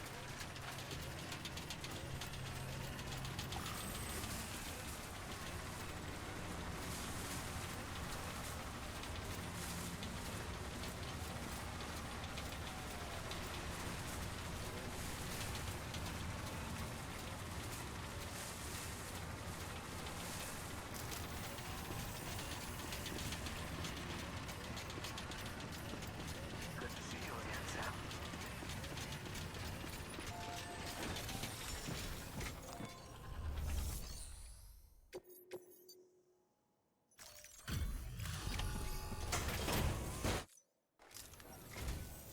It's so kind of you to come and see us again. Hey. Take the stuff. Oh my. Look how much there is. All the stuff. Wow. I wasn't expecting all this.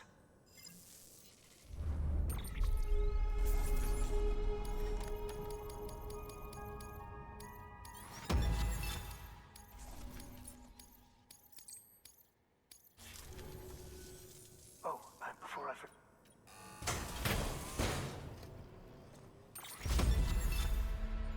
You give metals. Metals are good, actually. I really do appreciate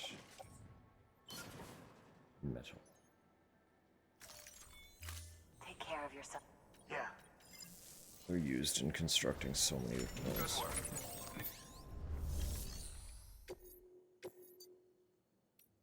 Elder.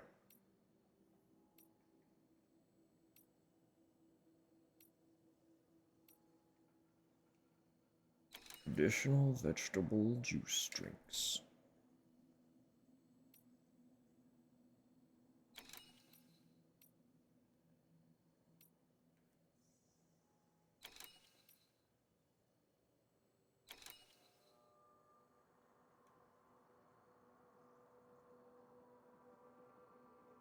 That's one that we would set up.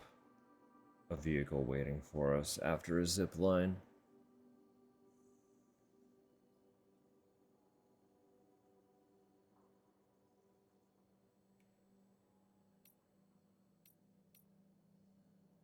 And hubris would dictate that I try to also take that one. But that's for another time.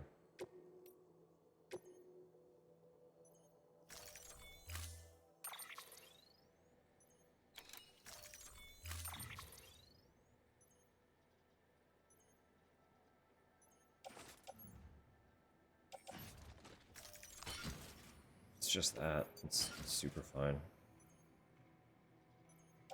Put the carrier back. On our back. Away we go. Order assigned.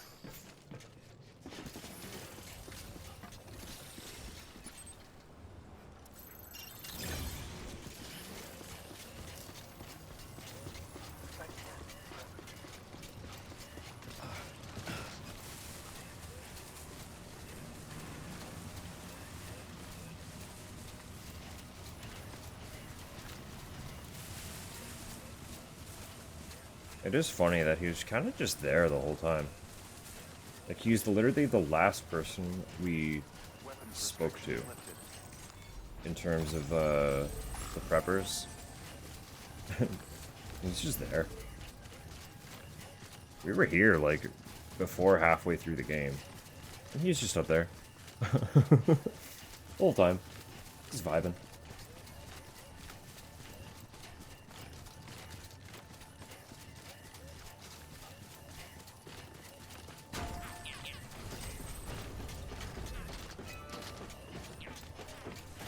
Like, there's very little reason to prior to being directed to, but you could reasonably work your way into the mountain region kind of as soon as you land on this continent. It wouldn't be easy, but there's nothing stopping you from, like, exploring that far and going up there.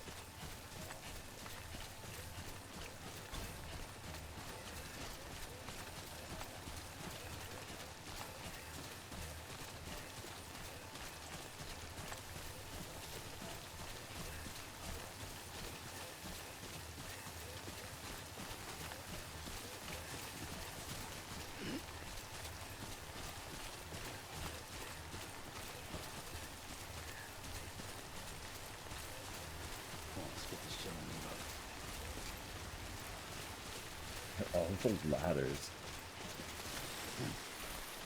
Are any of them good?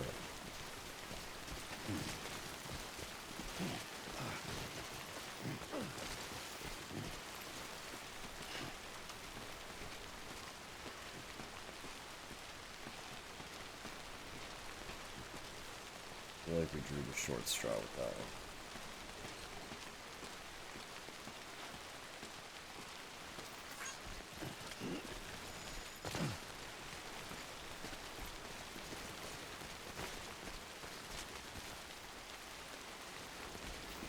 Never mind, they're all kind of awful.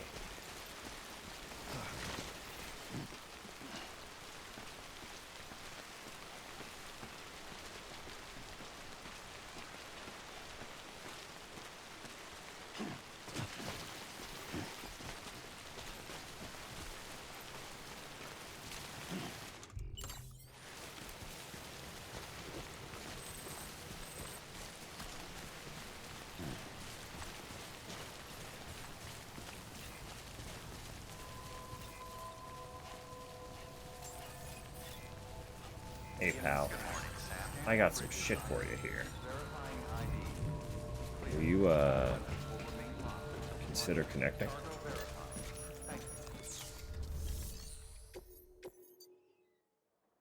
Maybe?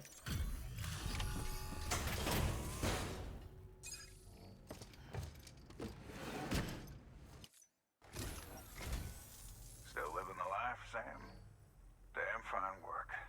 Shouldn't have to put that kind of burden on a porter, but you rose to the occasion. You've earned my respect, and I don't give that lightly.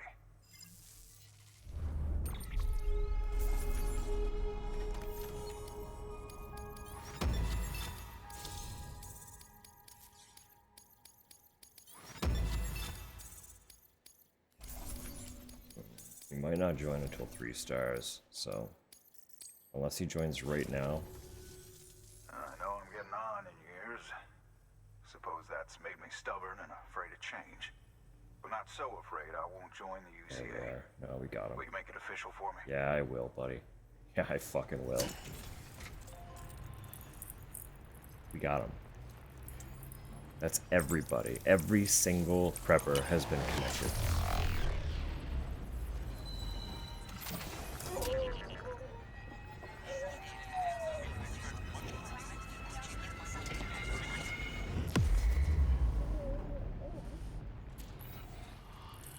Naturally, we just like... Obviously, we had to wait until after your remedy run to connect the one that is Sam's likeness. Right? Naturally.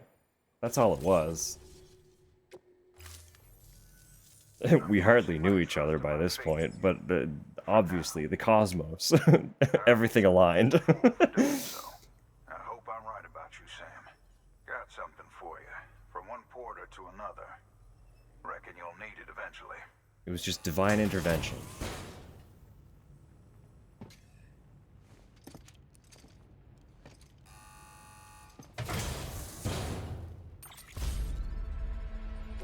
Cute. Take care, Sam.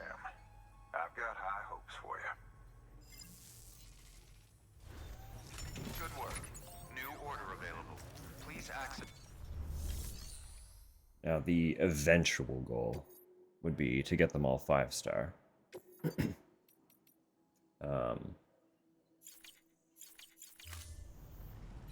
then the very, very long-term goal after that is to max, like get triple S in every single...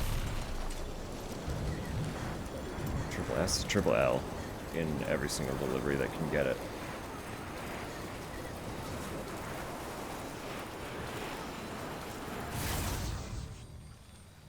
But then there is also the issue of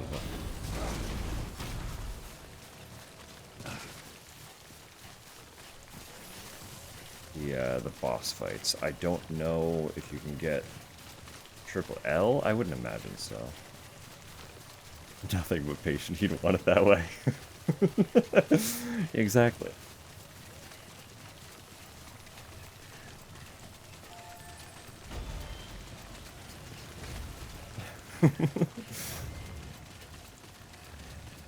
You just knew. At first, we had to establish more of an awareness of one another than just a couple months of interaction. At that point, not even really a couple months. Like, well, kinda. I guess by the end of the game. By the time we met that character.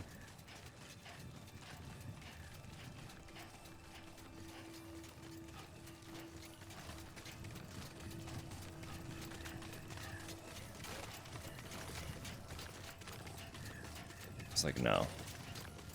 Things aren't established enough yet.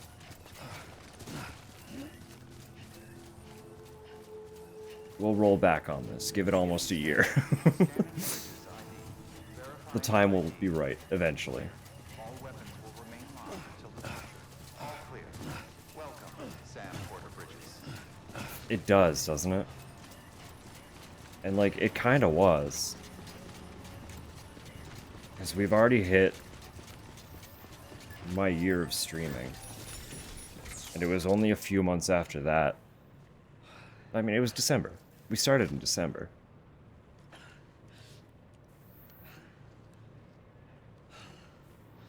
And Alien wasn't terribly long before that.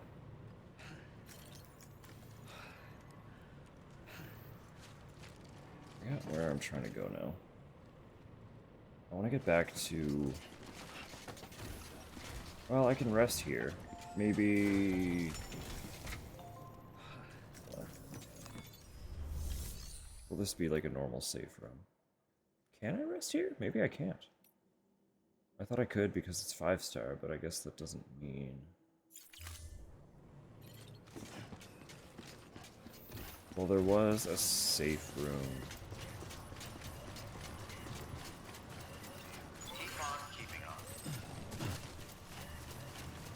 Near one of these zip lines.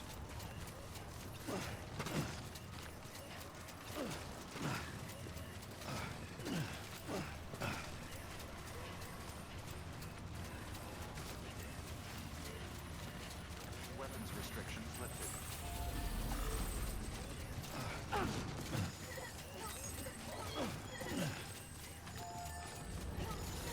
Lou enjoyed the double jump.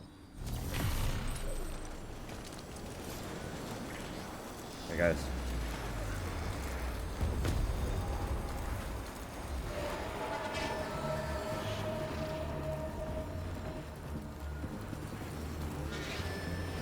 Maybe I just keep riding this. Get well away from them. Because they're actively trying to shoot me down.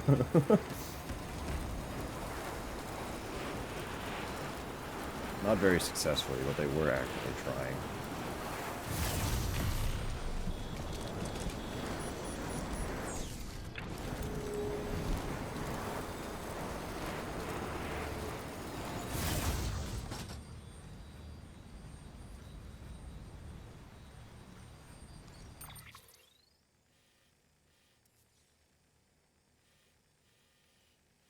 There's a marker here. I don't know how that got there.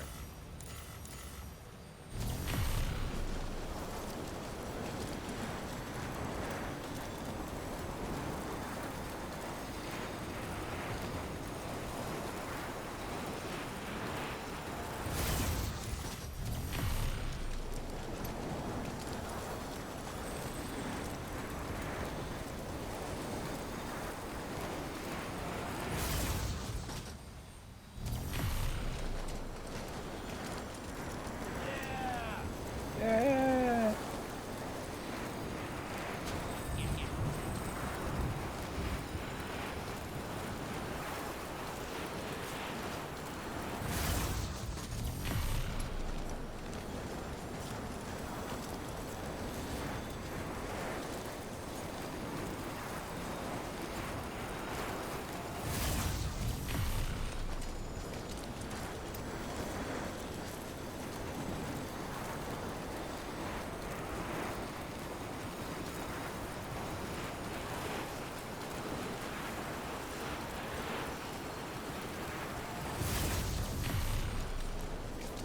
I do have a destination in mind. I'm not just riding these for the sake of it.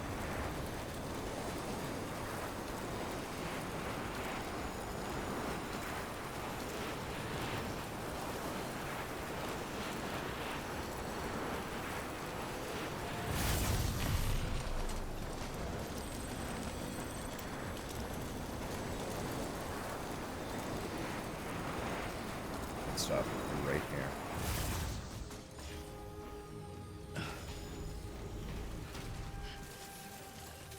Do our pre-bed reading. Beginning scan. Scanning bridges ID. Verifying ID. Clear. Weapons detected. All weapons will be locked until departure. All clear. Welcome, Sam Porter Bridges.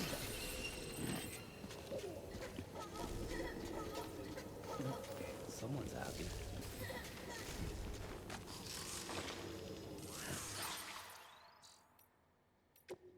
I'll try something.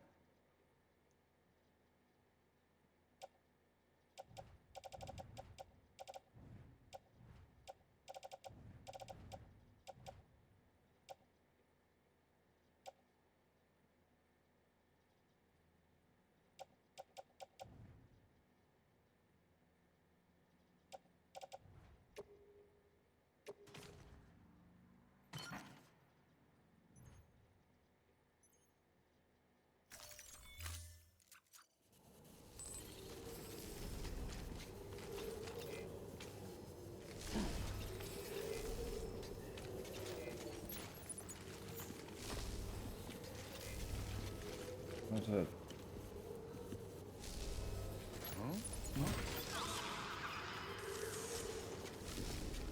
Take it.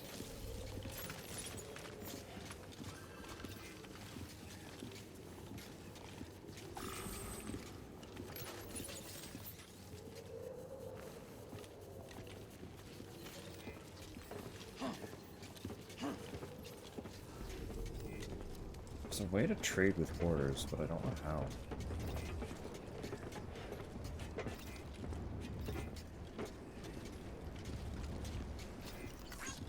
This one's for you.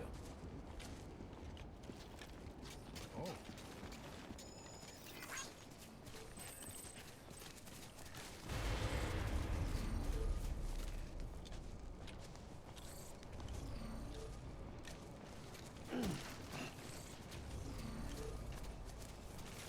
That's fine. Alright.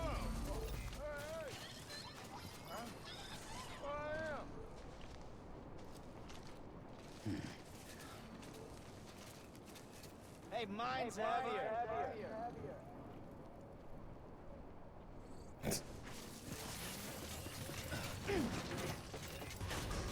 Decontaminating suit. All clear. Welcome, Sam Border Bridges.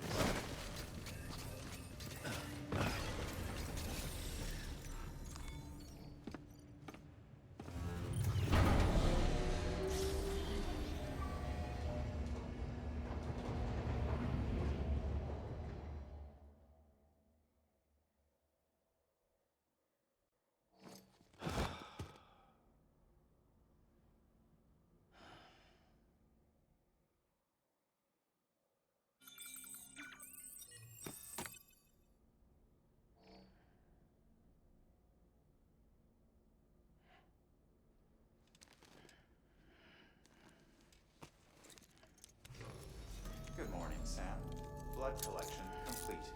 Thank you for your generosity.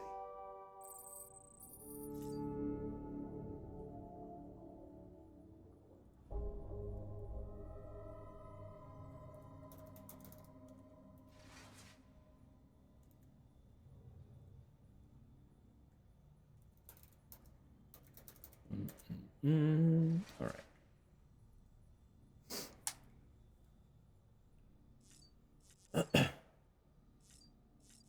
That weapon rack. It's looking pretty fucking full. There's also an achievement for fabricating one of every equipment, which means at some point I'm gonna have to go through and just like spam buy all the guns and shit. That's fine.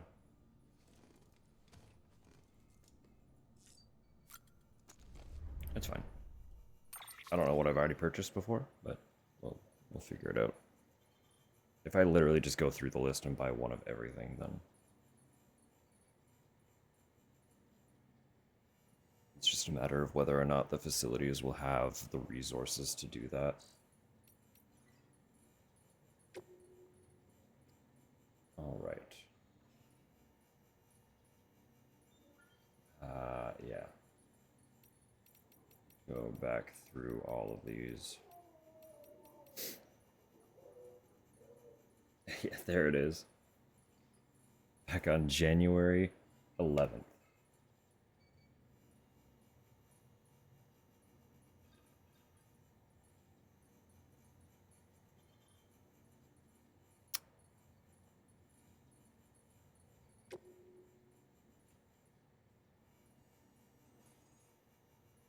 I'm not going to be like Hartman.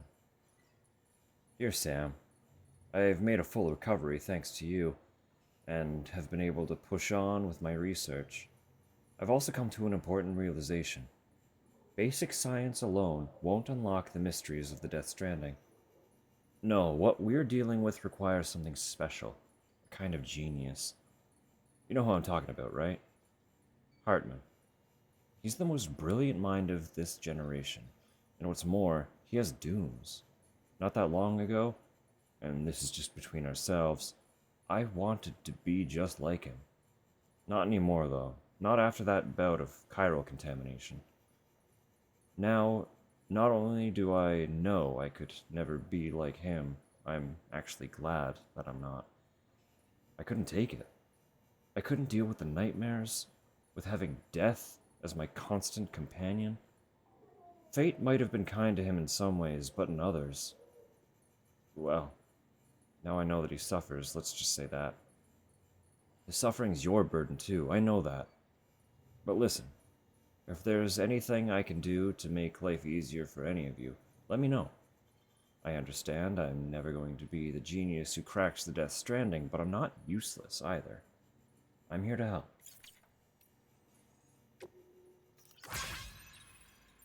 Chronicles of Aaron, Chapter 1, The Great Embarkation. Hey, Sam. You're headed for the Tar Belt, right? Once you're past that, you'll be in Edgenot City at last. But only Amelie and the Vanguard ever made it that far. And from what we've been hearing, everything west of the Tar is pretty messed up. Lucky for you, we're going to construct a backup safe house once you get the chiral network hooked up over yonder. Director's orders. Got a heart of gold, doesn't he? Of course, the question was, who was going to get the sweet, sweet job of trekking all the way out there to build it? You guessed it, yours truly. Guess the golden heart of his doesn't bleed for me. Still, it's for the good of America, right? Everybody's got to do their bit for the great rebuilding. I guess. Anyway, it looks like I'll be throwing on a pack and venturing out into the wilderness like my old friend Mr. Bridges. Wish me luck out there. Aaron Hill, pioneer and adventurer, signing off.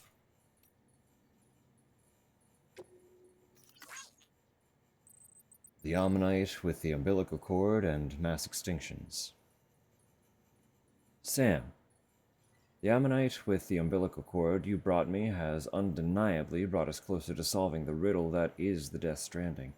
I really cannot thank you enough. And thanks to that antimatter bomb you provided, I have finally been able to resume excavations. I remain confident that by continuing to research the fossils contained in the deeper strata, we will gain a greater understanding of how this particular ammonite is linked to the stranding itself. Umbilical cords are not necessarily the product of evolution, but possibly the result of a genetic factor that hastens extinction itself. A mere theory, which, if true, would invite the question, what of our own umbilical cords? Are they indicative of a predisposition towards self-destruction? And if so, is there anything we can do to change our course? A troubling possibility to consider, and one for which I have no response. Given this theory, one might consider the umbilical cord to be representative of a connection between life and death, a dangerous, potentially fatal relationship, but, like the many connections you yourself have forged, a potential force for good. For so many of our accomplishments are the product of our collective action, a fundamental truth that would have remained forgotten by many had you not brought us together. Stay the course, Sam.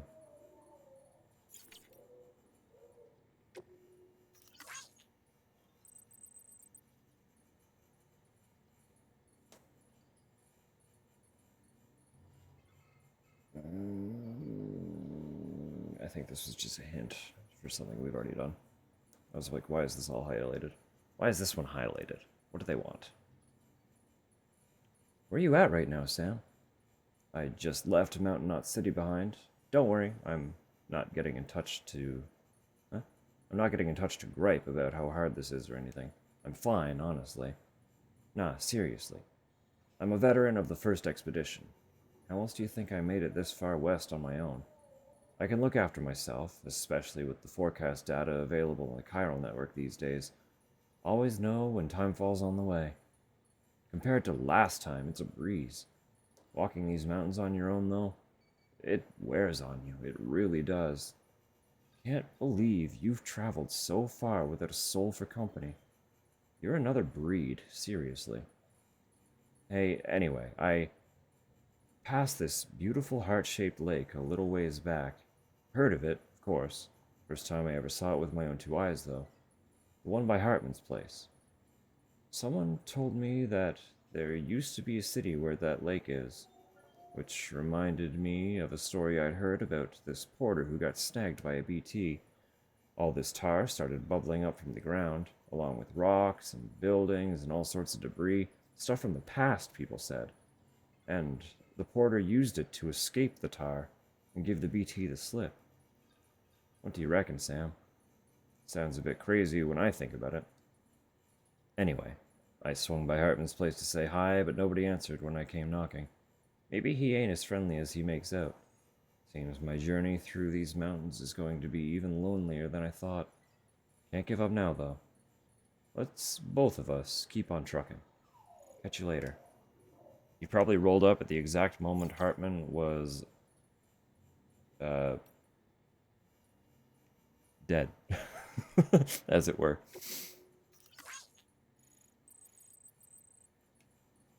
A Fellow Traveler, Chapter 3. Guess what, Sam? I'm halfway there, can you believe it? To tell you the truth, I'm struggling to believe it myself. Not so long ago, I was all but broken mind and body both. My feet were nothing but blisters and chilblains, and the going was so steep I nearly slipped and fell more times than I can count. But just as I was about ready to curl up and die, you know what I came across? A hot spring. Damn thing saved my life. And it wasn't no ordinary hot spring neither. The recharging springs. You heard of them? The water there heals wounds, cures fatigue, hell, it even recharges batteries. It's nothing short of miraculous. Okay, so maybe I didn't just happen across the place. A porter told me about it. Thanks, porter.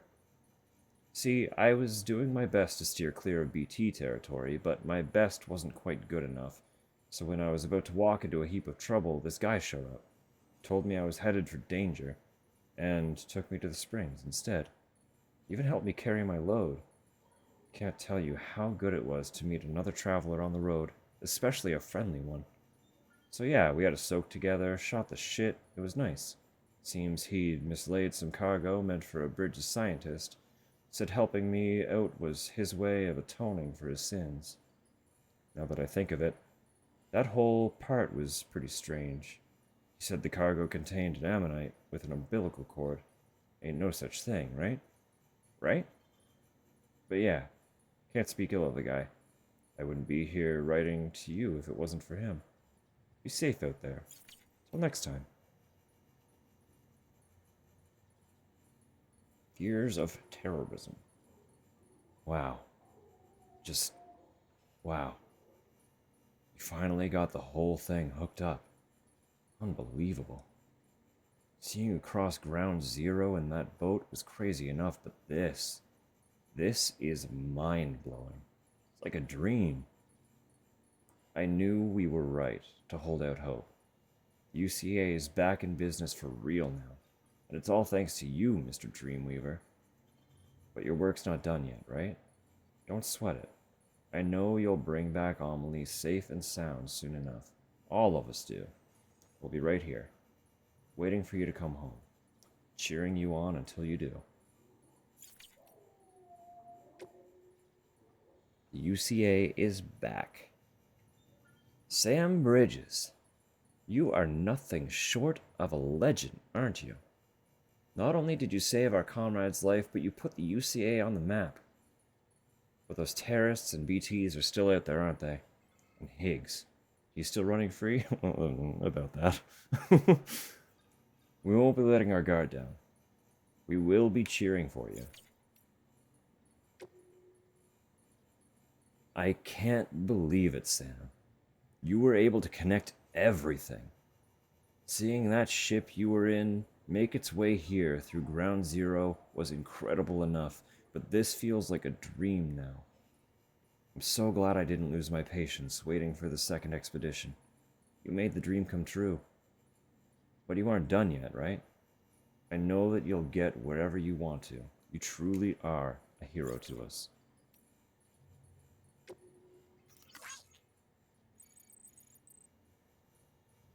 I did it, Sam. Your safe house is ready and waiting for you. I just got to Mountain Knot City and figured this would be a good time to write and let you know.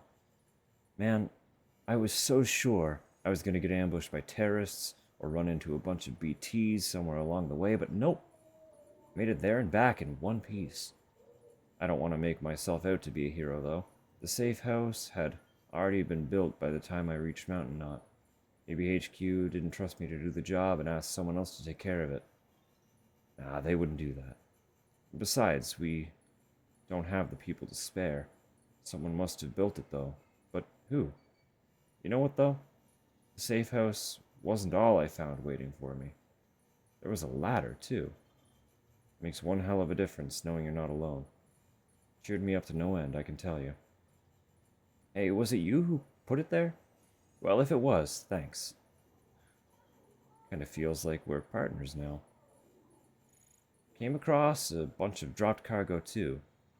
Thought I could do somebody a good turn by delivering it, but, well, it was just too heavy. Had to leave it behind. Still, I was riding high. Even got up the nerve to finally try a cryptobiote at one point. Not my thing, I have to say. Some porter I met a ways back told me I ought to try eat one day. Screw that. Oh, he said he'd drop by the safe house with some materials once it was up and running. I'd wager a whole bunch of people are leaving stuff there for others now. Doesn't take long for word to spread through our little community after all. We're not alone out here, Sam. Don't you ever forget that. Stay strong.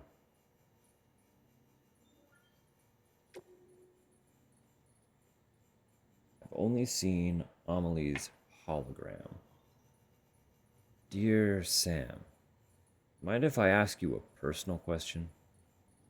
I heard you're a Strand. The president raised you like you were her own, right? Which means you must have grown up with Amelie. What was she like? I've only ever seen her hologram. I mean, I get it, security precautions can't risk letting separatists and terrorists know where she is, but man, what I wouldn't give to really meet her, to see her in the flesh. She seems like such an amazing person, and that's just from the holo messages. If you ever catch up to her, I hope you'll tell me all about it.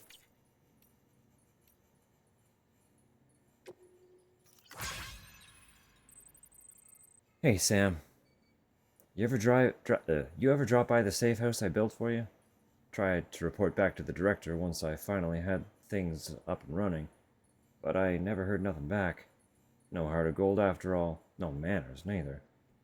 Man, I could have cried after all the trouble I went to, and between you and me, maybe I did just a little. Not so much as a nice job. That's the least a guy can expect after a trek like that, don't you think? But right when I was about to give up on life, an angel appeared to save me. That's right.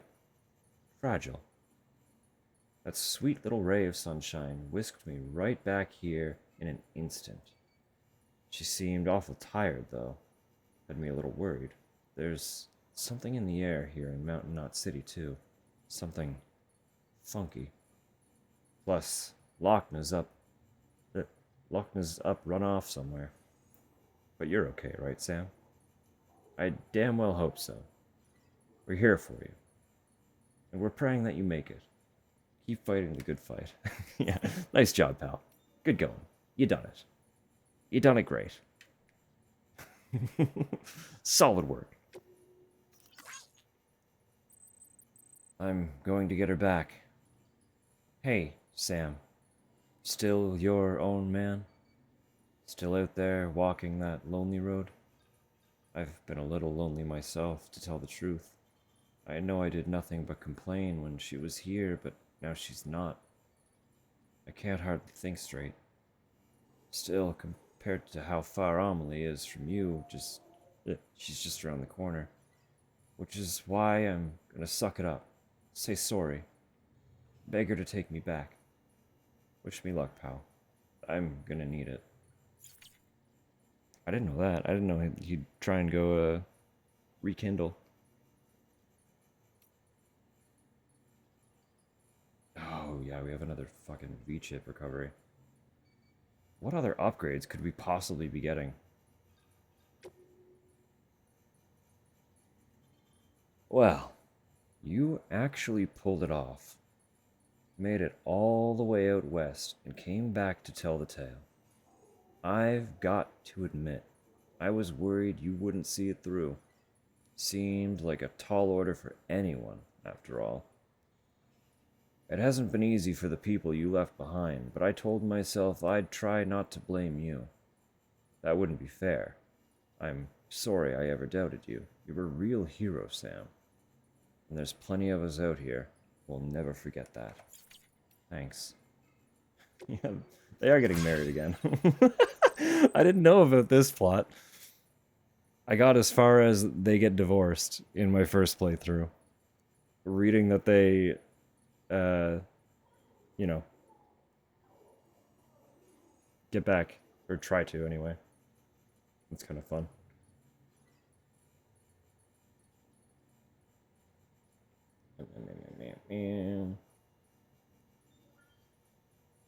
Dear Sam, I hope you're doing all right. So, my mother told us what happened 5 years ago. It's weird how we don't have any memory of it, though. I'm glad for that. Some things are better forgotten, I think. His gang killed my parents. There's no denying that, but there's also no denying that he saved me. He took me by the hand and led me to safety. I wish I could remember that much at least, even if it meant having to remember some of the rest. He was there for me 5 years ago, and ever since my mother's been there for me too. It's because of them and their love that I survived, that I became who I am today. I owe them everything. Well, maybe not everything. I shouldn't forget how you've helped me, Sam. I can't thank you enough. Anyway, I'm going back to our shelter now. No more running away for me. I've got a wedding to plan, after all.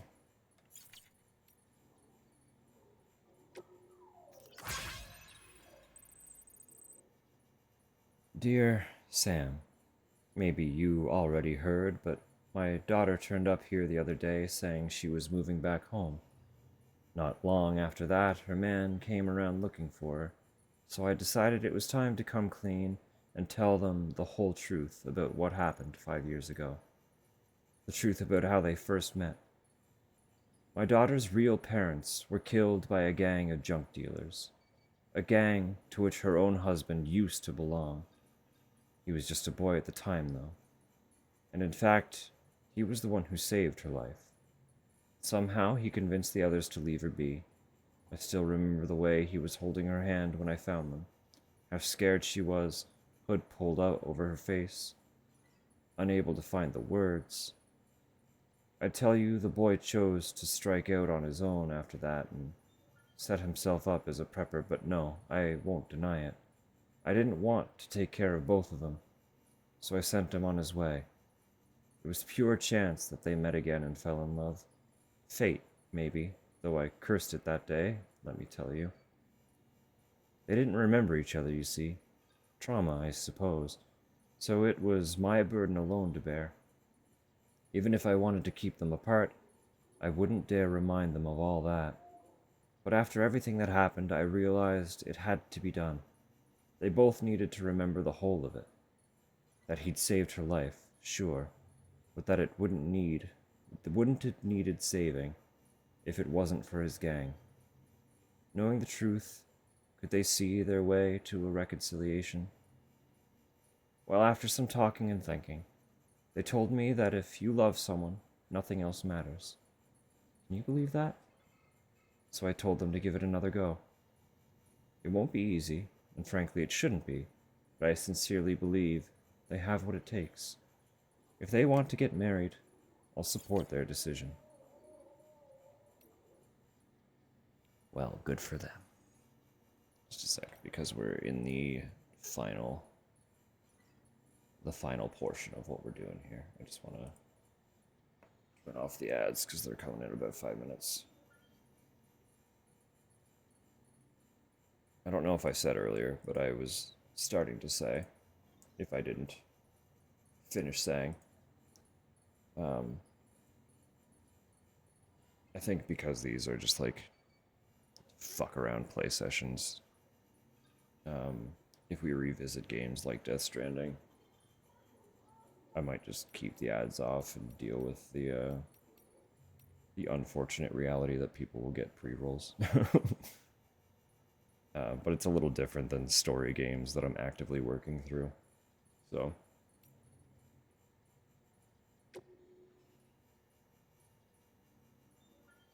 V-chip, yeah. Finally found it.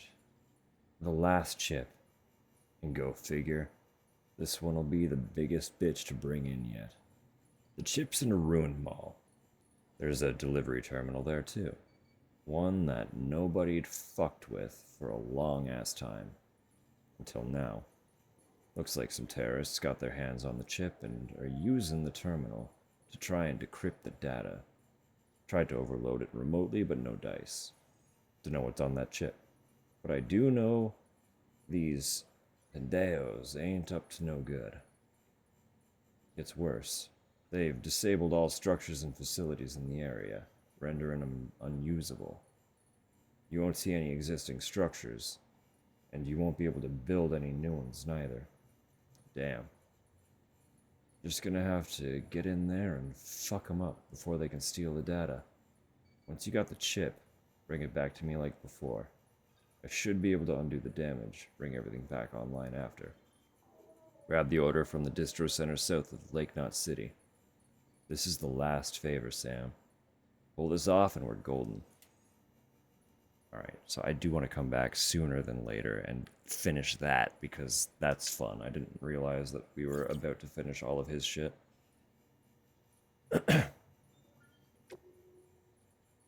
Still can't trust any organization. I'm sorry, Sam. I trust you. I really do. But I'm just not sure about this whole Bridges thing. Things don't tend to end well when folks join together, at least in my experience. I mean, mules work in groups, right? So do terrorists. Should we really be taking lessons from them? Look, Sam, do you really know who these Bridges guys are? Do you trust them? Are you even sure you want the same thing? I'm not saying I'm against the whole idea of the UCA or anything, but, well, I'm going to need some time to think about it.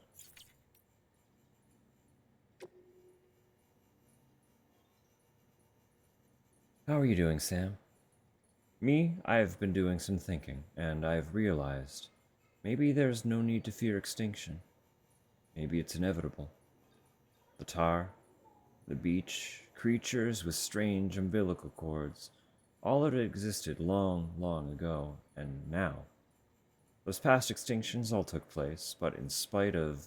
no, because of it, life evolved and endured. Delve back into the history of the universe and you'll see the same thing happening over and over again. Explosions. Death. Life.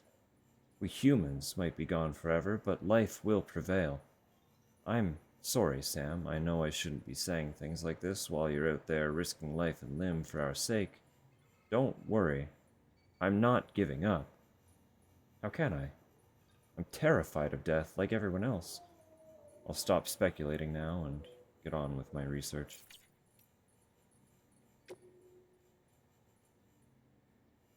Might push us further apart, huh? The medical terminal has proven to be fit for our purposes. If we could supply one to every prepper shelter out there, our ability to treat the sick and injured would be drastically improved. The problem is, I am the only one who knows how to operate it at present.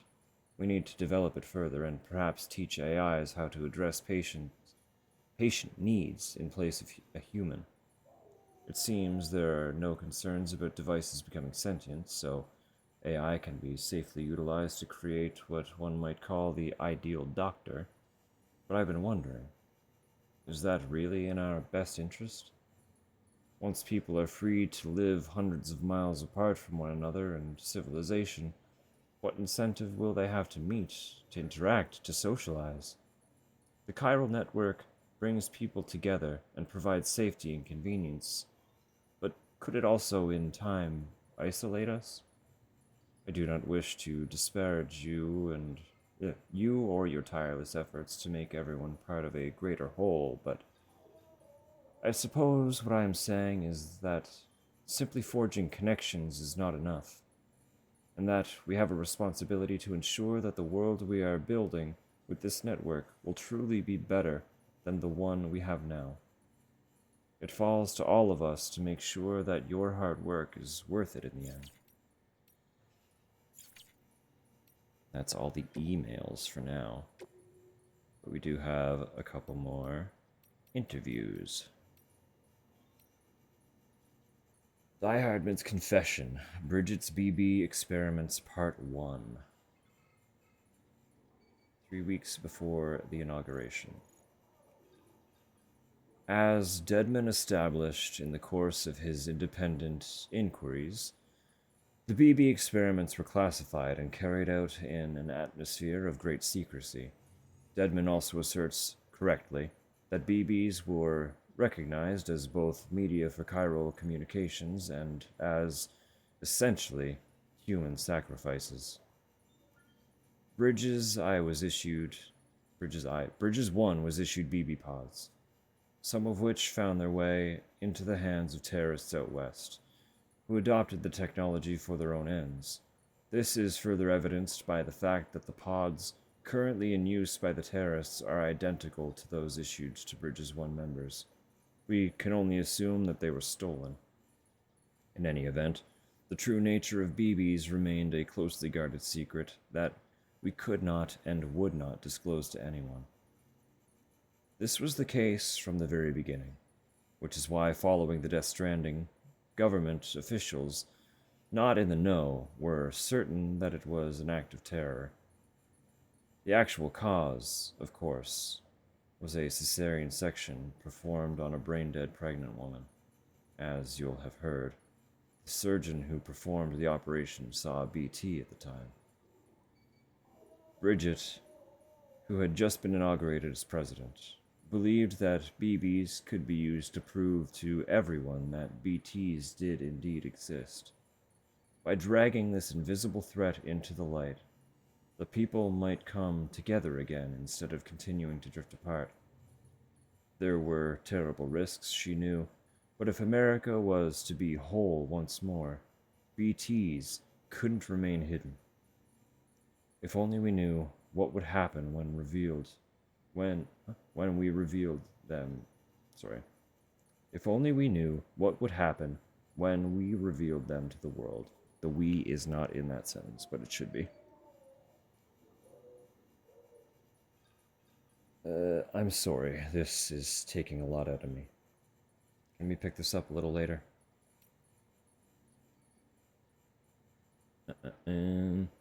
Part 2. Sorry about before, I just needed a break. I'm ready to continue if you like. The BB experiments continued after the Stranding.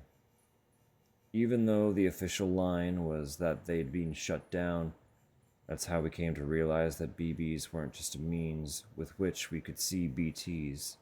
They have the power to connect us to the other side. Power like that could help us make America whole again, surely. That was our thinking at the time anyway. Not all BBs were created equal, though. One in particular had potential that was off the charts. Yeah, you know which one I'm talking about. It was chosen to serve as the first sacrifice, but I didn't have the stomach to see it through. I couldn't do it. Not to his kid. Couldn't forsake that personal connection to save the world, I guess. So I tried to arrange a rescue. I betrayed my president, betrayed my country, and because of me, both Cliff and his BB ended up dead. It must have weighed on Bridget too. How could it not? Why else would she have taken in that little BB who died and came back to life as her own son? Another lie to comfort and console us. Well, there's no pretending it didn't happen. Not after Sam told me about the flashbacks he experienced when he hooked up to his own BB. Not after I realized Cliff had returned. Realized he wasn't looking for a bridge baby, but his baby. His own flesh and blood. And now, you know why I've devoted my life to the UCA. It's the only way I can begin to atone for what I've done. Who else is new? We got more than that.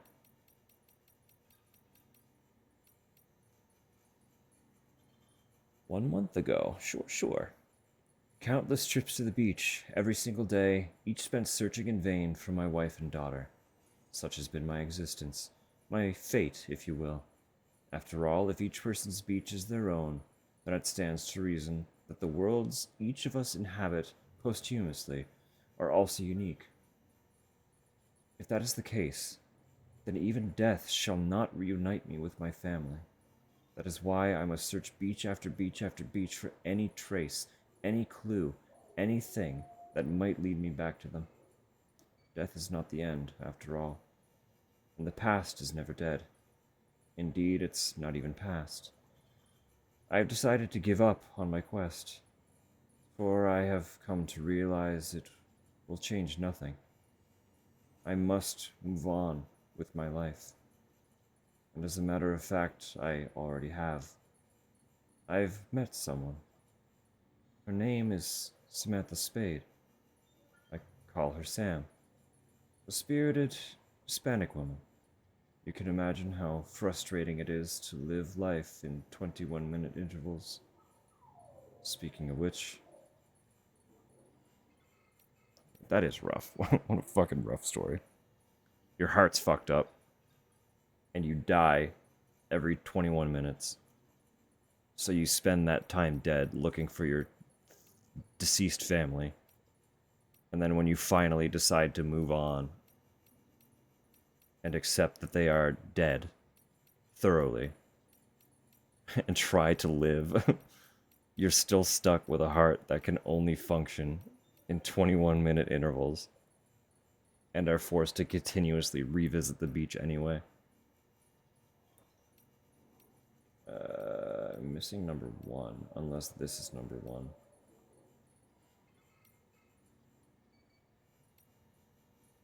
Four was already read, so I got 4 first.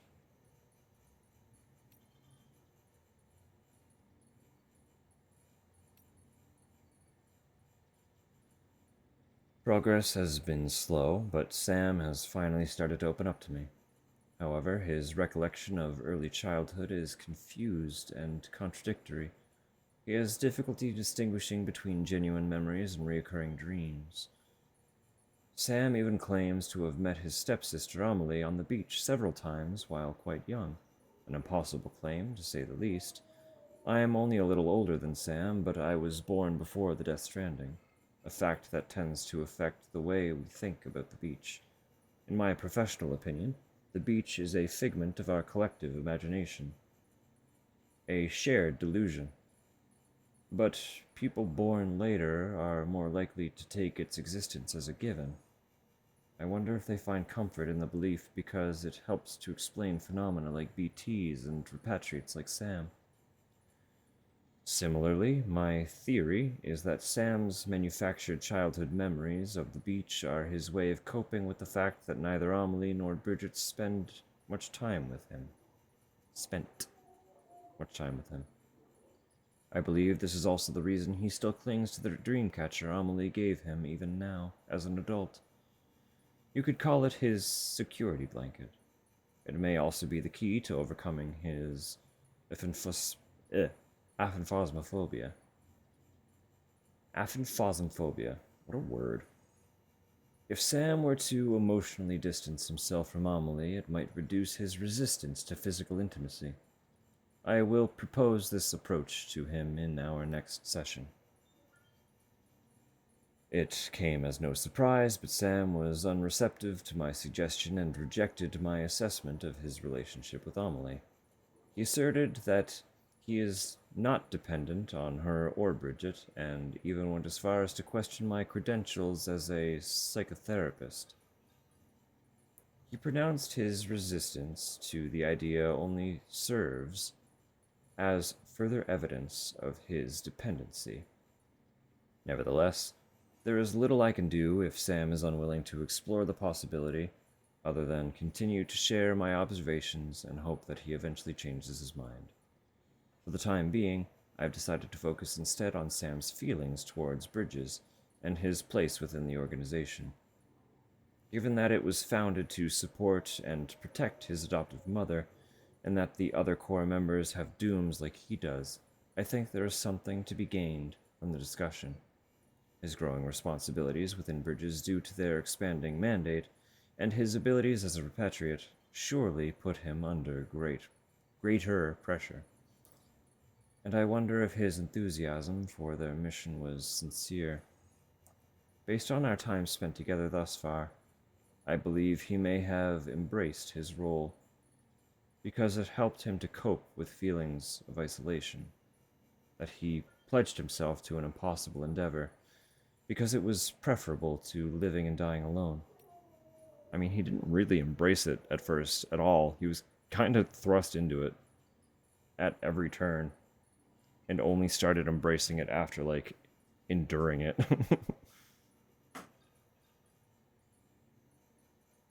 I don't know if I read this one, so we'll reread it. I decided a different approach was required, and so I requested a meeting with the president. Discretion was vital, as any information which might suggest she is receiving mental health treatment could be exploited by her opponents. The meeting was listed as an interview in official records, though I was more than willing to offer my services had they been requested. I opened by asking about Sam's childhood, to which the president responded with an immediate and heartfelt apology. Her frankness shocked me, I must confess. She expressed deep regret for her failure to engage with him physically and emotionally as she felt a mother should. At times it felt as though she was apologizing to her son by proxy. Her candor was as impressive as it was appreciated. The president told me that her daughter Amelie had mostly taken care of Sam in her absence. She glossed over the details, but she divulged that Amelie also has dooms and claimed that she would often take Sam with her to play on the beach. Interestingly, President Strand suggested that their time spent together there may be related to his current condition.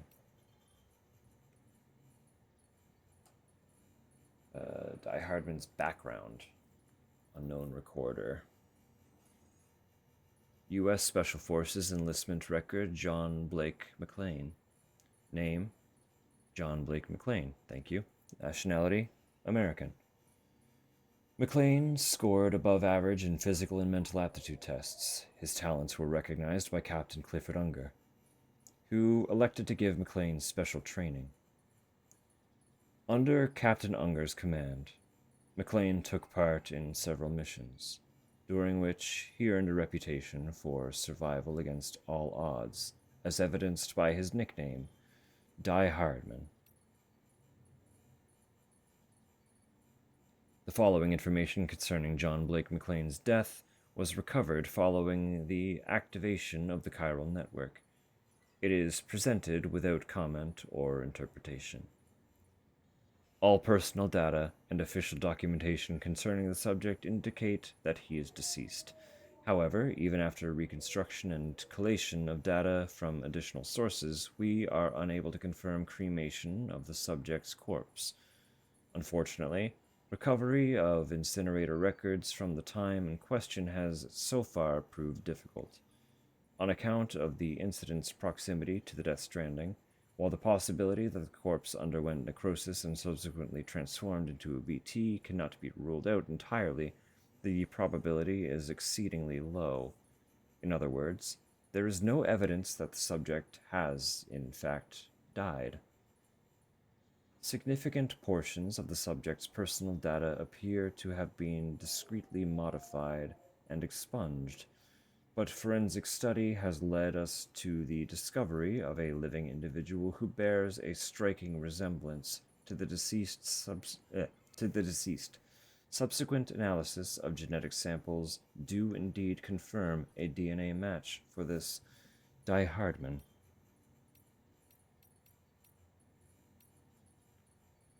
Capt.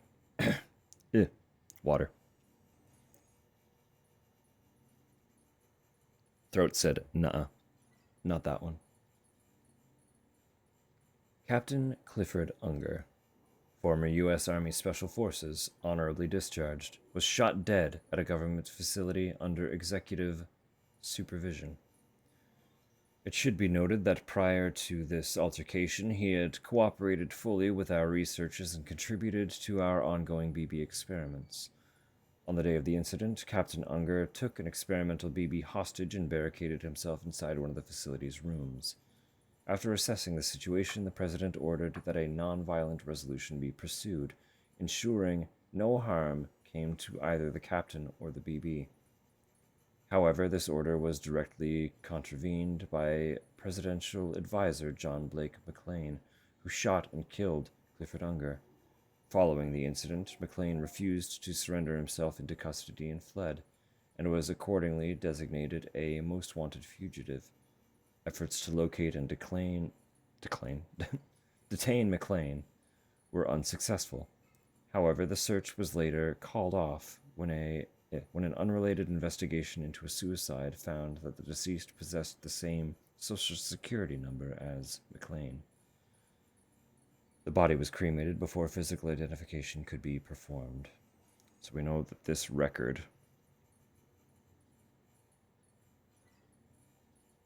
is a slightly falsified retelling of the events that occurred, because we saw the events. We witnessed them. The President did not demand a peaceful resolution. She told McLean to shoot Unger. McLean did not want to shoot Unger.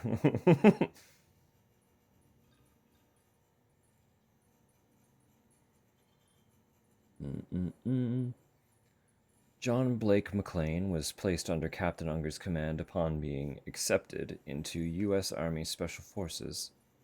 McLean performed exceptionally in training and subsequent deployments, earning commendations and a reputation as a born survivor who could be thrust into the worst situations imaginable and emerge unscathed. Around the time Captain Unger was discharged, McLean was chosen to serve as special advisor to President Bridget Strand. Though his primary duty was to ensure her personal safety, he became intimately involved with the Bridges 1 initiative, as established by President Strand. Several days prior to the hostage incident, it is suspected that McLean collaborated with Captain Unger to abduct a BB. It has since been confirmed that McLean actively compromised security protocols in a manner which directly aided Captain Unger in his attempt. Therefore, it seems likely that McLean resolved to kill Captain Unger upon concluding that their plot had failed. Though their motives remain unclear, it is speculated that Captain Unger was in possession of compromising information regarding his former subordinate, which he leveraged to secure McLean's assistance in abducting a BB. When this attempt failed, McLean killed Captain Unger in a moment of desperation to prevent him from revealing what he knew. Later, When McLean grasped the gravity of his situation, he chose to take his own life rather than face the consequences of his actions. Due to the circumstances surrounding the murder of Captain Unger and subsequent suicide of John Blake McLean, President Strand assumed direct control of Bridges to ensure that the BB experiments continued. As the organization's purview was expanded, their restrictions were reduced.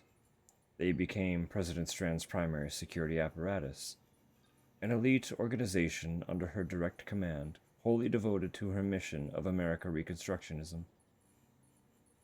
A new director was subsequently appointed to lead Bridges, an individual known only as Die Hardman. And that's them's. We have memory chips that we are aware of, but have not... Or I guess we have, but haven't turned in. That's fun. All the music. All the music.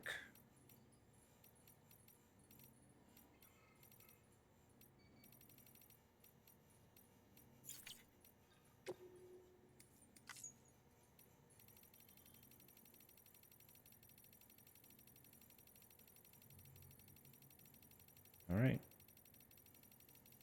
Well.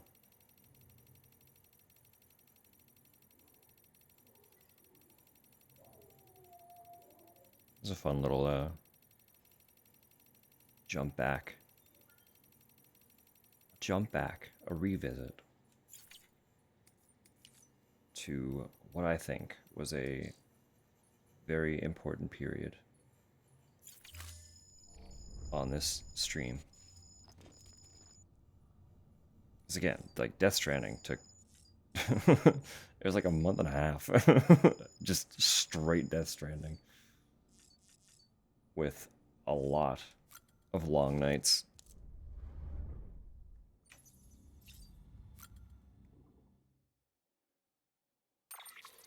And I very, very much look forward to the day we get to embark on the sequel. But we're probably looking at... I imagine it's probably going to have a year of exclusivity. I know my brother in particular, I believe, is one of the folks who consistently says that he hopes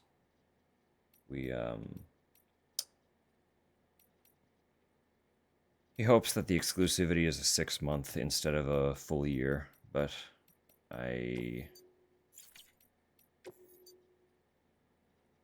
while I'm hopeful, I'm also doubtful that will be the case, so...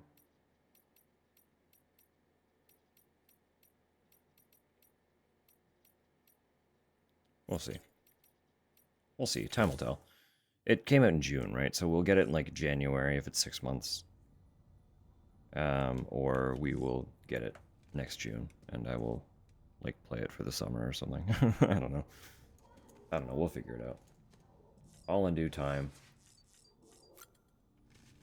I can't make plans for that until we know when the release will be anyway. But I do hope...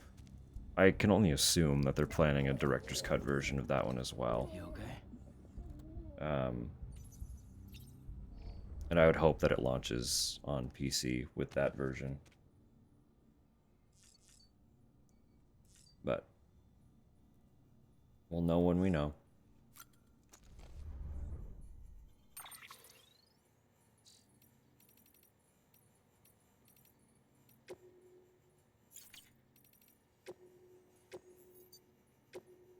So until then,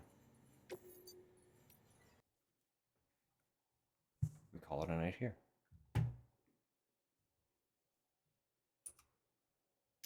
Why did I close Spotify? Maybe it crashed. It's installing an update. I did get a secondary achievement that I wasn't expecting to get as well while we were reading the interviews. Because apparently you get an achievement for reading 100 of them. So, And we made it a point to read like every single night that we played. So that's cute and fun.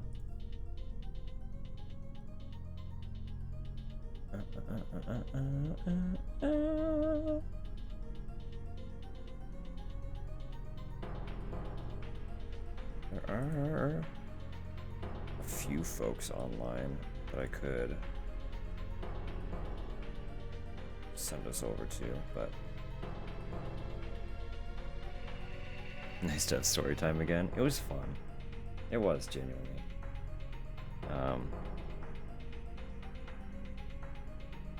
Nice revisiting. I still very genuinely, very, very dearly love that game, and I don't think that's ever going to change. And I'm no word of a lie.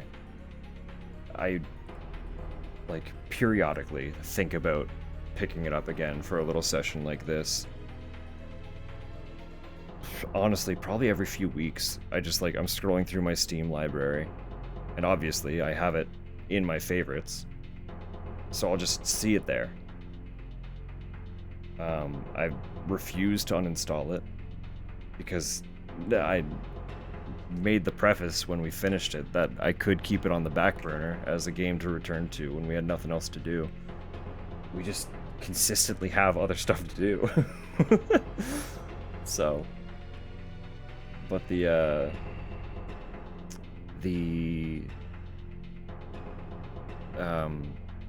like the mixed bag stream that we did last week, I remember stating that I might play Death Stranding for that one, and that really, really reignited it. I was like, I gotta get back in.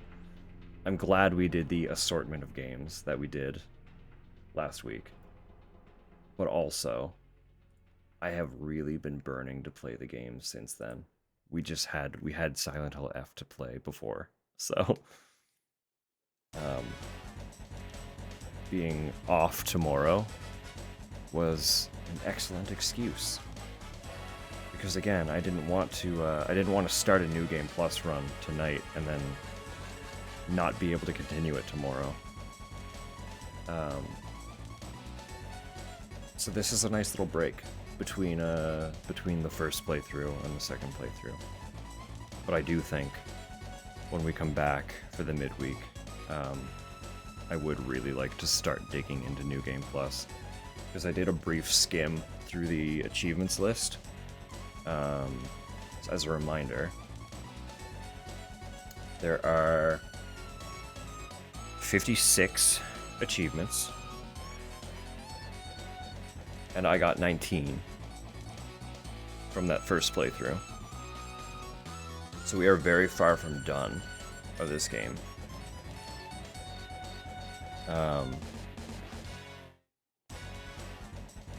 As like a quick little spoiler, so anyone who doesn't want spoils, this is your sign to close your ears. Silent Hill F spoilers coming in. I got curious and took a little peek through the hidden achievements, because of course I did. And there are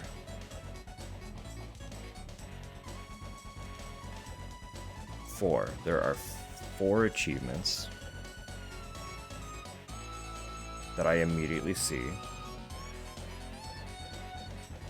that I interpret to be achievements for other endings.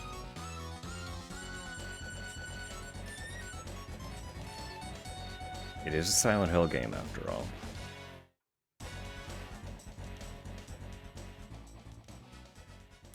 And extra close your ears if you don't want to know anything about what those endings are. But there is one that is particularly exciting. And it is called The Great Space Invasion.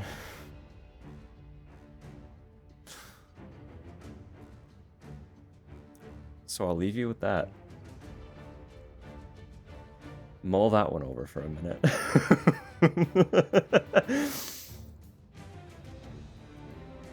I will read the other titles because they are fascinating. The achievements for this game are like deliberately very cryptic.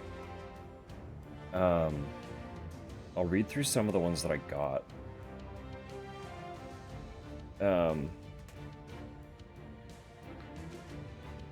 So the first achievement I have on the list is Surrounded by Fog. I assume this was like when we first started encountering the fog, right? Things started to go awry. So it's literally just a story achievement. It's one that everybody who plays the game for a little bit should get. But it's called Surrounded by Fog, and the description for it is, the baby bird takes her first steps. It's not encounter the fog for the first time. It's not begin the game. The baby bird takes her first steps. There's an achievement, the fox's guidance. The fox watches over the chicken coop. Scarecrow's whispers. As you bask in the sun, I sink into the shadows. So all the achievements are quite cryptic in how to get them, right? Some of them are like a little more blatant, like grateful for a worthy foe, complete the game with action difficulty set to hard or higher. That's, you know, stuff like that is self-explanatory, but any of the ones that are less rigid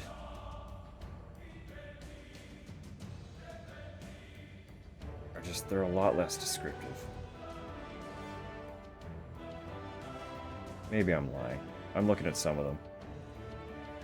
But the ending descriptions are definitely very cryptic. So they don't really give me much for how to get them, or even what they really entail.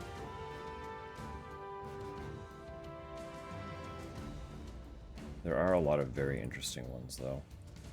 And a lot of things that do seem like they can only be done on New Game Plus.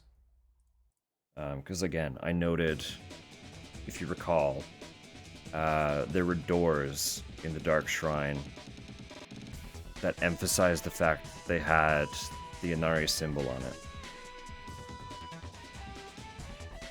But we never got the chance to go back through the Dark Shrine and open those doors once we had the means to open them. But it seems like New Game Plus, unlike previous Silent Hills, carries over. So all those levels that we were pouring into, we get to keep those. I'm going to start New Game Plus with the stamina that I had. With the Omamori slots that I had.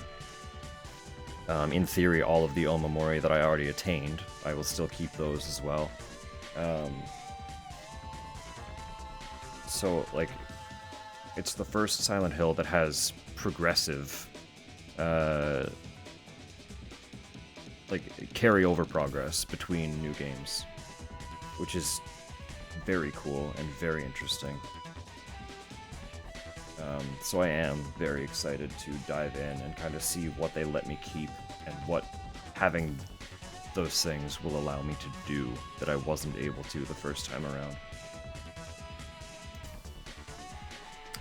Because there is, if you recall, I noted that there was a third slot in the Dark Shrine for a weapon, and we never found a weapon before the thing happened